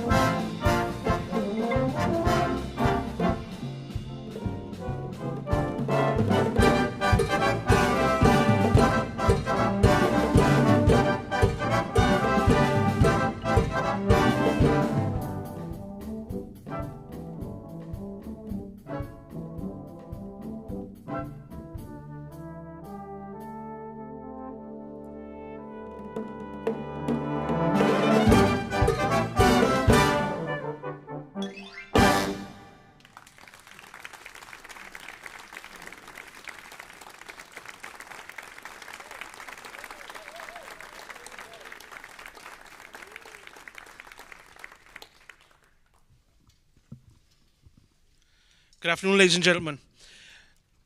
Imagine you're sat on a beach on a Caribbean island. You hear the waves and the gentle sound of the sea air. The band opened there with its water-themed set and featured the band's principal cornet player, Phil Turner, and solo trombonist Stephen Sykes in Banana Island, on an extraordinary fictional place with coconut palms, mango trees, banana trees growing in abundance.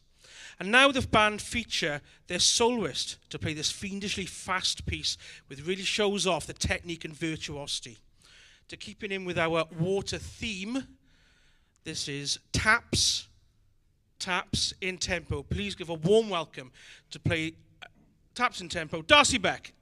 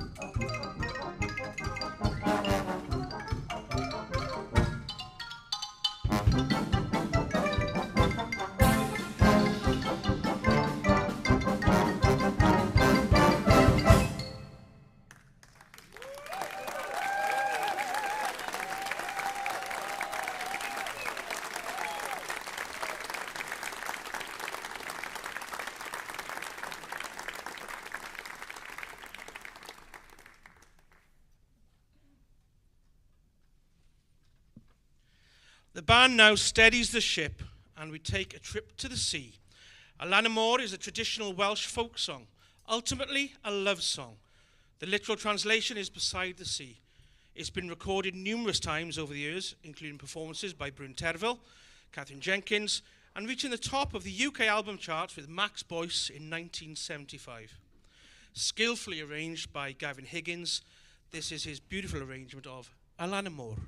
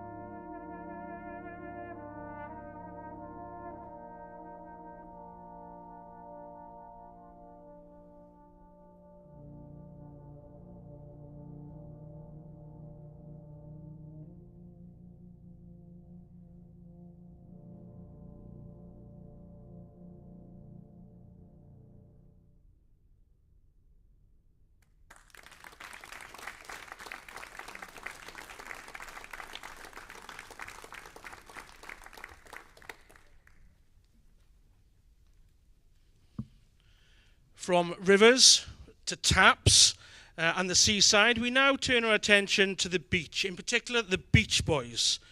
The American rock band recorded God Only Knows in 1966. Many regard it as one of the greatest songs ever written and the Beach Boys' finest record. This original recording enlisted about 20 session musicians. Today, the band lead simple feature their flugelhorn player, Emily Dodsworth, and their extended trombone section in Lee Baker's fun and intriguing arrangement of God Only Knows.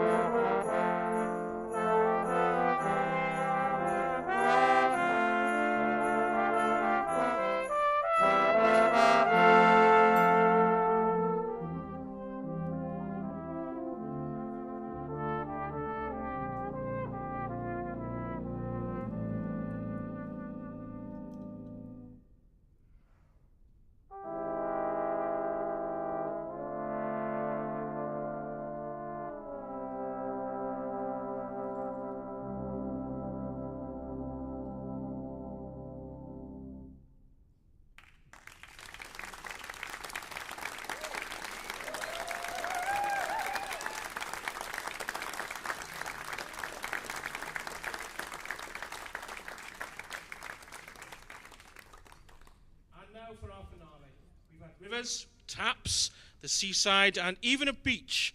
And now we end where all water eventually ends up in the sea. Originally released in its English version in 1959 by Bobby Darin, this song has been recorded many times and found further fame in the Disney Pixar 2003 film Finding Nemo. So it's Bon Voyage from Lydbrook Band with this clever arrangement of La Mer, Beyond the Sea.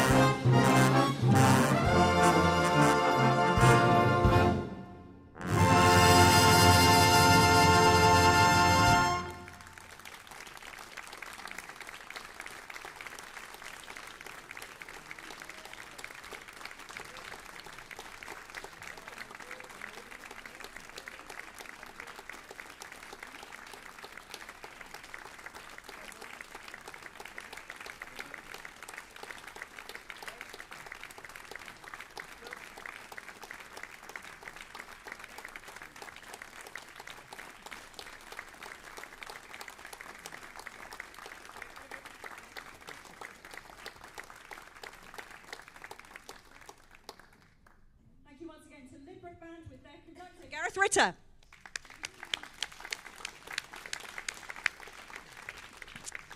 Next up, we've got Milton Keynes Brass. They're going to be on in about 5-10 minutes' time, so we'll see you very shortly. Thank you.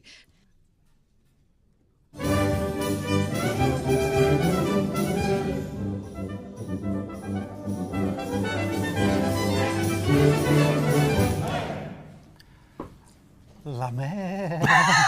Don't start singing. No, don't start singing. Like a young Charles Aznavour then they were singing that. Or a young Bobby Darin it was. It was Bobby Darin. Yeah, originally it was French as an ode to the sea, and it was a much slower piece. But then some arranger got hold of it and then sent it to Bobby Darin, and that's the one that became famous. But originally La Mer, which was the song, was a much slower piece from that, but never. And a good end to that program. It was a very... It was light-hearted, wasn't it? But it was slick. It was really slickly very put polished. together. I tell you what, very polished. What a player on the xylophone. There we are. Teddy Brown, eat your Competition heart for Teddy after all these years. Teddy Brown, eat your heart out. Darcy Beck. I tell She's you. some xylophonist. I tell you what, they were super players. It was. Without Great. music. Yeah. Started off with the 2 sticks, went to the 4 sticks. I saw Simone Rebello. I was over the other side of the hall. And she was like transfixed then, really. Yeah, really fine playing. Years ago, we never had tuned percussion players in bands, you know. If it was somebody could do, you know, the 2 Imps. Can't remember that piece of the 2 Imps. On the Tracks. Remember Yeah, that was the one. And then people, like when Simone came along with Fodens and stuff like that, absolutely blew the house down. And Howard used to do a lot with Fodens. Simone did. There was a lad there called Mark Oldham, who was one of the percussionists, and I can remember him playing xylophone solos.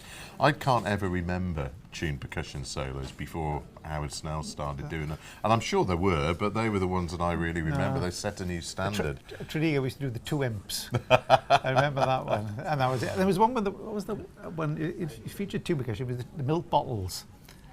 Remember that? It was like an advert about milk. The milk bottles? Yeah, the milk bottle song, whatever it was. And they sounded like milk bottles going up the road. How old are you? They used to use it in the adverts for milk. And it's a xylophone piece it is, and Snell would have done it because he used to pick out these pieces, didn't he? Yeah, and people say, God, where did you get those from? Well, it was like the clock with the Dresden chimes. Remember that one? Yeah. That was a classic one. Absolutely brilliant. So save them. But that was a great. I thought that was a great programme. It was entertaining. It was slickly delivered. Gareth Ritter's got that band playing together really well. Elanimo is beautiful. It's a beautiful arrangement. Stunning arrangement. It really is a beautiful thing. So see with that there. God Only Knows from the Beach Boys. Earlier on we said about this, it is at the end of love actually. Yeah. But it's also a Boogie Nights with Burt Reynolds, which is a slightly different film. Don't go there. Yeah, it's family entertainment advised. Dirk Diggler, wasn't it? Dirk Diggler, yeah.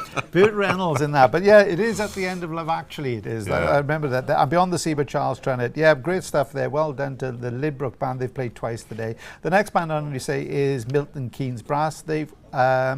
with Matthew Brown. They're on now in about 5 minutes. They've gone for another theme, but very different. Dance. Yeah. Or as the posh people say, dance. It is. Like they say at the BBC. We say the BBC, and the people down in the BBC go, the Babasa. The Babasa. But dancing with a difference, this, isn't it? It is. Dancing with a difference. A Dance of the Imps from the Hall of the Mountain King. Grieg arranged Darrell Barry. So I think it's a bit of an upbeat one. Yeah. Here's the link for you. You know this one. What's the link between Edvard Grieg and Dylan Thomas? That's one. That's a good one. That's a good one. There we are, folks. I tried to get these. Grieg never visited Swansea, did he? No, he didn't live in. Donkin Drive. He didn't. No, they both did all their writing in like little garden huts. Much like Roald Dahl, we were talking about. Yeah, they all went into little places to do it, and I went. I was with Alan Withington, and he took me to see Grieg's house by the lake. It's outside Bergen. Beautiful place, but it is. It's a little small little place, and it's very isolated, so that's where he went to do all his stuff, and Dylan Thomas went in a shed down the end of the garden with a bottle of whiskey. I said with a bottle of whiskey. Yeah. What did he say? The only thing that grows in my garden, where was it? Portrait of a Young Artist. There's a young dog. If we ever read that. And then he said, only 2 things grow in my garden is washing and babies. It's a brilliant line, isn't it? Washing and babies. That's it. There we are. Anyway, from Dylan Thomas, we've gone on Edward Grieg. And then they're going on to play Barn Dance and Cowboy Hymn. One of his early little pieces. And a great piece, I isn't remember it? it. I remember playing this years and years ago, probably 30 odd years ago. Clever And it's a piece. great little piece. Quite innovative, really, back then, quite honestly. It was quite different. And it's got that quirkiness about it, Yeah, isn't it? You know, it puts the two very different parts. Very clever rhythmically, multi-layered. And it puts them together great. Then we got El Cumbanchero. I think that's the way you pronounce it in Spanish, Mexican, Portuguese, whatever it is. Any of those. Hernandez, arranged by the great Gough Richards, the cornet soloist Matthew Ball. So I think Jimmy Davis, who's the great principal cornet player of the Corey Band, he used to play these type of solos. He was brilliant at them. He used to just put it on, absolutely whack it out, and then just take a nice casual bow and sit back down, and everybody else is going, blimey, how did He used to do a different one at the Granada Band of the Year every year. Oh, I did. From the Shores of the Mighty Pacific. That was another one, a Herbert Clark one that he used to do. And the great player, the great Ian Williams, sadly no longer with us, he was principal cornet player with the Corey Band. He used to play these solos so brilliant as well. He used to turn the cornet, he had this lovely embouchure on him, and he used to whack it out. He's only that, he was a little guy. What a player, Ian, sadly missed. Then Shaquilan Debacan, I think again, if that's my... I'll go with that, Ewan. I'll go with that. Another bit of Piazzolla. And again, we heard a little bit of him earlier on. We had the Libertango earlier, didn't we? Yeah, so it's nice to hear his part. And again, talking about great arrangers, you've got Daryl Barry, Gough Richard, Reed Gillier. Oh, some of the stuff that he has done. Stuff he's churned out for some of the Norwegian bands over the years. My goodness me.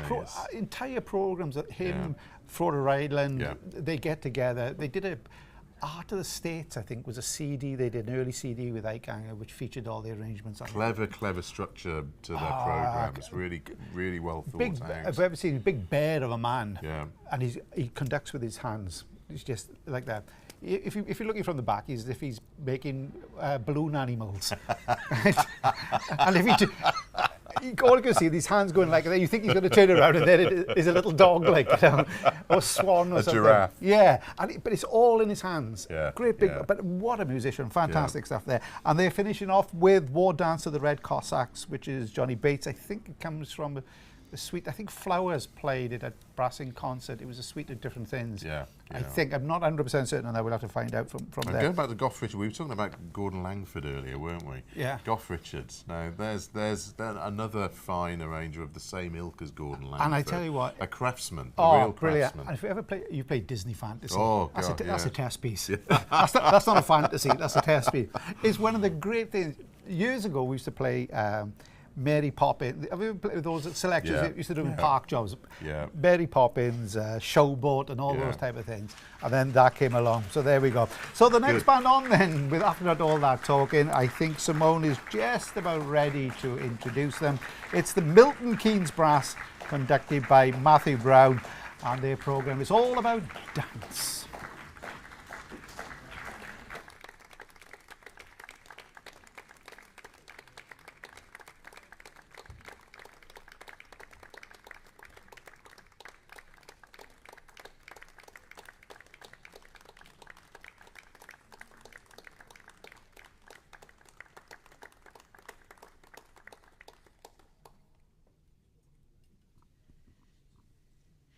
A warm welcome to you if you're just joining us here at the Bolsover Festival of Brass. We've been enjoying a superb day of music making here in the championship section with our adjudicator, Mark Wilkinson. Well, next up, we've got seated and ready to go the Milton Keynes Brass Band.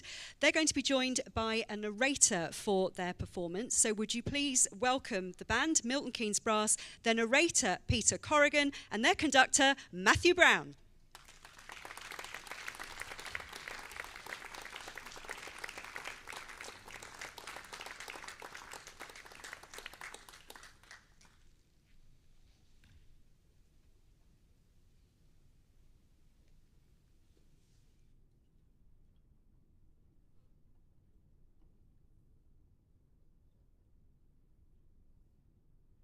Welcome to the programme from Milton Keynes Brass. Exciting and bold with a touch of class. We ask you to join us to take a glance at the wonderful world of music and dance.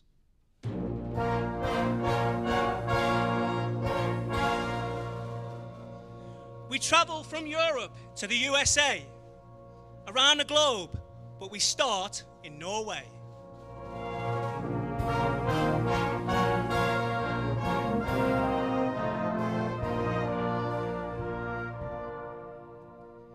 Our opening piece, a mysterious thing, the dance of the imps in the hall of the Mountain King.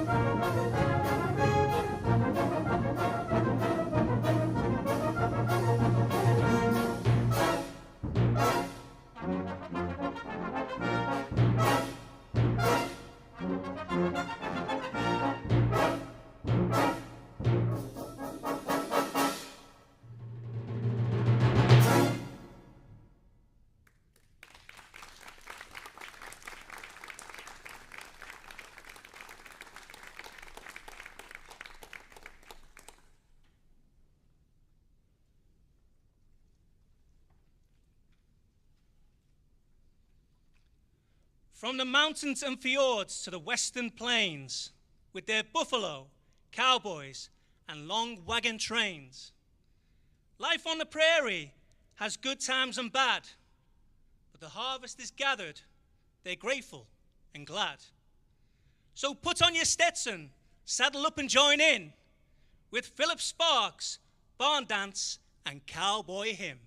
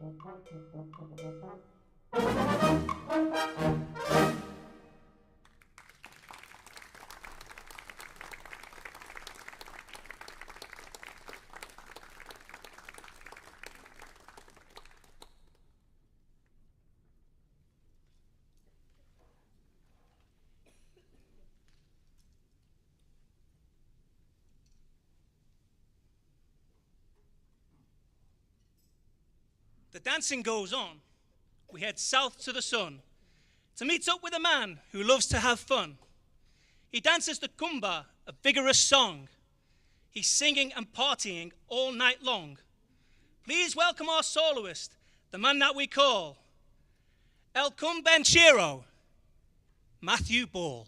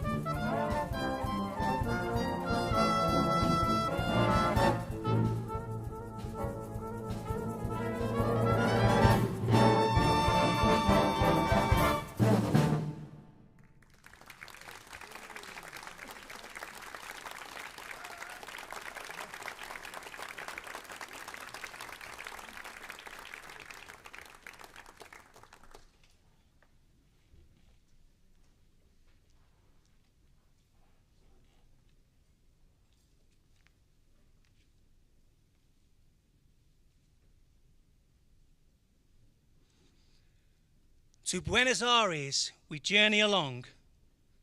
Next up is a waltz and a plaintive song, the tale of an urchin who lives on the street, selling flowers in cafes for something to eat. A sad song and dance for a lonely young boy. Chiquilin di Bachin, we hope you enjoy.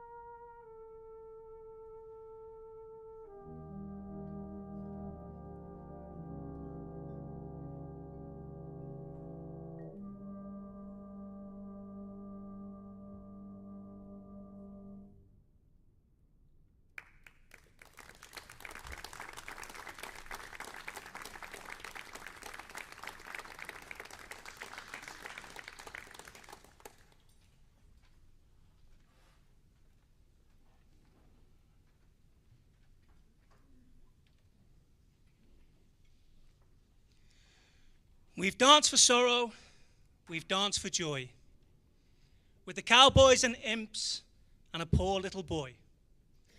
But as we come to the end of our set, our dancing becomes more serious yet. As history repeats itself over again, we join the Red Cossacks in their native Ukraine. We bring you a war dance, and with them we stand, as they fight for their freedom their lives, and their land.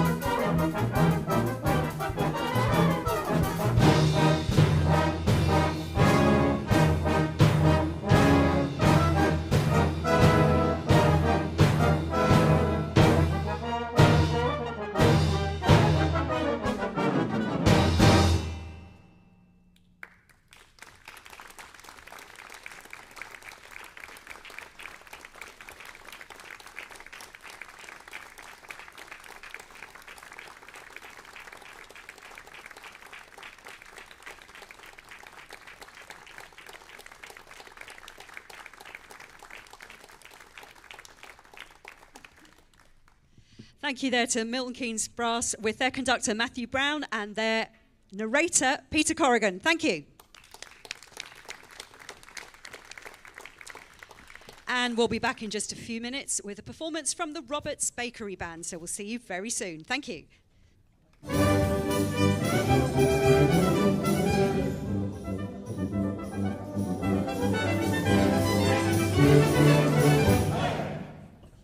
Well, that was the performance of Milton Keynes Brass. And the first question you're going to ask, where did he get that book from? Well, I've never seen anything quite so big, actually. Yeah. Very nice cravat as well. It was. It was like a ledger that was it Bob Cratchit used. Yeah, You know, all he needed was a quill, wasn't he? It was.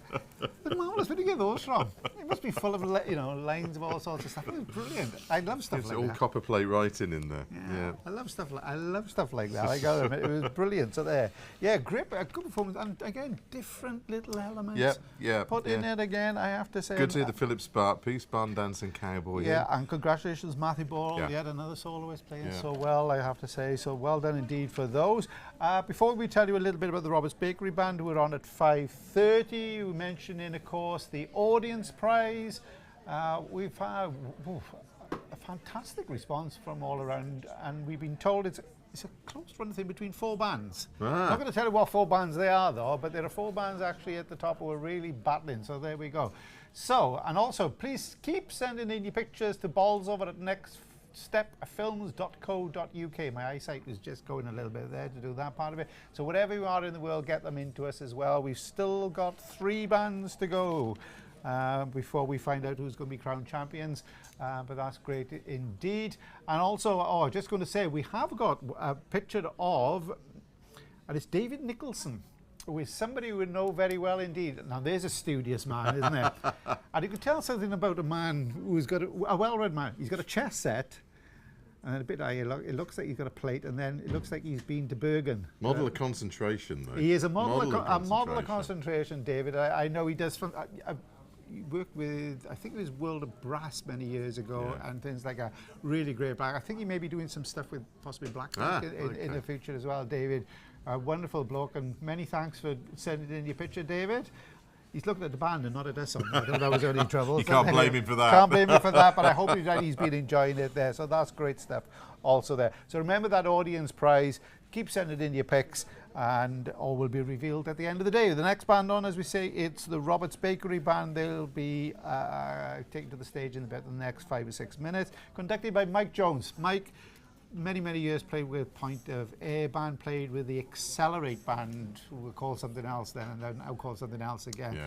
Wonderful player, Mike, I tell you what, and doing sterling work up there. He's a super Point of Air were a fine band in their day, weren't they? Going back, when I was in my band in heyday, Point of Air were a band to be beaten back then. Won the Welsh area a couple of times, came down and won the Welsh area, but sadly no longer with us. The Colliery closed, I mean, 1986. Late 80s, wouldn't it be? The Colliery closed, and that was about it really, which is a real pity. Yeah, fine band in the day.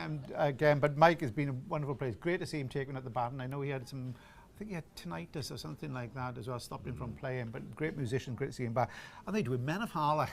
In Gareth Wood's arrangement, which is a nice that's tribute. a nice touch, isn't it? It's a nice tribute. Gareth Wood sadly passed away only, a few weeks ago. And I well remember playing Gareth Wood's 5 Blooms in a Welsh Garden. I did. Play that. St David's Hall at the European Championships in 1992. It would. Yeah, we were there that day. Yeah, I was there playing that day. Yeah, I was playing for Desford. You were playing for Tread. We didn't know each other then, did we? No, didn't come anywhere either of us, I don't think, did we? But actually, we came second on the Angel. We played.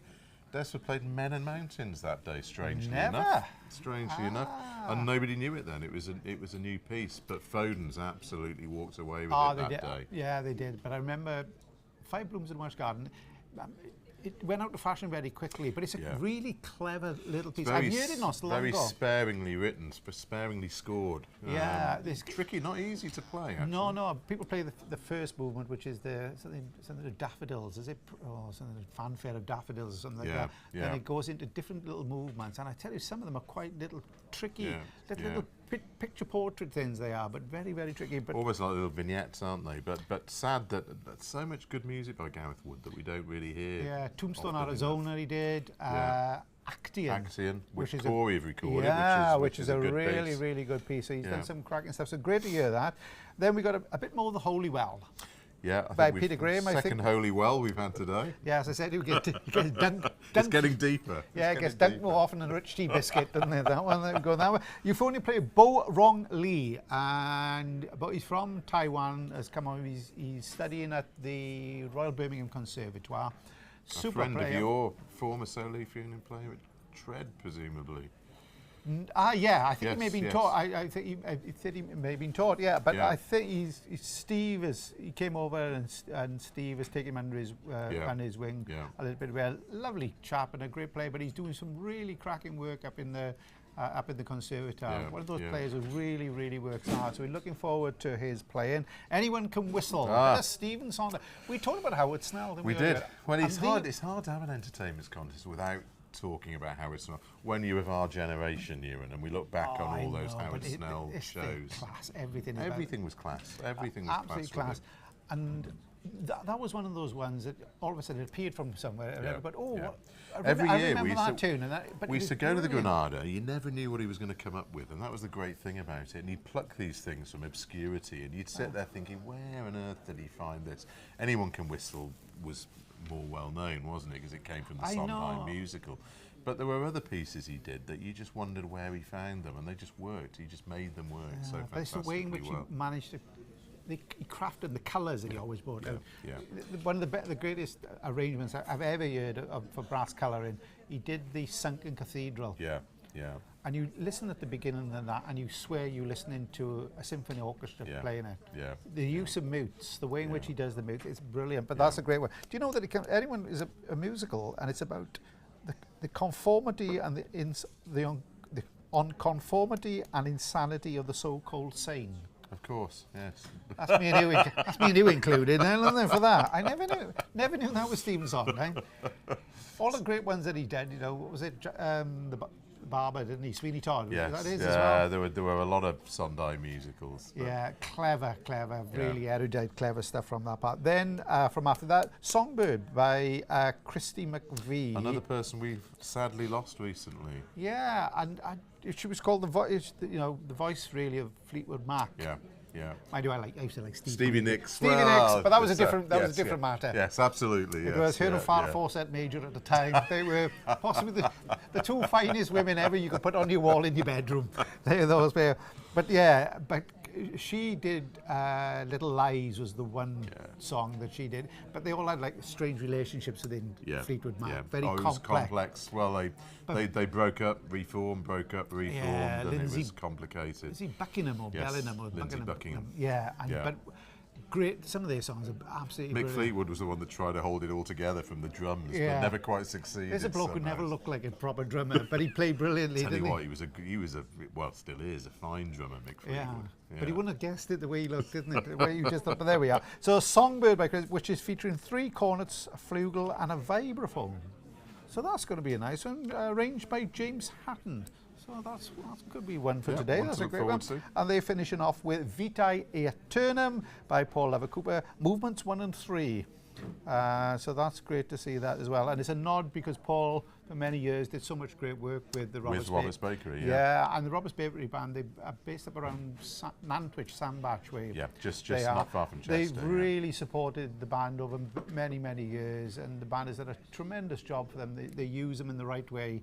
It's been, people talk about sponsorship in banding, but sometimes it can be a mill around the neck. But when it works properly... Colin Cranson was the man that he was, Roberts Bakery for many years. Do you remember? Many years. He was the solo euphonium player, I think, with Foden's for many, many years as well. So he was based in the area. But a band that it was always like first section championship and always between, but always solid. Always a good solid band, and they still being solid, and that's down to Mike Jones, who is there. So they're coming onto the stage.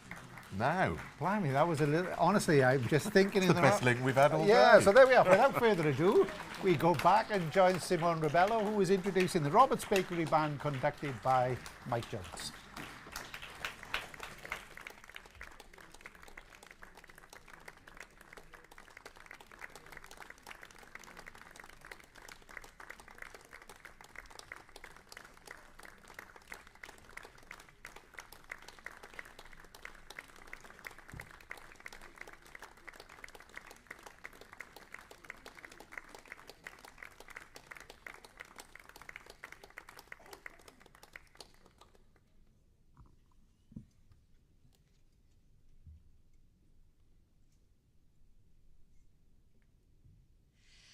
We've got 3 more bands competing in the championship section here at the 2023 Bolsover Festival of Brass. And next up, we're going to have a performance from Roberts Bakery Band. Would you please welcome them and their conductor, Mike Jones.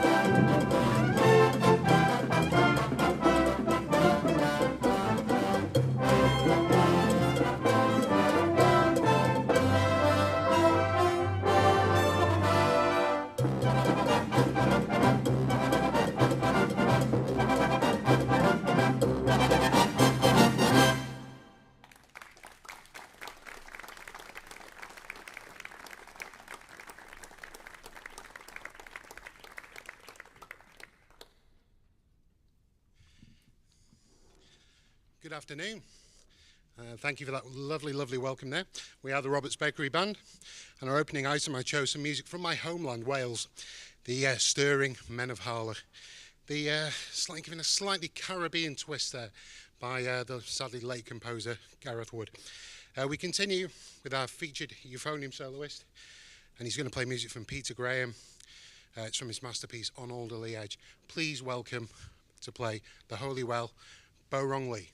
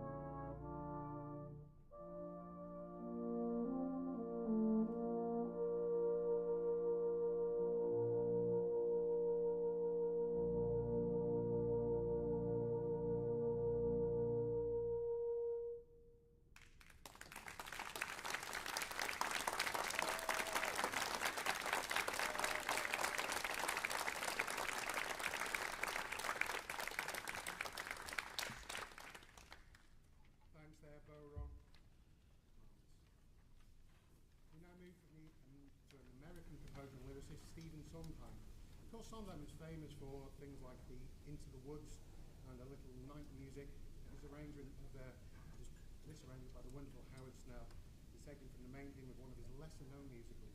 Please enjoy the quirky, the slightly cheeky Anyone Can Whistle.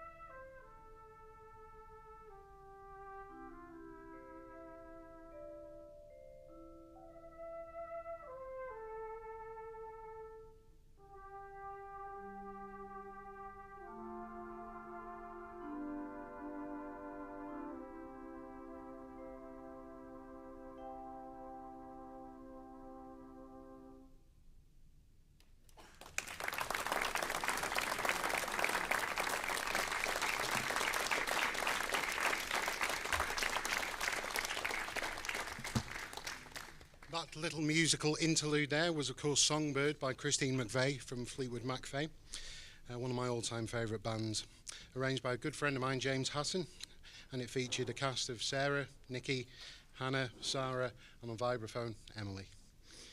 Many thanks to you all. We complete our programme today with music taken from the pen of the eminent composer Paul Lovett Cooper. Written in 2007 for the Black Dyke Band, we're going to play two movements to finish off today of his Vitae Aeternum.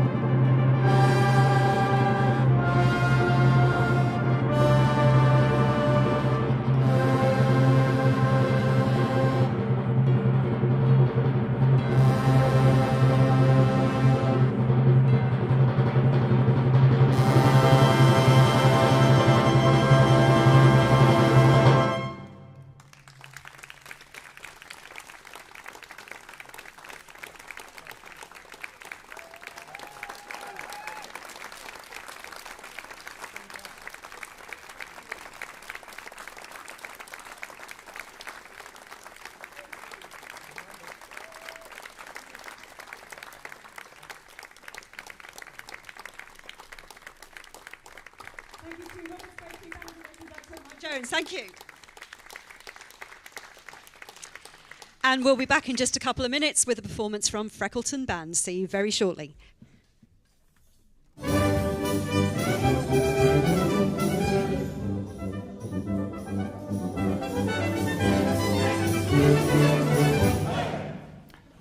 Well, there was plenty of energy and vibrancy in that performance. Absolutely, Well absolutely. done to Mike. Yeah. He's worked so Real hard with that commitment. band, yeah. So well done indeed. But again, another band that went for something completely different. Started off, that Menaholic is a nice little piece. I haven't heard that for a long time. It reminded me of that one. Really nice that they brought that out as the Gareth Wood tribute. I think. And that Songbird. That little bit there. Lovely little quartet, a vibraphone, and that was a really beautiful clever melody. I have to say, really clever arrangement. Lovely euphonium playing in the Holy Well. He's a nice player, oh, isn't he? Just effortless, up to the top note at the end. Beautifully done. Really I tell you what, beautifully I done. think he plays euphonium and baritone as well. Yeah. I've seen him with the Royal Birmingham Conservative Brass Band. But he's a real talented young man, and you know he'll go a long way playing like that. Really beautiful playing. And well done to Mike, I have to say, because he's been working hard with our band over the last few months as well to bring them on. So congratulations for that one. Before we just tell you a little bit about the next band on, because they've already tasted success. It's the Freckleton Band. A little bit earlier on, they topped the tables in the first section. There were 12 bands in the first section. A lot of the bands are playing both in the championship section and the first section, or the other way around. If it's the first section band, they can play in the championship section. So a lot of bands are taking the opportunity to really test their stamina by playing their programs twice. And Freckleton done that. They were drawn fairly late in the first section, and they're the next band on here. So they're really testing themselves. But they won. Freckleton, conducted by Adam Taylor, took first prize with 98 points in the first section, followed by Lydbrook Band, who we've just recently heard, conducted by Gareth Richard on 97. And in third place was the Pemberton Old Band DWB Band with Ben Dixon with 95. All three of them are played in this section. So nice to take to the stage in the championship section contest, knowing that you've just won the first section. Nice, bit of a confidence boost. I tell you what, mind you can't have a drink then. Should we celebrate? No, we've got to wait to go on. You can't have a drink.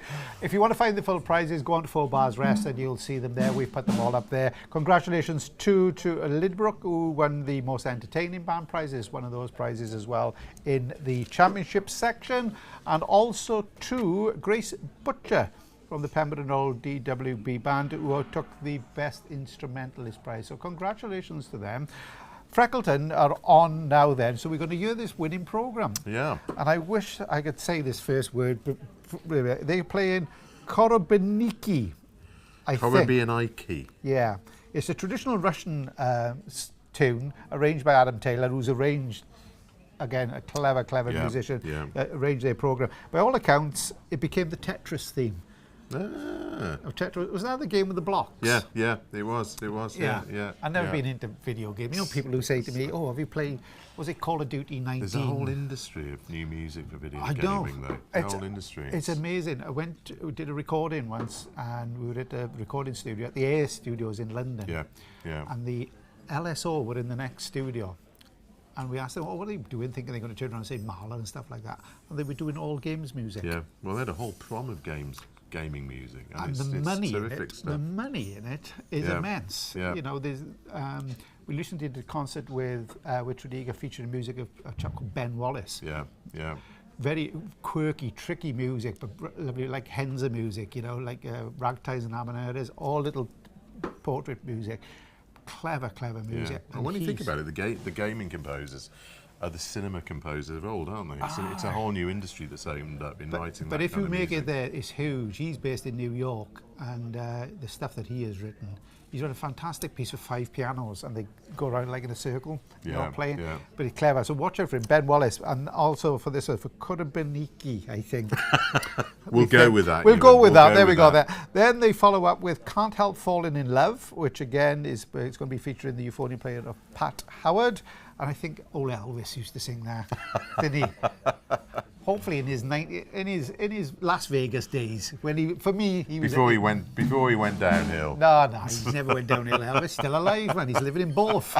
Running a chip shop. Running a chip shop in Bourth. He is. They know about Elvis. But at his peak, when he came back doing those early Vegas shows, it was unbelievable. And the band that he had with him.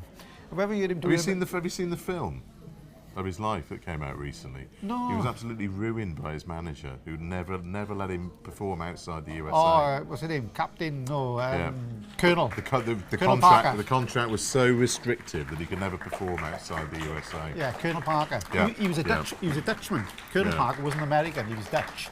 I know that from somewhere, but there we are. Anyway, they're going to be doing that, followed by This Night by Billy Joel. Could It Be Magic, the great Barry Manilow. A little bit of Barry Manilow. This is a programme all about musical metamorphosis.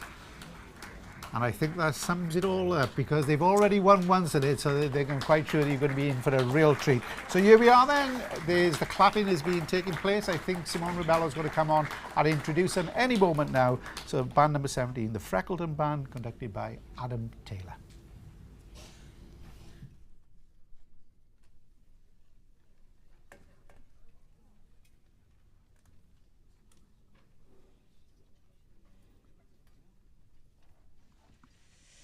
Good evening, everyone, from the Fraser Group Academy, the new home of the Bolsover Festival of Brass 2023, where we've been enjoying performances from bands in the championship section. The conductor of the next band is a little bit taller than me, which is why the microphone's up in the sky. But we're very pleased to welcome next to perform for us the Freckleton Band and their conductor, Adam Taylor.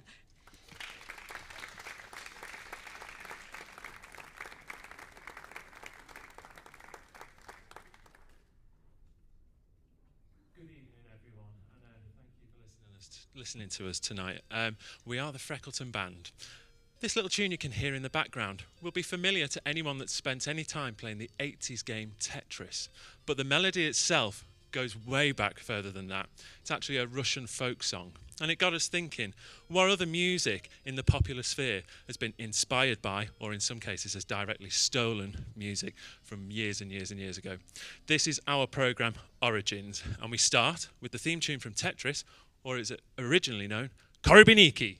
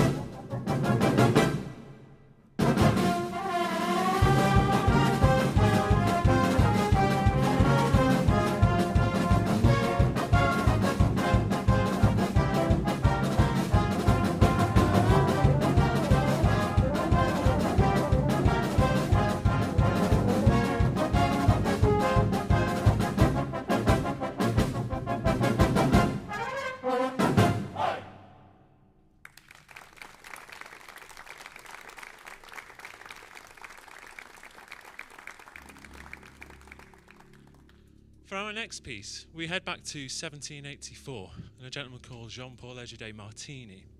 And he wrote a piece called Plaisir d'amour. It's a French melody that stood the test of time. It's been used by composers like Hector Berlioz, Edith Piaf. But possibly the most famous rendition comes in 1962, when a former US Army sergeant by the name of Elvis Presley released his take on this melody. The opening lines, "Wise men say only fools rush in." The piece.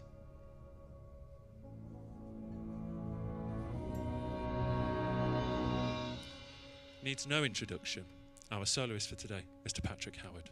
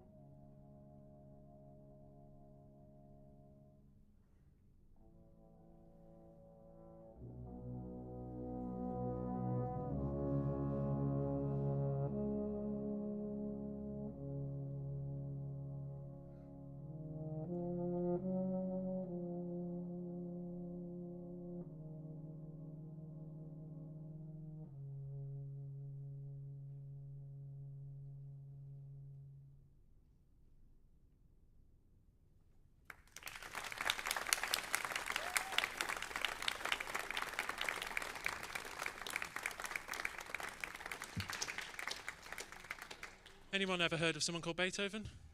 Yeah. I thought it was a big fluffy dog with a boopy nose, but apparently a composer as well. For our next piece of music, we're going to go to the 1980s, and a guy called Billy Joel, he released an album, and on this album there is a song called This Night, of which the chorus is lifted directly from the Pathetique Sonata by Beethoven. We really hope you enjoy Billy Joel and Beethoven, what a band, This Night.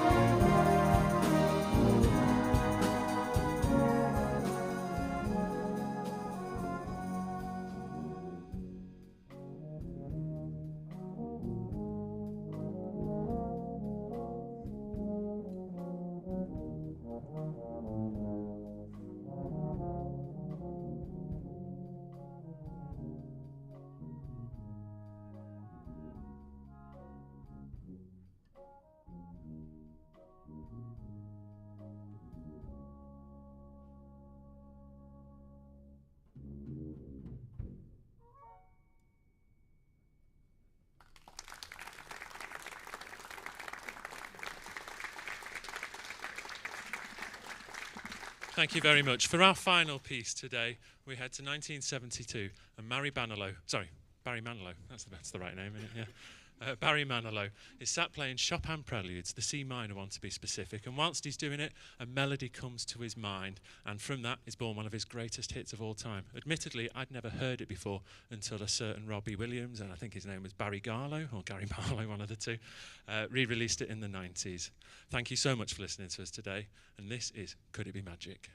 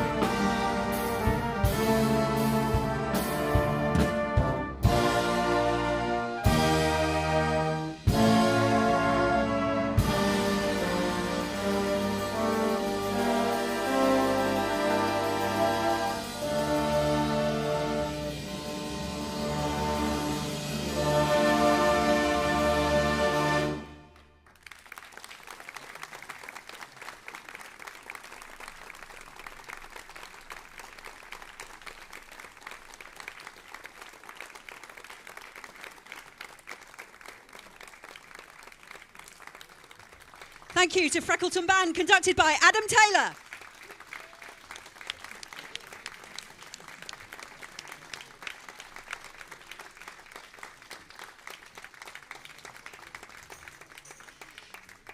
Do join us in a few minutes for the performance from the final band competing in the championship section. That's going to be Middleton Band in just a few moments' time. See you in a few minutes. Thank you.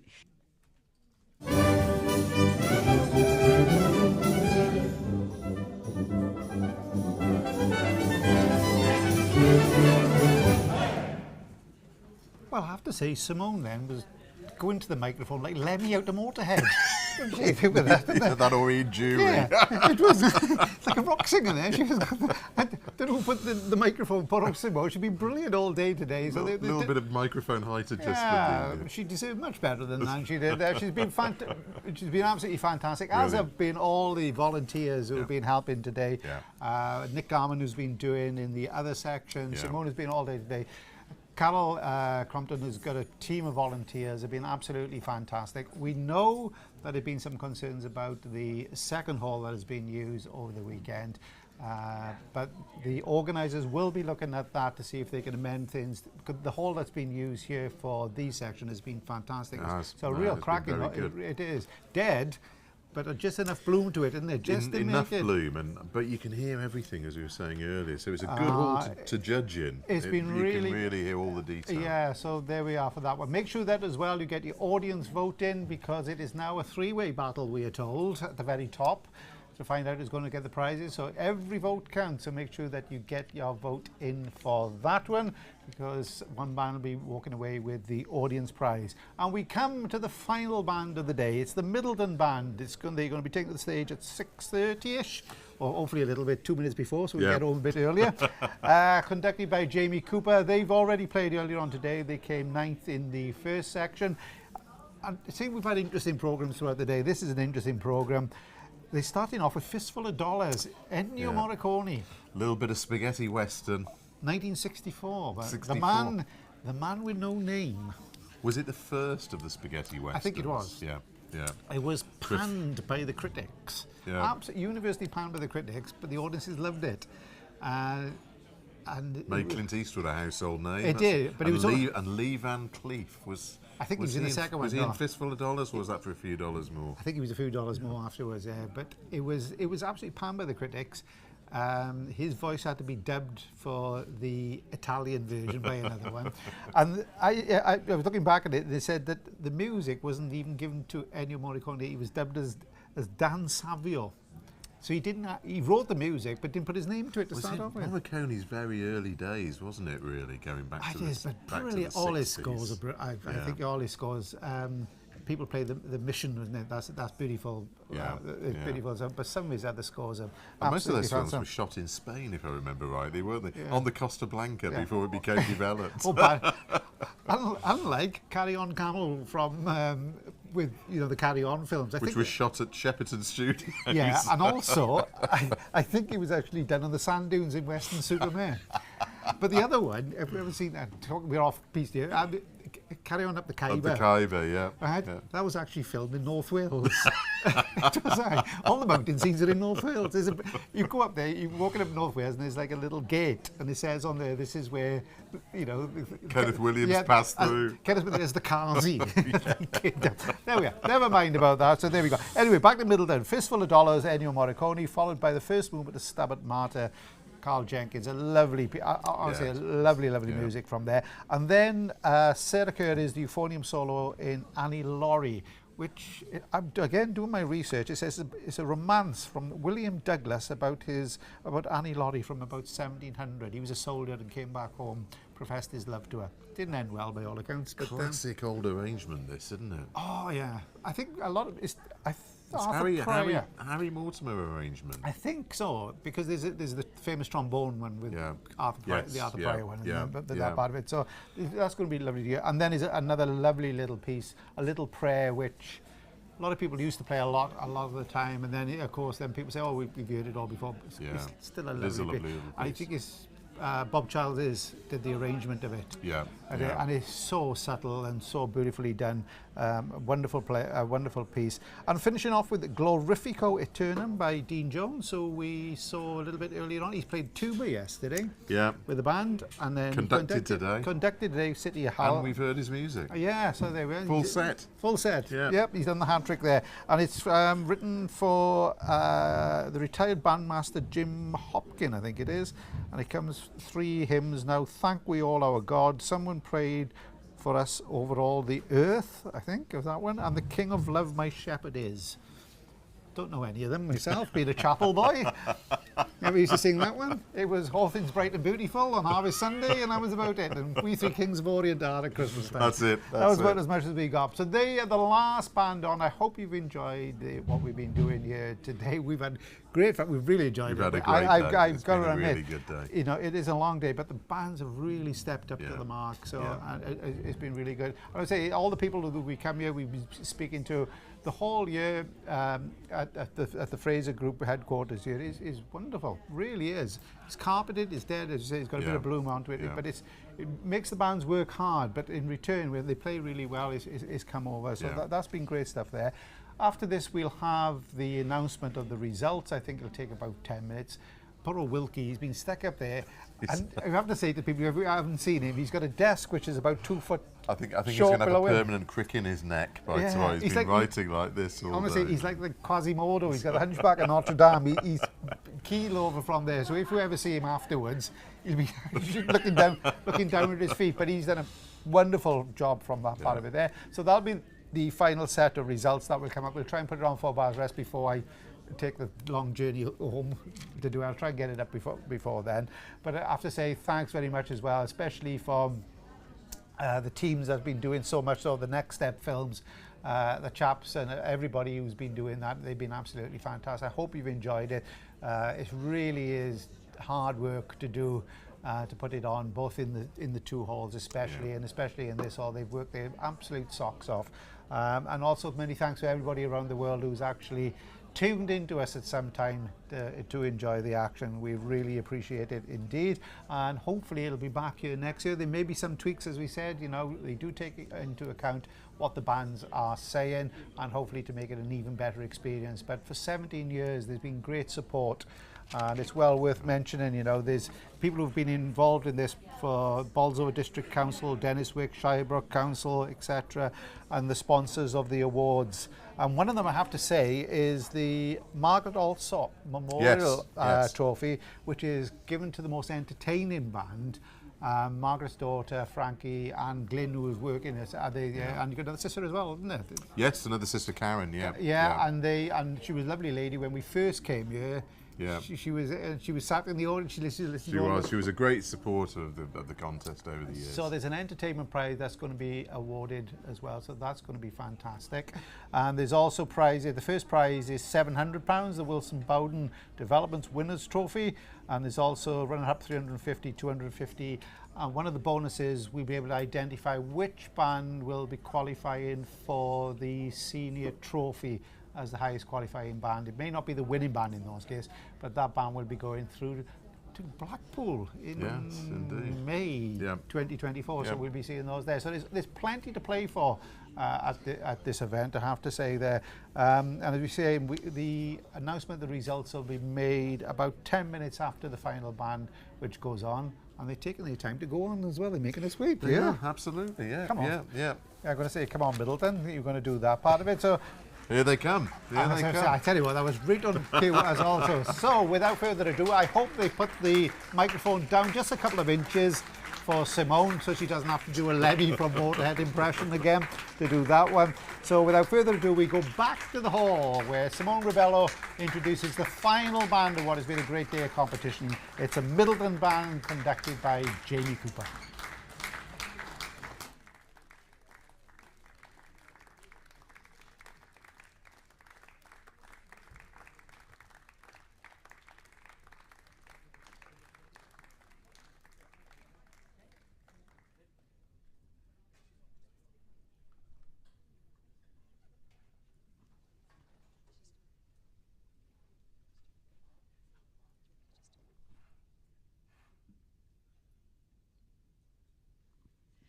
So we've come to the final performance in the championship section here at the Bolsover Festival of Brass, and we're going to hear a performance from the Middleton Band. So would you please welcome the band and their conductor, Jamie Cooper.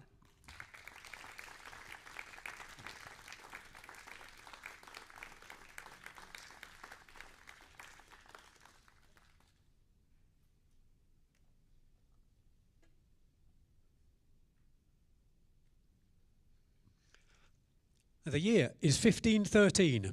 King Henry VIII, aged just 21, rules the Kingdom of England.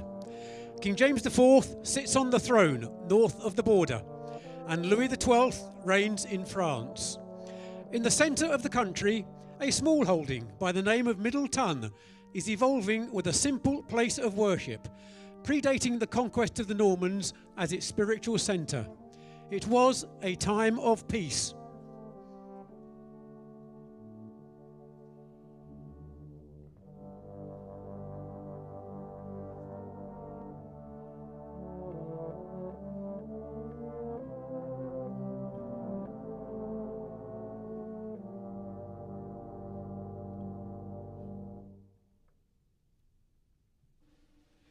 Unrest starts to spread through the kingdoms of England and France.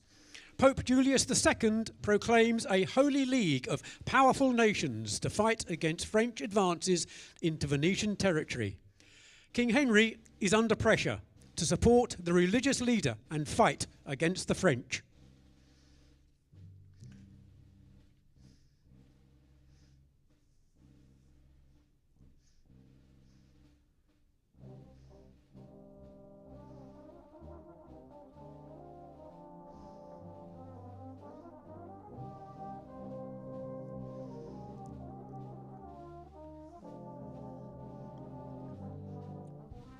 Henry is unsure on how to proceed. Such a move would allow the French to invoke the terms of the old alliance, a protective agreement between the Scots and the French that would force King James to invade England in support of their overseas ally. Could he fight a battle on two fronts?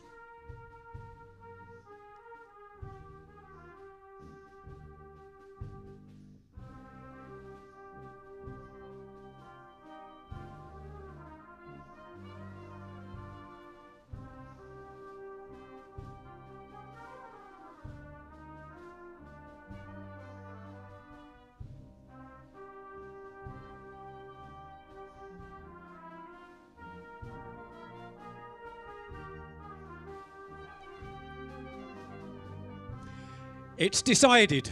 Henry assembles troops from the Midlands and the south to cross the Channel and fight King Louis. The Scots are forced to invade northern England, assembling high on a hill overlooking Flodden Field.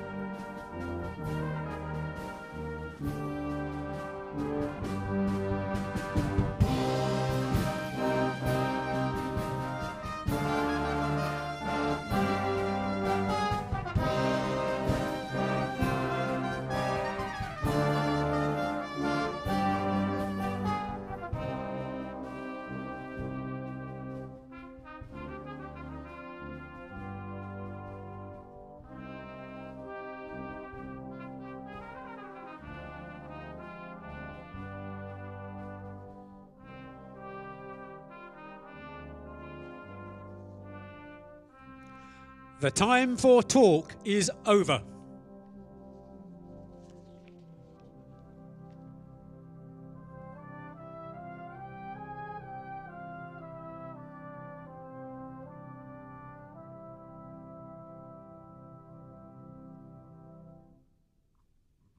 Having cleverly held back large numbers of troops from the north, King Henry orders these troops to rally against the Scots. A band of archers, trained and based in Middleton, received their summons to move north.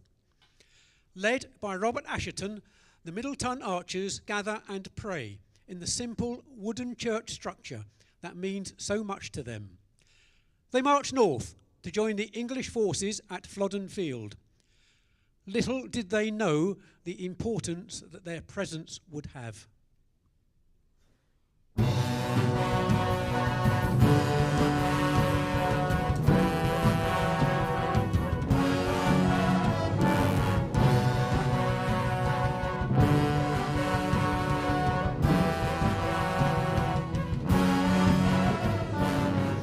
The Scots opened fire with heavy artillery, but the English infantry pressed forward. The ponderous rate of fire allowing troops to gain a strong tactical advantage.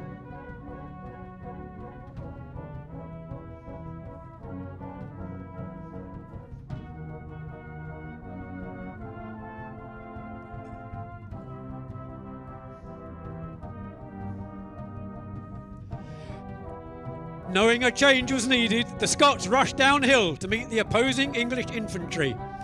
The ensuing fighting is ferocious. Pike meets Bill in bloody hand-to-hand combat.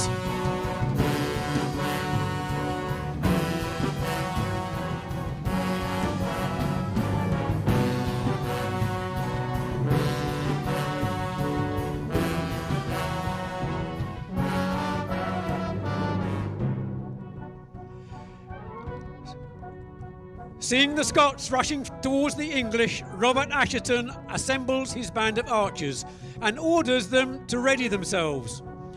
As the Scottish surge ever closer, he gives the command. The arrows rain down.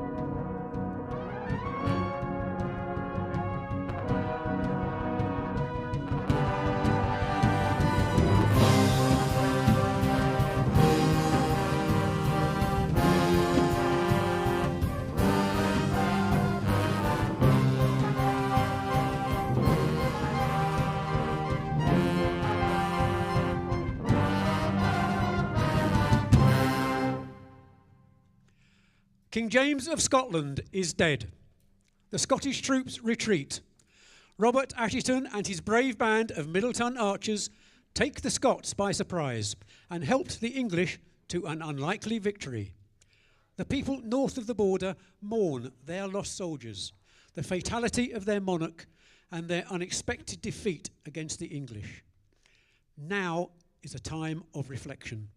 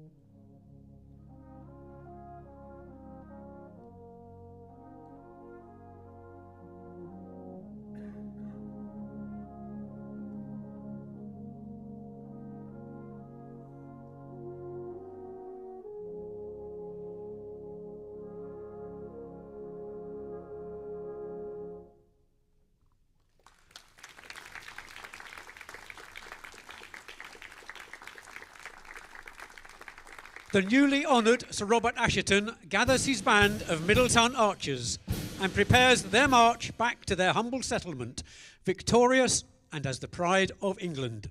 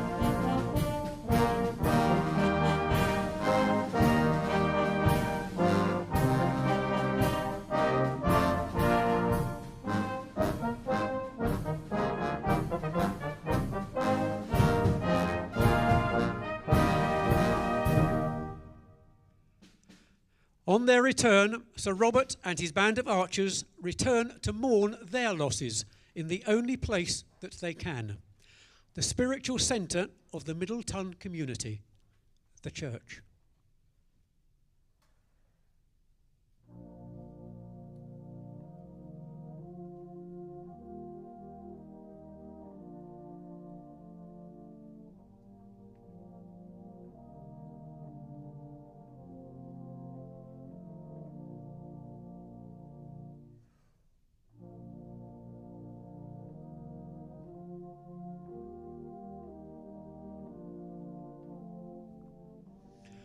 Sir Robert orders an extravagant rebuild of the parish church in the years that follow.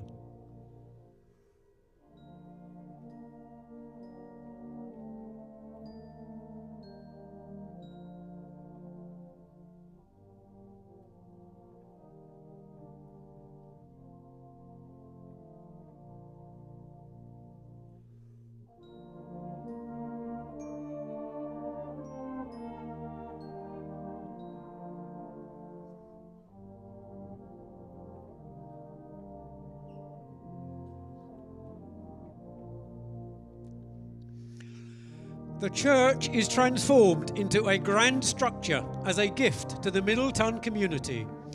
The sacred centre of the building being a large stained glass window naming and depicting the now famous archers, a testament to each that they will never be forgotten.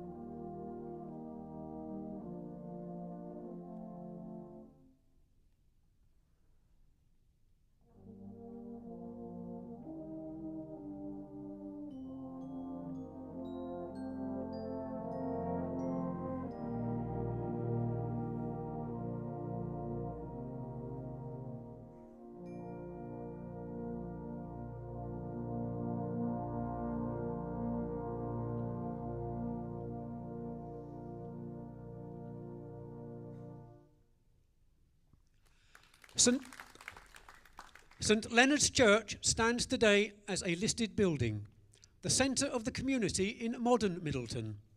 The window still in place, a testament to the sacrifices of those archers who gave their lives for their country, and to those who allowed our community to thrive and grow.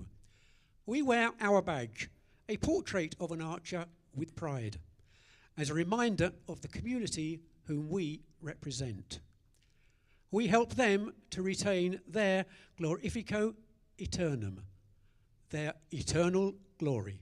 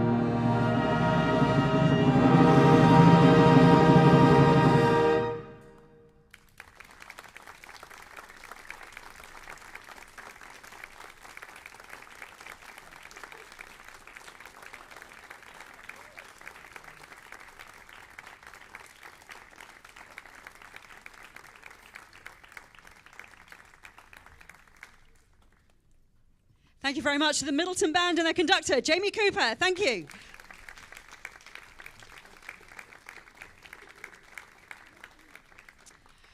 And that concludes the performances in the championship section for Bolsover Festival of Brass. We're going to let our adjudicator, Mark Wilkinson, just have a few moments to collate the results, and we'll be back with you very shortly. Thank you.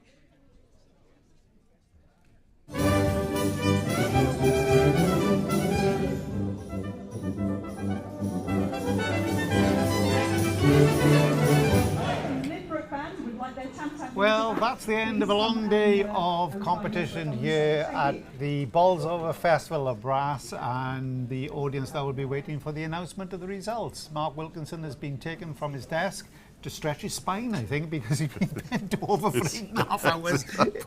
Poor guy's going to be walking like this. I think I have to get Mr. Ashley to make a special desk for him for next year there, but he's done a grand job as Mark to do that. I'm quite sure he's enjoyed it as much as we have. That was the Middleton Band to finish off there.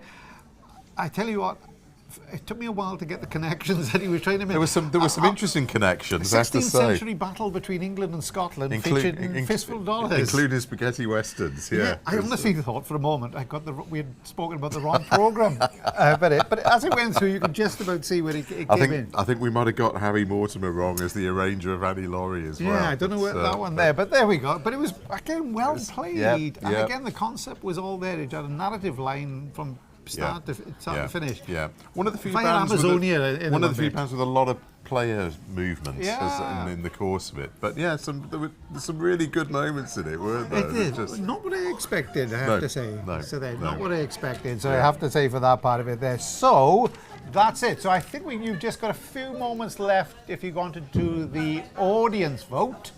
So you need to get that in very, very quickly. As I say, if you've been voting throughout the day, your vote holds more weight.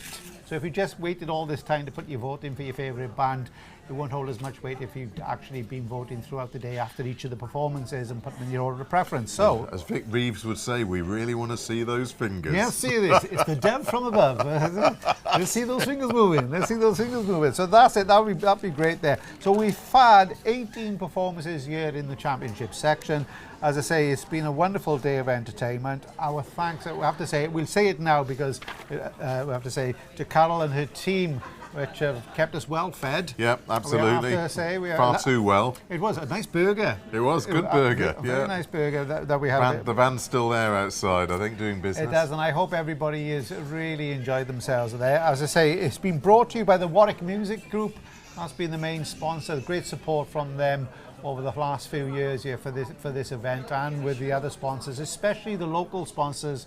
Coming from the local district councils there. It's the reason why the Bolsover event takes place in the Bolsover area, and one of the reasons why it is difficult to actually get a venue which can accommodate all the bands. So please bear that in mind if you do go on social media and want to become a keyboard warrior. There's a lot of people do a lot of work behind this event, and they will listen to genuine concerns to make sure that the event improves again and again and again, and hopefully it'll be here then for next year. So yeah, fantastic for those team, for Carol and the job that she's done there. The announcement, the results will be coming up. But again, Chris, as I was saying, 17 years this event has been going on, and it's testament, because there are a lot of pressures on brass band competitions, asking a lot of bands, it's an expensive hobby to come to band in here. But if we don't support these events, the future looks bleak. Well, just 18 bands in the championship section in itself, that's a fantastic achievement before we even look at the quality of the playing. And we've had really good quality playing today. I mean, no band has let themselves down. We've had 18 good programmes, a lot of variety. A lot of thought has gone into some of those programmes. Great soloists, I've got to say. We've had a day of really fine soloists. From first one to the last. I wouldn't want to choose today. I really wouldn't want to choose. I mean, there have been some really great contributions. And the consistency through 18 bands, bearing in mind that a lot of those bands have played in the first section. A good few of them have played in the first section as well. Some of them with very short gaps between the two performances as well. So it's been a test of stamina as well in many ways. But again, the consistency and the quality throughout the day has probably been as high as we've ever heard it at Bolsover, I think. It's amazing because looking back on the first performance this morning, which was way back at 9:30, 100 years of Disney, the music of Alan Menken, started off with Fantasmic and we finished off with Glorific Away. Feels like a long time ago, that now, it does, doesn't it? But I tell you what, and there was a few, individual pieces that were copied, but they all fitted into the programme, so you can see the reason why they did Relatively little duplication when you consider how many performances we've had. So, and and it's interesting to hear some of these new pieces as well. There was quite a few little world premieres coming in there from pieces, and young composers who did their works, and there are some. Check out the sites and check out where these people are being set. Adam Taylor and all right, Ben Holland, we know about that. But there are some great arrangements that are being made. Well, there were 3 programmes that I can think of looking back that were completely arranged by one arranger specifically for the contest. So there was Tim Pannell that did the Beatles one. That was a real clever arrangement. Craig Stevens, I think, did a complete programme as well. So again, a lot of effort has gone into that, and we've had a lot of new music. It's good to do that part of it there. So as we say, for next year, hopefully as well, there'll be some little tweaks and whatever. So hopefully the bands in all sections will be able to have their programs live broadcast. It's one of the ongoing challenges of trying to put on events like this. You've got to balance how expensive it is to put on an event at these places, etc., but also give the opportunities to the band. So, as I say, the organisers are listening. They want to make sure this event carries on for many, many years, more years to come, and they will listen to genuine concerns about it, and they will act upon it. So that's always good to know. But again, Chris, talking about the bands that we've heard today, and talking about the standard, it's encouraging to hear bands that we would say would be at the bottom end of the championship section when you come to the real big events, but being really well led, and especially the younger MDs. Yeah. It's great to see this new crop of conductors coming through. And we've seen a lot of them today, haven't we? Yeah. With some intelligent programming, as we said. But it is. It's great to see some of those younger names coming through. You know, some of them we've seen. Some of them have not been out of college that long, have they? In some a of them few not cases. Shaving yet, are they? But conductors are emerging much sooner than they used to, don't you think, in years gone by? Yeah, I like to see. You know, if they make mistakes, so what? It doesn't make any difference. It's a bit like soloists. Steve, I remember when Steve was talking about it. You know, you've got to have confidence to do something. You know, it's not a question. I remember Roger Webster saying once, you know, there's a chap who never got worried about performing. And I said, well, why should you? Because all these people have come to support you, in effect. And they want you to do well. They want you to play fantastically well. It's the same with the conductors. They want to see you and your band enjoying it and to do it. And if you get that mindset into it... That's exactly what it... And Roger's a master of psychology, isn't he? Well, literally. I mean, he is a master of psychology. Indeed. I mean, he's got a fine mind for things like that, and he's done a lot of work with people with nerve problems and what have you. So yeah, he's a good guy to listen to about that sort of thing. Oh, it is. But so you can do that. So that part of it there. I was going to say one thing. Somebody pointed out to me as well. The Warwick Music Group have been fantastic sponsors of this event. But he was saying that the kids on the back in this poster now. They're probably about 25. Yeah. See the little one there. She got 4 kids of her own and now playing in the competition as well. So it's brilliant. But thanks to the Warwick Music Group of what they've actually doing. We were tempted to have a blow on these a little bit earlier on. We've not inflicted that on but we people. can't. Honestly, you don't want to hear Chris or me playing cornet or trombone anymore. I can tell you. Brilliant instruments, isn't they? They're absolute Bobby Dazzlers. So, yeah, one of these days, the only piece I can play now is about the first 2 bars of Spanish Flea. That's about as much as I can play. My lip goes then after doing that. So we got that. So at the moment, Mark Wilkinson is now collating his results, and we'll stay on air, hopefully talking until then. We're going to get Darren. He can come in to speak to us. Kevin even. Kevin. Oh, I always get the brothers mixed up. This is the talented one. This is the talented of the 2 Lee brother. Well, many thanks first of all. I know with the sponsorship and all that part of it. Have you enjoyed the day? Absolutely. I mean, it's a great event, isn't it? Especially seeing the different levels of bands coming together.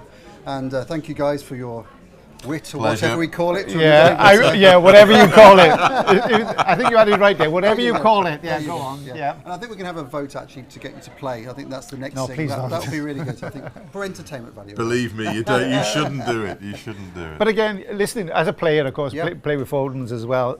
It's great to hear bands reaching out in different areas with a lot of... There were some pieces that they pinch from the big bands, of course. They do that, and why not?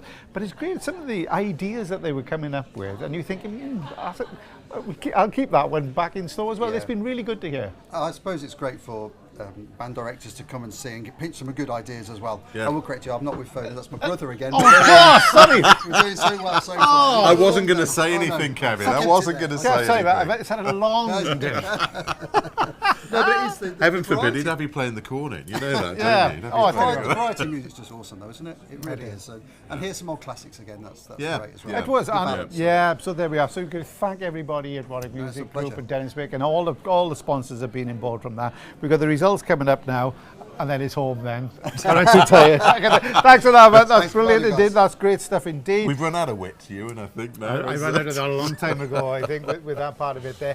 I think we will find out what the audience vote is, and I don't know whether or not it's going to be announced in the hall, or we'll be announcing, but we'll find out.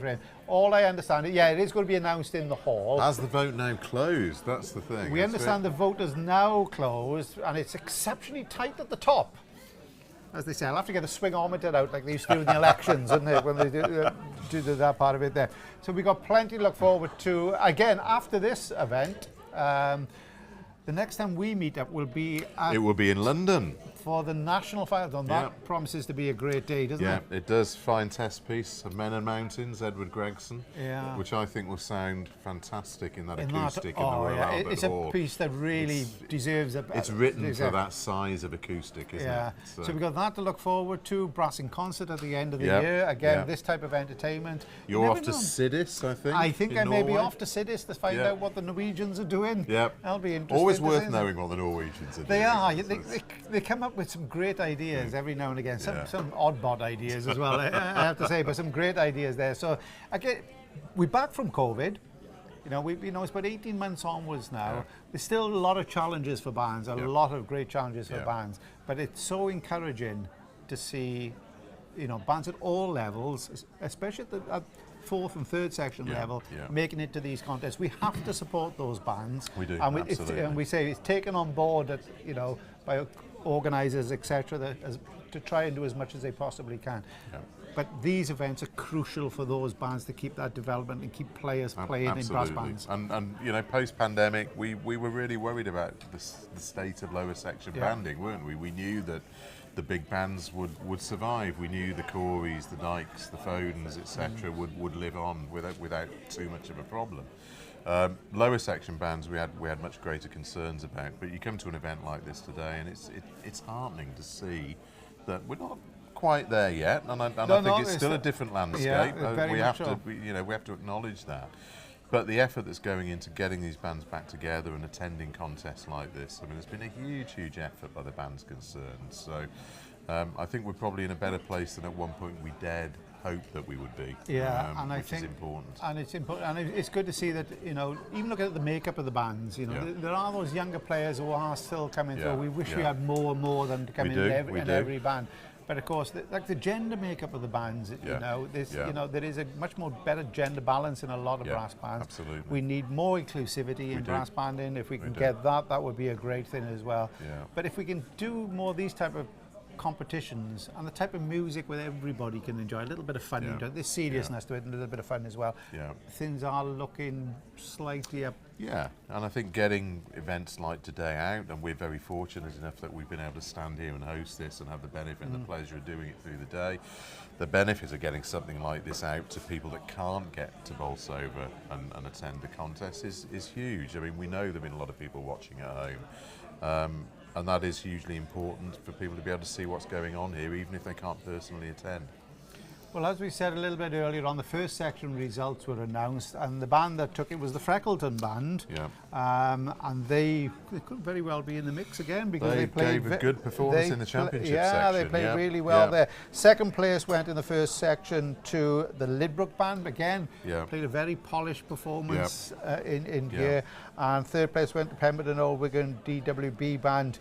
Again, another very polished performance. So those bands will be in the mix. There was two early good performances I think that a lot of people are talking about came from Elland with a super set with the Great Train Robbery. I tell you what. Really interesting concept. Convicts all over the world are thinking themselves, are now converted to brass banding from that. And that was a crack. It's a Stannington Band as well. So, and City of Hull. First Man on the Moon. That was a great performance as well. And that was another one of those performances. Thinking of a concept and then putting it together was really cleverly... Really well structured, that as a concept, I thought, So there we are. So we are still waiting. That's why we are actually babbling on at the present time. But as I said, I think and I hope that in a few moments' time, Simone will be coming back out to relieve us of the pain of you actually having to listen to us babbling on here. But I'm just going to say one other thing as well. The team here from Next Step Films are offering a package to each of the competing bands. And in addition to the live streams, they will be creating video recordings of each band's performance, which they can allow them then to use in their own promotional activity on social media. There are 2 purchase options available to suit their requirements. Firstly, a complete recording of performance, and secondly, 6 30 to 45 second clips of each performance showcasing the band's best moments.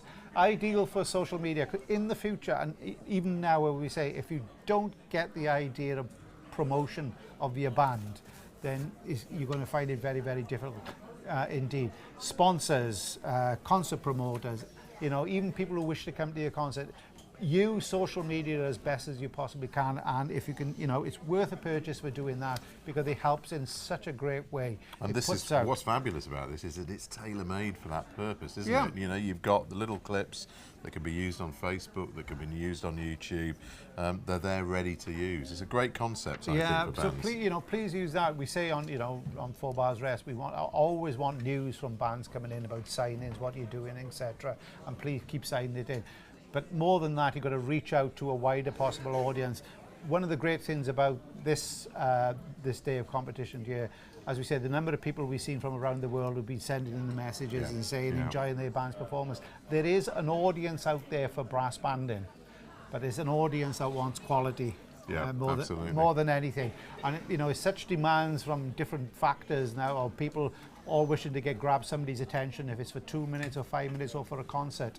And it's up to brass bands and the banding community all together to realise that, and then grab hold of that opportunity best way and really sell ourselves to the audiences. Saying that, there's a brass band conference with Brass Bands England. I think is it next week? I've got to try and remember. Please, if you've got a representative, go to that. See if you can get in touch to go there. Some great speakers. Gavin Higgins is there. Mr. Henley from Arts Council England will be there. He could be in for a rough ride, I think. It is. He may turn around and say, good for brass banding, but this previous speech that he made about brass banding wasn't that fantastic. Well, Gavin will have plenty to say as well. He will indeed, and there's got some other great speakers that they're doing it. So get to the Brass Bands England conference, because I'm quite sure they'll reinforce the message about bands. We just cannot accept where we are at the present time without being proactive and getting out there and promoting our cause, and that's really, really important. So I'm hoping, fingers crossed, that Simone will be with us any moment soon to lead us through the results. To spare people from our further babbling, Ewan. If anybody wants to know, I don't know what the results are from some of the other contests that have been held around. There was a contest up in Fife. I'll have to try and find out what the results from that one. I can bring you that in the meantime. If anybody wants to know that, who won the 2:30 at Newmarket, that one, or the cricket scores. By all accounts, Europe won the golf. Anyway, we know that. Whoever Europe is and whatever. It's amazing. I love the way with Europe. They fly the European flag. They're all British players, and they're not in Europe. But that's a different. Won't go into that. That's a completely different matter whatsoever. So I think we've got the. I thought that was applause started then, but it's not. Sorry about that. You still got us for a few moments more. I got to say, a little pointer for the future, Chris, as well. The regional championship test pieces were announced. And variations on Enigma for the top section, but the first section was High Peak, Eric Ball. Now, what a fine piece that is. I tell you what, we're at the national finals a fortnight ago. Really well chosen pieces by the panel. The 4-section test piece was a brilliant. Trying to think what it was now off the top of my head. But all the bands could play it. I forgot it. It's got top, but they could play all the pieces. They've gone for the regional test pieces, and the one that stuck out for me was High Peak. And people are saying, "Oh, it's Eric Ball, whatever." It's a classic work. It's a classic and for piece. a lot of bands in the first section here will be playing it. That's going to be a real challenge. That really is. It's not a bells and whistle piece in any way, shape or form. So that's going to be a difficult variation on Enigma at the top section. Not the first time it's been used. Triptych, I think, down below is a new work by Alan Fernie. Which is, I think, is to do with the cartoon characters out of a Scottish newspaper from the 1950s, the Broons, they call. I think the first one always says boy sitting on bucket. Always a little bit of Scottish influence with Alan, isn't there? Great writer. He's a great writer. But again, great. We were talking about Chris Bond earlier and people that write for lower section bands. Now there's a man that can really write for lower section bands, Alan Fernie. Knows exactly how to write, and again, he doesn't write down to them.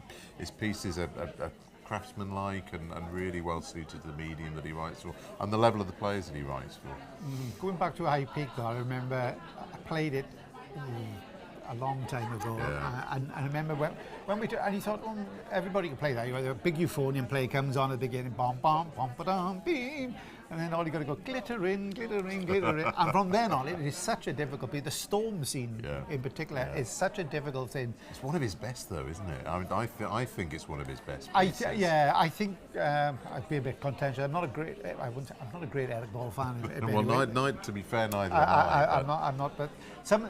I like the smaller pieces. Tournament for Brass, I think, is a brilliant piece. Yeah. There's a little, like a tone poem overture called The Undaunted. Yes.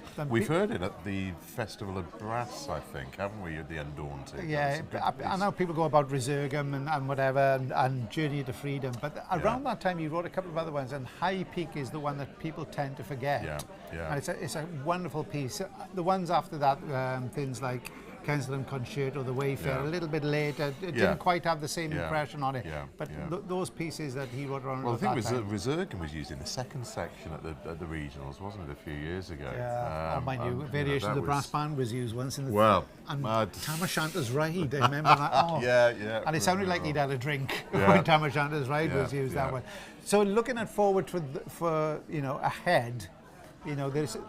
The music panel has done a good job in the last couple of years, and has done a really good job at the national finals, and then at the for the regionals 2024. Then further on from that, then we've got the Spring Festival, and there's some real testy ones there. So there's plenty to look forward to for this. There is. No, there's a lot to look around, and of course we've got in between, getting away from contests. We've got the RNCM Festival of Brass Bands at the end of January. Now the programmes for those concerts are due out, I think, in the next couple of weeks. And I got a funny feeling there's going to be some real treats in that First Festival of David Thornton's leadership, with Paul Hindmarsh having retired. And Manus Carey, I think, is involved. So that's going to be a very interesting event, I think, in January. Yeah, I've got to admit, one of the two most important events for me is when you that one right at the beginning of the year, and at the end of the year you got the big contest, and that tells you a little bit about the strength of it. But that one that's our real showcase.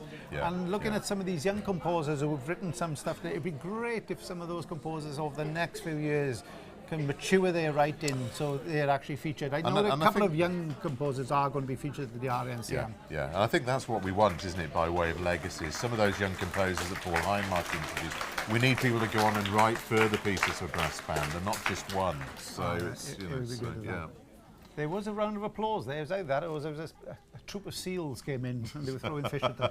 But there we go. So right to the hall then for the announcement of the results.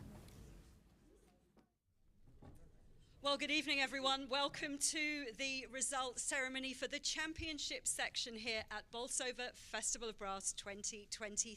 We've had a fantastic day of music making, and I'd like to start the results ceremony by inviting Councillor Tom Munro to give us a few words. The Chair of Bolsover District Council, would you please welcome Councillor Tom Munro.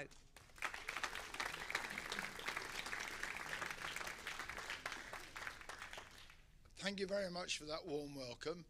Can I just say, before I go into my official speech, I've had two of the best days I've had for a very long time, being here listening to all the different levels and different bands. It's been an absolute treat, and I know my colleagues, both from the County Council and my Vice Chair, we've had an absolutely fantastic weekend. So on behalf of the three of us, a huge thank you to all of you, soloists, conductors, everybody. It's been an absolute wow, fantastic. So thank you very much indeed.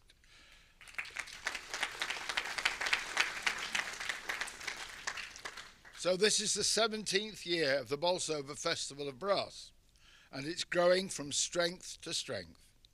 We've had a total of 50 plus bands competing this weekend, which for us is a record entry. On behalf of Bolsover District Council, Shalbrook Town Council, and as Chair of Bolsover District Council, I'd like to say a few words about the Bolsover Festival of Brass. Today's event has been part of the live stream broadcast, which is an ever-growing, exciting initiative and development making our event accessible throughout the world. We'd like to thank Warwick Music Group, our exclusive event partner, for funding the broadcast, and Next Steps Films, led by Dan Mears and his team, for managing the broadcast for us. We are proud to continue our affiliation with the British Open Brass Band Championships, for which our Festival Championship section now offers an invitation to the highest placed band not already competing at the Spring Festival of the British Open Championships. I'd like to say a special thank you to our adjudicator today of the Championship section, Mark Wilkinson, and our compere Simone,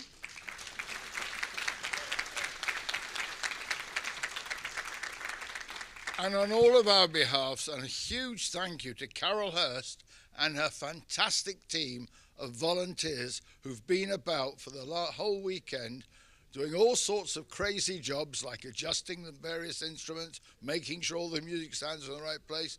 They've done a fantastic job, so come and hear a round of applause for Carol and her team.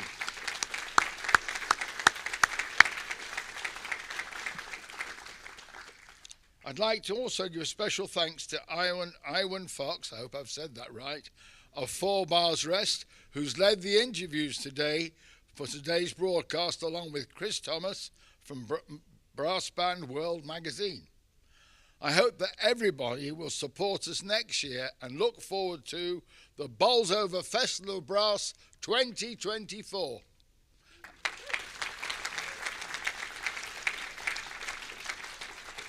And now it's my honour to hand you over to Mark Wilkinson, our adjudicator for this section. Mark, over to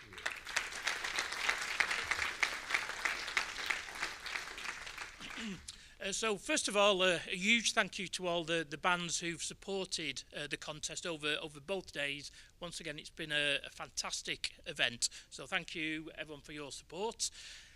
It has been an extremely long day. However, the bands have made it enjoyable due to the thought that you've put into your presentations today. We've had a lot of thought put into these programmes. We've had themed programmes. We've had non-themed programmes where the focus has been trying to get a broad mix of different styles and repertoire across the programmes. We've had good visuals with band players standing up at the front. We've had lots of movement around the stage. We've had members positioned in all 4 corners of the room. We've had some bands playing non-standard brass band instruments, and all this has sort of helped the engaging process throughout the day. So thank you to all the bands for your time and efforts in putting together your programmes. Just a couple of small points in relation to stage presence. I think this is sometimes that can be overlooked. A lot of bands have had a good stage presence. However, some bands, sort of when they've approached the stage, they've been a bit unsure whether they should be standing, whether or not they should be sitting. Some players have sat down and then realised everyone else is standing up, and then they've stood up, and vice versa. And also just being aware of when you are asked to stand up, for everyone to stand up together. Sometimes it's been sort of a Mexican waves, and this is sort of your image to the band, so it's always good to practice. There can be small points, however they can make a band come over professional, or perhaps not so professional. The programmes you've chosen and played today have all been good programmes, so please do use these in your concerts going forwards. Lots of bands spend time preparing programmes, but then they never play them again.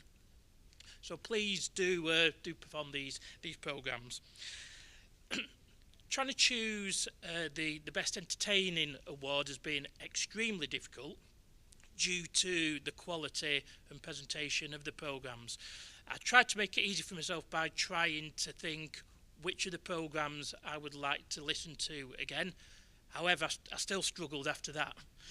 Eventually, I've come to my deliberations, and I found it an engaging and an entertaining programme. So congratulations to the band who've won that award. The overall standard of playing has been very good. Adjudicators usually stand up and perhaps tell bands they need to perhaps concentrate on the controlled and quiet playing more. However, I've not found that today. I thought bands have taken the risks on some of the quieter dynamics. Probably on the other extremes, on some of the pieces I probably would have liked perhaps a bit more articulated and sort of bite in some of the more exciting to pieces. I've also made a note of bands perhaps making more of dynamic contrasts, sort of differences between mezzo fortis, fortis, double fortis, just to give a bit more impact to your pieces, and also just to add variety. Finally, been quite a lot of rushing. We all tend to rush when we perhaps when we're nervous, the heart's pumping. Always think about the speeds of beats. Subdivision is always good, and you'll tend to find anything that you think is fast perhaps isn't as fast as you think. So always try to stay relaxed, calm, and use your subdivision.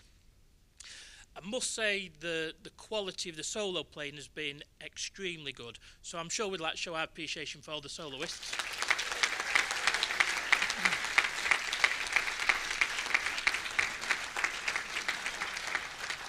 Again, we've had a huge variety in the types of solos. We've had some quite virtuosic solos. We've had some more melodic solos. Just because something's melodic doesn't mean it's less complicated. It takes a lot of effort to play a slow melody well, sound and phrasing, etc. So thank you to all your soloists for your efforts. And before the results, I would just like again to just congratulate everyone on your performances. I would like to thank Simone, who's been my sidekick today, and also I would like to say a huge thank you to Carol and volunteers. Without them, this event wouldn't have happened. So thank you everyone for your support, and hopefully we'll see you next year.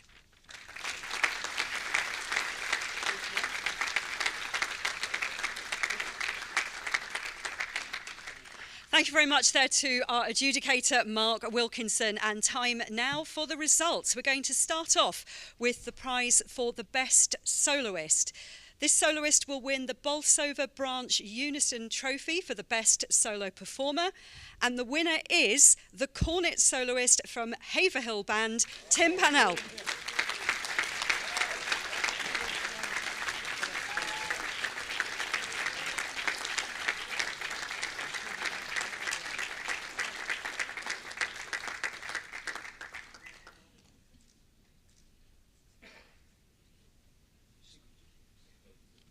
Congratulations there to Tim. Another round of applause.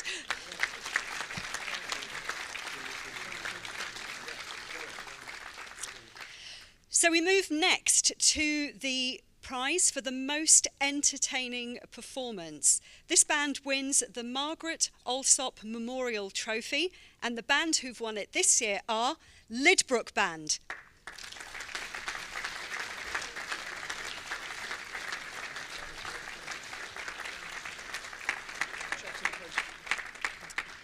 And we will make sure that the band know about that, and we'll send everything through to them. Congratulations to Lydbrook Band. So the next award that we're going to give today is the Warwick Music Group Championship Section People's Choice Award. So this is the award that has been voted for by the people that have been watching on the live stream today. And the winner of the WMG Championship Section People's Choice Award this year is Elland Band.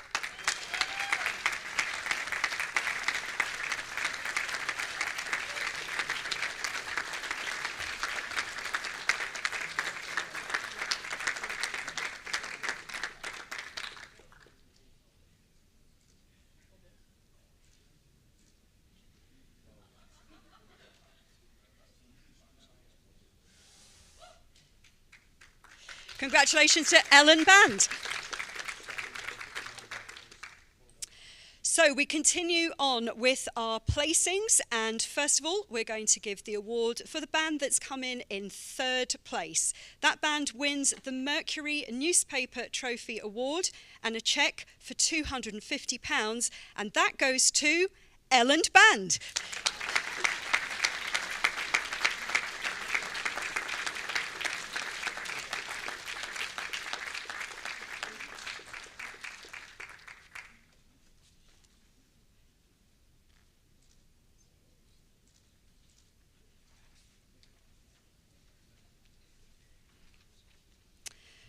We move now to the band that is going to win our second place. This band will win the Wilson Bowden Developments Runners-Up Trophy and a cheque for £350. And the band who've won it are Haverhill Band.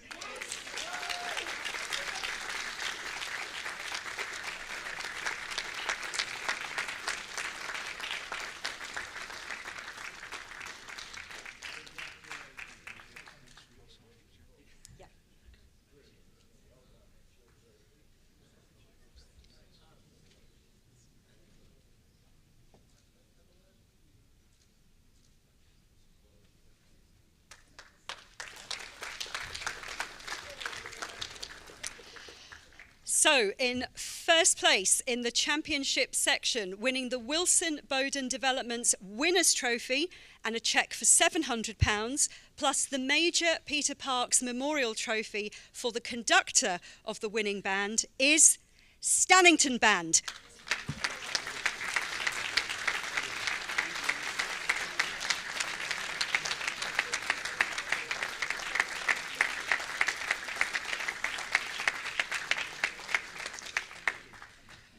And we will make sure that we get the trophy and the cheque to Stannington Band and their conductor for the Major Peter Parks Trophy to Sam Fisher. Another round of applause for them, please.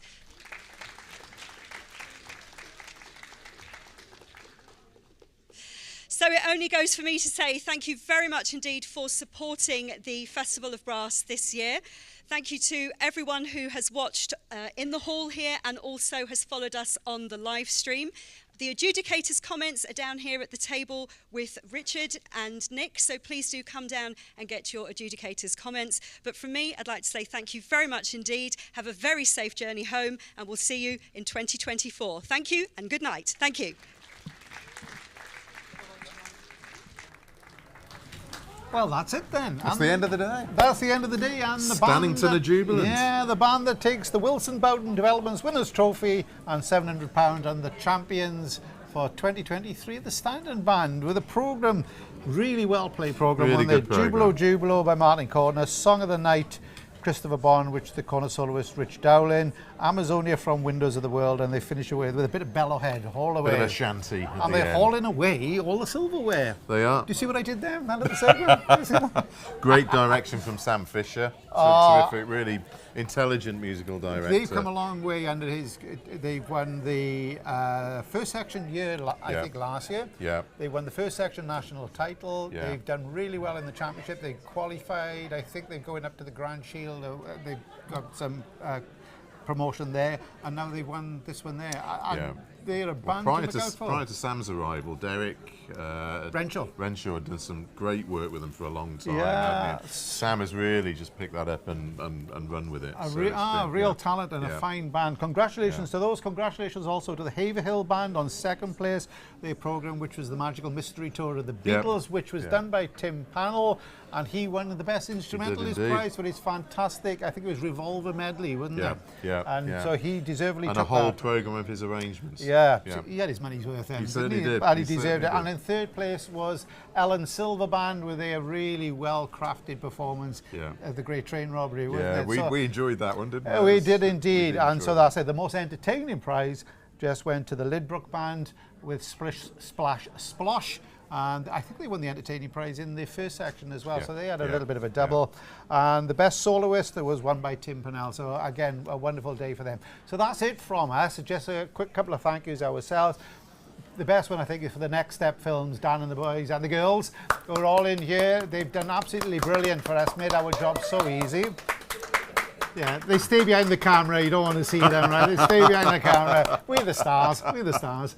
You know, this is the talent. Well, that's the talent. That's the talent. We just the hired help. So there we are. Congratulations to them for everything there. A special thank you as well to Simone, who's done a fantastic job. As always. As always, so professional. Did a brilliant job there. And of course, to the sponsors, Warwick Music Group and all the raft of the sponsors, of course, who helped support the event. And that's it really for us. I hope you've enjoyed it. And it was great to see that the The man with the Goldie-looking chain on, I think the chairman of the council turned around and said, hope to see you here in 2024. Yeah. So fingers crossed for that. As I said, there will be hopefully some tweaks as well to make it an even more enjoyable and better day. But with that, we have to say thanks very much for joining us, wherever you were around the world. Chris, thanks for helping me. Pleasure, Ewan, There we are. We did. Pleasure. We really enjoyed it. From that, it's goodbye from us, goodbye from everybody here at the Bolsover Festival of Brass. Good night.